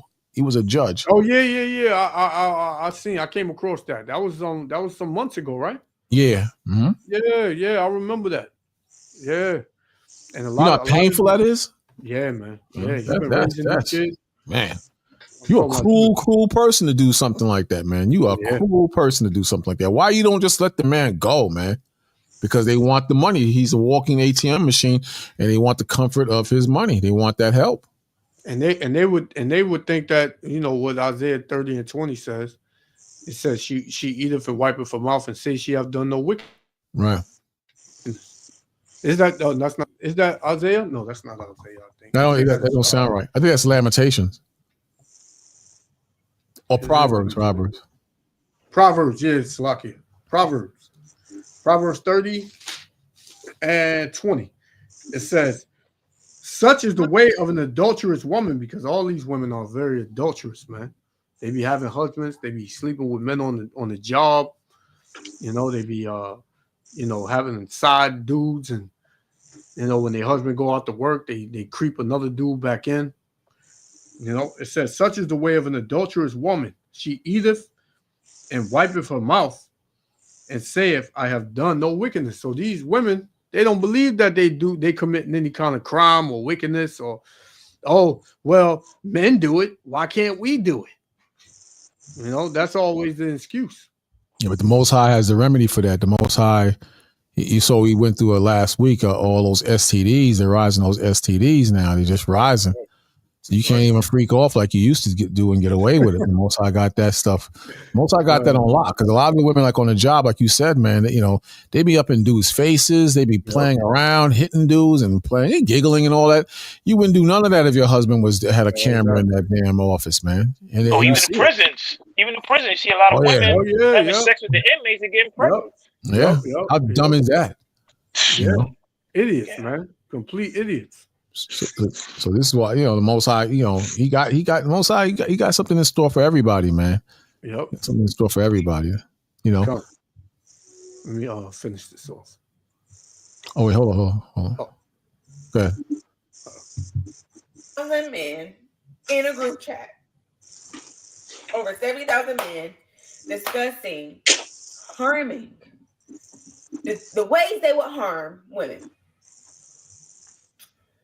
Baby, what else do we need to know? Proud ass, man. What else do we need to know? The Bible. We don't need to know nothing else. We don't need to know nothing else, y'all. We don't need to know nothing else. So y'all heard about the 7. And it's all because they've been given liberty, man. They've been given liberty. They've been given, certain benefits. And the system backs them up. So now they don't need a man, and they can do it all by themselves, man. But the same way the Lord got Esau in the trick bag, Esau got Eve in the trick bag. Exactly. Same thing, man. And don't come running and hollering and with boogers in your nose talking about, oh, I'm sorry. Nah. Well, that's what they're saying. They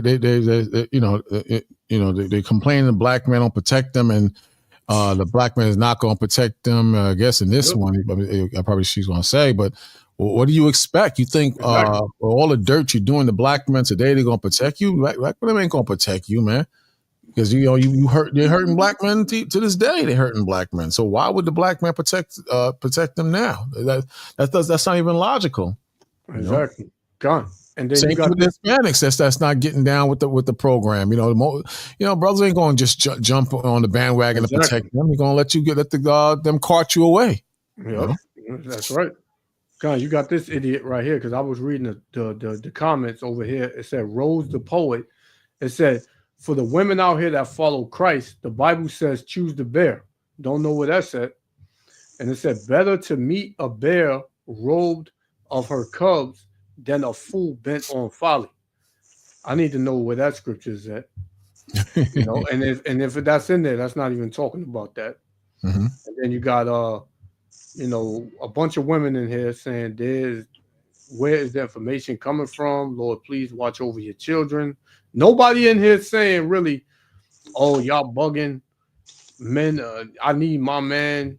You don't have this. You don't have that in this, man. It said, I haven't heard about it, but now I have. I'm sick.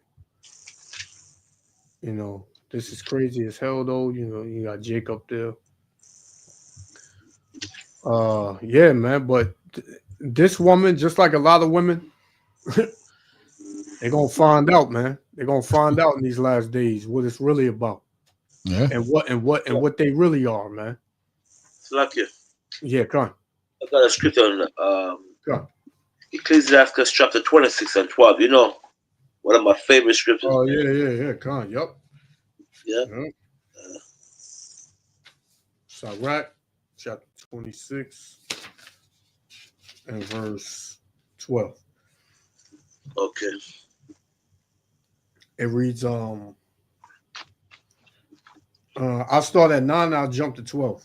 Yes, sir. Mm-hmm. It says, the whoredom of a woman may be known in her haughty looks and eyelids, Right. We see like all the time, man. Brothers, brother not looking for these sisters for their mind. They're just looking at their beauty, and that's it. Back in the days when they see a woman, you remember them hooker boots back in them days? When them chicks wearing them hooker boots, the first thing coming to mind is what? She a whore. Yeah. That's where the hooker boot come from, the long boots. Back in the day, you see them boots, women with them boots on 42nd Street, she was a hooker. You know what I'm saying? Now today, man, it's like different story. Yeah, that's but true. You know the hooker boot Bakwash, right? Yeah, I remember that. Yeah, back in the days, we had 42nd Street because when Mount Zion on 42nd Street in the 8th Avenue, we used to see them beautiful sisters with long eyelids. I mean, the eyelids look so like Batwoman. Like when you ever seen a movie Batwoman? If you compare Batwoman to these women out here, you can see the same thing with that big eyelash they have on their face. Look at Batwoman, man. So when you see women with them hooker boots, okay, she won. You know what I'm saying? Yeah, God, you get caught. Yeah, back in like the late 90s or like the 80s, the 90s, you get caught with them boots on, you automatically knew what that was, man. That's it. Yep. You can't even tell now. It's just insane. Different style of fashion now. Yep. Go ahead. With damn shoes, they can't even walk in looking stupid. They tripping all over the place. You know what I'm saying? They walking like damn monsters out here, man. I went to the camp where Zabakanim was teaching, so I said we had finished our camp, and I think I was looking for some cups. We was going to get some cups for around the corner. So we was on like about 44th Street somewhere, and I walked down towards 8th Avenue to the hotel, and there were some sisters out there. They were dressed like hoes, but they look like the regular sisters that's in the street. Yeah. And then somebody told me those are somebody in the camp told me later, those was prostitutes, right? I said, get out of here. I said, yeah, they were prostitutes. I couldn't believe it. So they came around, two of them came around the block, and I started talking with them. I was fascinated. I wanted to find out how they got into that life. And when I started talking with them, they was breaking it down. They were molested as children. They had, their fathers wasn't there. They was going into a whole lot of stuff. And they told me how, when they started selling their bodies, these were two lesbians too. And they was really going into it. I was talking to them for a while. The camp was just going on. I was like, yo, let me tell me more. They had a lot of stuff to say, but they was messed up in their head. At the bottom line, and that's what it is. A lot of the sisters are messed up in their heads, even the ones who are not straight up prostitutes, because of how they was raised. And the women in America today, the majority of them are not raised to be wives. They're raised to just go and get money. They think to get money, that's the answer, and that's what they do, man. Shalom Kudash. So they don't know how to be wives. There's nobody ever taught them. And then they talk about a good man, but they never seen a good man because there's no father in the house. But they want to tell a woman is trying to tell you how to be a good man. So you get the hell out of here. And then the men, they broken down too. They got their issues too. But the women, oh my God, man, I just look at them sometimes, man, when I'm at work and whatnot. I'm saying these broad is gone. But when I'm talking to them sisters, man, I said, damn, they victims. So I understand how it says Satan has a stronghold on the minds of the people. I understand that now. But the woman, she's the weaker vessel. She could be used for anything, man. And she'll think she's wrong. She'll be promoting hot girl summer, booty clapping. They think that's the proper way, man. They think that's the proper way. And nah, it's not. You gone. You're gonna die. You're gonna die in that. You're gonna die before Yahushua, who they call Christ, even comes. And it's sad, man, because imagine if you had a daughter like that, man. These women. I looked up a few sites and it said that these women cheat as much as men now. They sleep around and cheat just as much as men. And like you said earlier, one woman say, "Well, men do it." Men do it. I refuse to say that. Men do the same thing. Why can't we? And I'm like, you dumb, stupid idiot, man. You know how much spirit that put on your mind? Body count don't matter. So if your body count doesn't matter, how many men you been with? They won't answer that. They won't answer that question if body counts don't matter. They won't answer that. Man will just tell you, but they ain't gonna say that because they don't want nobody to know that. And deep down, they're ashamed of it. They're ashamed. And they bugged out too, man. There's definitely some psychological problems there. Man. They're just rebellious. There's some psychological issues with some of the sisters, man. I seen a sister, and it's sad because she used to be in the truth, but then she kind of veered off. And I'm just seeing her do some stuff, man. I'm like, yo, this is definitely a psychological issue, man. This is demons and a psychological issue. This is why you can go insane in this world, man. There's a lot of people walking around is insane. And what keeps us stable is the Bible, man. But people are insane, man. Yeah, go on. All right, Akim, I'm gonna say Salakia, I'm gonna say Shalom. So I got cut short, but I got to close the store, and I got 30 minutes. So it's been at least I came in and and join your brothers at the end. It's beautiful, and thank you for the knowledge and wisdom, and keeping my building up my spirit. And I appreciate that, brothers. Thank you. All right, brother. Stay strong, brother. Okay, all right, Shalom. Shalom, brother. Shalom. Yeah, that you see, there's a thing called polygamy. It was like when a woman involved with different men. I mean, different men. They call it polygamy, right? They used to have a sister. Because I think you know the sister. The Ephraimite sister from One West, right? That woman, she have like 5 children by 4 different men in the school. Wow. I can't remember the name of sister. I ain't gonna say the Hebrew name, but it was just a sad thing, man, that she ended up leaving school. You know what I'm saying? Because it was such a shame that these brothers know that woman was married and they were just dealing with this woman like she had like 4 children by 5 children by 4 different men. That's crazy. You know what I'm saying? So it's sad, man. But they call it a polygamy, polygamy. Polyamor. When a woman just continue to deal with different men often and just can't stop. You know what I'm saying? Yeah, their brain is wrecked. It's not that they're just being mean. Their mind it becomes warped after a while because you're dealing with a lot. The pressure of not only trying to make ends meet and keep food on the table, that's a pressure too. But when your mind is all over the place and you just jumping from man to man, that's got to take a toll on you after a while, man. You can see it, man. Like one sister, I remember your brother was talking to her, and we were having a discussion about. She was complaining about something, but I look in her eyes, man. I can see this sister is gone, man. She's not right. She seemed like she's right, and the brothers didn't catch it, but you could just see in her eyes, yo. This is a broken sister, man. This is a broken sister. She is not gonna. She's gonna give more and more away to the devil and do devilish things rather than the Most High. She's not gonna last long. And as I've been watching her as the months been going by, she's just breaking down, man. She's breaking down.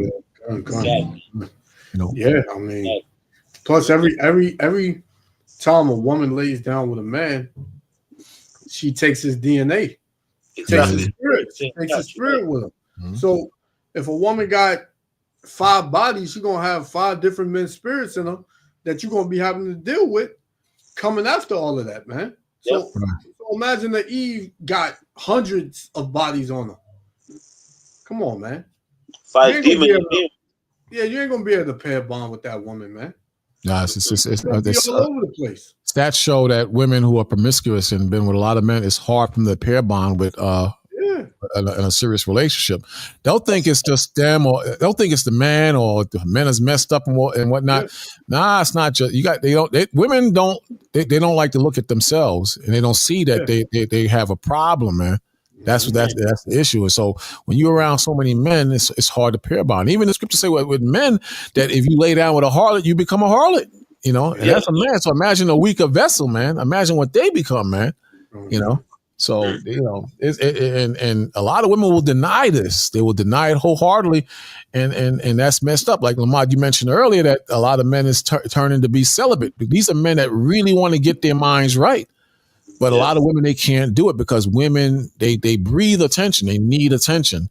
And it's hard for them to break. It's hard for them to break off and just be celibate or just find the Most High or grow in the Most High. I'm not saying all women, because there's some women I've seen in the chat times past, they going in that direction. But The majority won't because they don't know how to cope in the world. They think they do, and they think because they go to work every day and drink a cup of tea, they coping, but they can't cope in the world. So they turn to sex and drugs and cheap alcohol, or just alcohol, and definitely attention. And after a while, you know, like the scripture says, you become a prisoner of Satan, and Christ gave us the freedom to break off from Satan. They can't do it. They can't do it. It's hard, man. Look at Hollywood, terrible. What's that? Look at Hollywood, you know? Yeah, everybody's freaking off out there. Everybody bugged out there, man. Yeah, man. It's a shame, man. They going into P. Diddy and the woman that was with him. They making her the victim. To a degree, she's a victim, but she know what the hell she was doing. She know that cocaine is bad and the parties is bad, but that's where the money is at. That's where the attention is at. So what you think you're gonna go to? You're gonna go in that direction, you know? Yeah. And then what happens is that, you know, women, you know, from 22, they're supposed to be married. Really, that's traditionally that's how it was in this country. I'm not talking about back in the days in the ancient times, but you're supposed to be wifed up or husband up or whatever the case may be. But you running around, hoeing around, and then by the time you're 35, your body is not the same. You know, you got women that with 3 different kids thinking they're the same. They're equal. Their sexual value is still the same as when they were 22 with a nice fit body and no kids. You sound stupid. When you turn 30 and you keep going up, then your value goes down, and then no man wants you. So now you alone, and them demons is playing extra hard in your mind now, and you're going even more crazier, man. Yeah, so you get a hookup here and there, but that's it. Yeah, that's it. That's all you're going to get. You know, a dude, a ninja will jump on anything. That's how he is. So, you know, that's a rough life to live, man. That's a rough life. But, you know, you have to find Yahweh Shai, man. You have to be in Christ, you know, because you're not going to cope. You're going to lose your damn mind, or it's just going to get worse, man. You know, it's going to get worse. Yep. You know, that's it. Bottom line, man. So, you know, look at these little girls that's being defiled by the grown men. Like these girls, like 6 years old, 7 years old. They can't bounce back from that, man. That thing's traumatizing to your brain, man. That's traumatizing. They can't bounce back from that. Imagine all these women that just had abortions over the years, over and over and over again. We look at that like as face value. Oh, you had an abortion, all that, but the Most High never created you to be a hoe or to have multiple abortions. You weren't designed that way. So the same way if you mistreat a car or a phone, it's going to break. So the greatest thing the Most High created on this planet was men and women. If you misuse your body, you're going to break down physically and psychologically. It's not going to last. So like I told you, I was talking to them damn 2 chicks. They was gone, man. And they really wanted to talk because, you know, you got to look at it this way. We look unapproachable if you are a hoe or a drug dealer or whatever, and you're in the street, but you're suffering and you want to talk with the brother. So once I open the door for them to have a conversation with them, they let their guard down. They told me everything, man. Yeah. They told me everything, man. I was like, damn, really? Yeah, they told me everything. And they seen the spirit on you, because if it was any random dude, they would like, I ain't telling you nothing. I don't know you, but the fact of spirits, they see things, man. Like their spirit seeing, you know, the spirits connected. That's why they were able to let their guard down and tell you things. And there's an energy in the camp, like in the radius of the camp. There's an energy there. So at first it attacks you, you know, but then when you really need help, and a brother, you know, opens the door for you and you come in, and now nobody's really judging you because everybody was teaching, giving out flyers, whatever. So nobody's really judging them. And I'm talking with them, and, you know, there's a feeling of comfort there. There's someone I could talk to, and it's not like an average dude. You know, these are some different type of dudes. So we going in, and I'm like, yo, this is like really sad that how these sisters live, man, you know. So now when I see people out in the street and whatnot, I said, yo, these dudes is definitely prisoners of the damn devil, man. Look at this, man. Just totally out there, man. Just gone, man. I go into the bathroom yesterday, man. Dudes is washing up on the sink. They got their clothes off. One dude is laying on the ground. One dude got a wheelchair with all his stuff in it, man. And I'm like, yo, Israel, man, we are messed up, man. Yeah. dumb sister in the video, you talking about complaining about men and whatnot. You need to get yourself together in the Most High, instead of worrying about that, because she is going to be a victim. Dudes ain't going to come to your protection. Let that beautiful black queen go, brother. What you doing? Put your pants back up. They ain't going to do that, man. Brothers going to just keep going, man. Man. They ain't going to protect you, especially if you still got a spirit of rebellion in you, you know. Yeah, you trying to you sorry to help me, brother. You hate us and you hate the Most High, So it's gonna come, and every dog has his day, man, and it's gonna circle back, and it's gonna get them, because they think this white man and white America is gonna protect them. That's not gonna happen, man. It's gonna crash, But she's Eve, and she ate, like I said, Thursday, she has eaten from the tree in the midst of the garden. And the serpent said, if you eat from this tree or eat this fruit, I can't remember exactly how it goes, it shall make you wise. And that's a lie. That's a lie. The philosophies and the witchcraft in this world will not make you wise. You'll get by and get some riches here and there, and that's the hook. But after a while, man, they're going to turn off the faucet. After a while, it's not going to last for long. You're going to run and be crazy, but most likely it's going to go weak.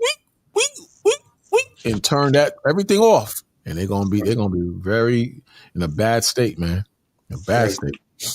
God, I want to get this last one right. Mm-hmm. This is Revelation chapter 14 and verse 6. Revelations 14 and 6. Yeah, come on. Revelation 14 and 6. I'm gonna read to 8. It says, and I saw another angel fly in the midst of heaven, having the everlasting gospel to preach. And that's what's going out throughout the four corners of the earth. The everlasting gospel, man. Unto them that dwell on the earth, and to every nation and kindred and tongue and people. That's Israelites throughout the four corners of the earth. Because Israel was scattered throughout the four corners of the earth under every nation, in every nation. Verse 7, saying, with a loud voice, fear the Most High, Yahweh Shem Yahushua, and give glory to him. For the hour of his judgment is come. And worship him that made heaven and earth and the sea and the fountains of water. Because this is the hour of judgment. The hour of judgment we are in, man. It's come. Verse 8. And there followed another angel saying, Babylon is fallen. It's fallen. That great city, because she had made all nations drink of the wine of the wrath of her fornication. So this is why you see the world in total collapse and chaos, and America in total collapse and chaos, But to you Israelites, the Lord is telling you to give reverence to the Lord, man, to him, to repent, to come back to him, to seek him. Because the hour of his judgment has come, man. You don't want to be in that way. You want to be out the way when that judgment comes, man. So your best bet is to seek Yahweh Shem Yahushua, man. Don't get too entangled with this not even being the damn passport brother or getting a wife or whatever, because you're gonna get that in the kingdom, man. You follow Yahweh Shem Yahushua, he said, seek ye first the kingdom of heaven, then everything else shall be added unto you. So the Lord gonna give you what you need, and in many cases what you want. So hey, just be patient. Every man got his lot. But one thing you don't want, man, is to be in the judgment, in the way of judgment when the Lord bring that, man. Mm-hmm. Yeah. It's about survival, man. You gotta. It's more than just a woman or money or car. It's at this point, it's about surviving. You want to survive because and you want to prepare for the worst. And any woman you with, she has to be an asset to your program. You can't be her program, or your job can't be a job. You got to use it to get by in the Most High, not just to pay rent. Or a car has to be used to get by in the Most High. Everything was created for the men, including the women. But if it's not, if it don't benefit you, and you can't use those to further yourself in the Most High, you're going to have problems. And we all don't want problems. We want a smooth transition into the kingdom of heaven. Well, we ain't gonna get a smooth transition. The Most High says we shall go through many things before we get into the kingdom of heaven. Cool. But the point is, you don't want to put yourself in a bad position that you can't get out of or carry dead weight. We always gonna have problems, but some things you could avoid. You don't always have to suffer the way you're suffering. Check this out. It says, Luke 21, verse 34. It says, and take heed yourselves, lest at any time your heart be overcharged with subverting, meaning overindulging or being greedy in food and drink and so on and so forth. You have to have balance, and you have to have self-control. The scriptures tell you in the book of Luke, in your spirit, possess ye your spirit, man. You got to have control of yourself, especially now. One mistake can put you so far back that you may lose your spot in the kingdom of heaven. So you have to be very careful, man, that you don't get overtaken in greed. And it says, and drunkenness and cares of this life. See? Cares of this life. And so the day come upon you unaware. So the material thing, the women, the jewelry, the bling bling, the music, all these are distractions by the devil. If you want to be just real, man, if you want to be real and honest and know how things work and see it for what it is. A lot of the material things are distractions unless you have the wisdom to use this world and not abuse yourself in the world. Cool. Then the 35th verse says, for as a snare it shall come on all them that dwell on the face of the earth. 36th verse, watch ye therefore and pray always that ye may be accounted worthy. See, accounted worthy to escape all these things. So if you are a whoremonger, you're not going to be counted worthy to escape the grips of being a whoremonger or chasing behind. Sisters, if you are a damn whore and you jumping from man to man, then you're not going to be counted worthy to escape that sexual demon or that sexual snare. That's a distraction, and you're defiling yourself by jumping from man to man. The same thing with the men. You can't jump from women to women. You have to make an agreement in your mind how you're going to serve the Most High, and the spiritual strategies on what you're going to use to maintain yourself in the spirit and to grow in the spirit. But to go backwards, you're going to put yourself in a really bad situation. 35th verse again. For as a snare snares a trap, shall it come upon all them that dwell on the face of the earth, on the face of the whole earth, 36th verse. Watch ye therefore and pray always that ye may be accounted worthy to escape all these things that shall come to pass and to stand before the Son of Man. God. So there you go. So you just be smart, man. Just be smart, because this is getting very real at this point, to the point where some of you've seen how you change as the years have gone by. Some of you have changed drastically since the years went by, and you know why you change. You see that there's some certain things is just not worth it at this point. So you know what's up. So in certain cases, you don't need a teacher to show you certain things. You know what you need to do. You know what you need to do. I know what I need to do. All the brothers on the panel, they know what they need to do. So don't lie to yourselves. Don't lie to yourself. Get yourself straightened out if you're not straightened out, because it's going to get a lot more drastic. And all the weak out there, of our people, pray for them. I mean, we get on the sisters, but we pray for them too, man. Hard to deal with them though, man. They're a work in progress, man. To the point you don't even want to be around them. A wicked brother, I can be around them for a little while, but a sister, man, I can't tolerate that for so long. God.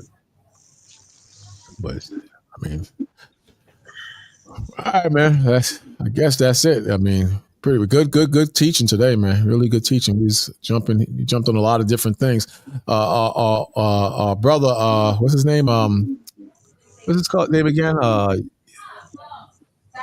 am that I am. I guess he bailed out. I guess God. I told him to come at the end of the show because he's on a whole different frequency than we are. Okay. But you brothers, man, y'all stay in the spirit, man, and watch the news, and let's see what happens between now and the 20th. They're saying some more stuff supposed to go down. Mm-hmm. Just a week went by and they had bombings, and you had the 2 shootings, one in the Bronx, the other in Queens. And I think the one in Queens, they just turned around and just started spraying into the damn crowd, man. Yeah. Who does that? Just started spraying bullets in the crowd, man. It was a party, man. Yep. Damn savages, man. Bronx too. Bronx is a damn evil cesspool, man. I always hated the Bronx, man. Yeah. What's that? It's a madhouse. Yeah. Yeah. I don't never feel right when I go to the Bronx, man. Yeah, man. It's dark. The cars are like, Simeon can't park his car. Everything is double parked. You got to squeeze through, and I'm like, the streets are small. Cops, lights is flashing everywhere. Yep. Every bodega is damn looking crazy, like something's about to jump off in the bodega. You hear damn music. Yeah. That's all you hear, man. And everybody look crazy, man. You see them damn big Christmas lights, damn lights blinking. You see the little makeshift oven with chaletos in there, and damn bacon sandwiches from early in the morning. But those are our people, man. We love them, and those are our people. That's what it is, man. But Israel, man, we've come so far down, man, and we still gonna get lower, man. And I'm like, damn, Lord, how much you gonna give on us, man? This is getting insane now. Look at this. A damn woman walking down the street butt naked, talking to herself. Hair look dusty. She looked dusty. She yelling. Dusty, butt naked, man. Wow. Cursing the whole world out, walking on the yellow line in the middle of the street between traffic. Wow. Man. Shit. But, Con, you want me to get the last one on Lamont? Yeah, Con. This is Ecclesiastes chapter 12 and verse 13. It says, "Let us hear the conclusion of the whole matter. Fear the Most High and keep His commandments." Right. So we know we fear the Most High by keeping the commandment. That's how we fear the Heavenly Father. Right there. For this is the whole duty of man. And that's the purpose of the Most High created us men on the planet Earth and women, is to fear the Most High by doing the commandment and do it. Okay? Not just doing it and then that's it. We must do the commandment, keep it, and love one another as the Most High love us by giving up Yahweh Shai, Christ, His Son, to die for us. That's the purpose of men that's supposed to be on the earth, is to keep God's law and to keep His commandment fully, and so forth. Go ahead. God, and don't just keep it when you feel like it. Exactly. When the high holy days come up, you had Passover, but the rest of the year, you ain't doing nothing, man. Okay. Verse 14. For the Most High, Yahweh Shem Yahushua shall bring every work into judgment with every secret thing, whether it be good or whether it be evil. See, whether they be good or whether the evil, the Most High is going to judge us. Like we said last week, the Most High have the two angels, one on the left and one on the right. The angel on the left is taking on all your bad deeds since you've been born. The angel on the right is taking on all the good deeds since you've been on the planet Earth. Just like Esau have a source scale number, will give us a source scale number. That's why Esau used to track us and so forth. Okay? So the Most High tracking us to see the good deed and the bad deed we did since we've been on the planet Earth. Right? So that's what we're supposed to do. Fear the Most High, keep His commandments. Like the brother Yahshua said, man, just don't do it when you want to. Do it every day. So keep the Most High law. All right? So I'm going to say that death to this wicked system, peace and safety to the children of Israel, the northern and the southern kingdom. It's time for us to come together in peace and unity in Christ's faith. Shalom. Shalom. Shalom, brother.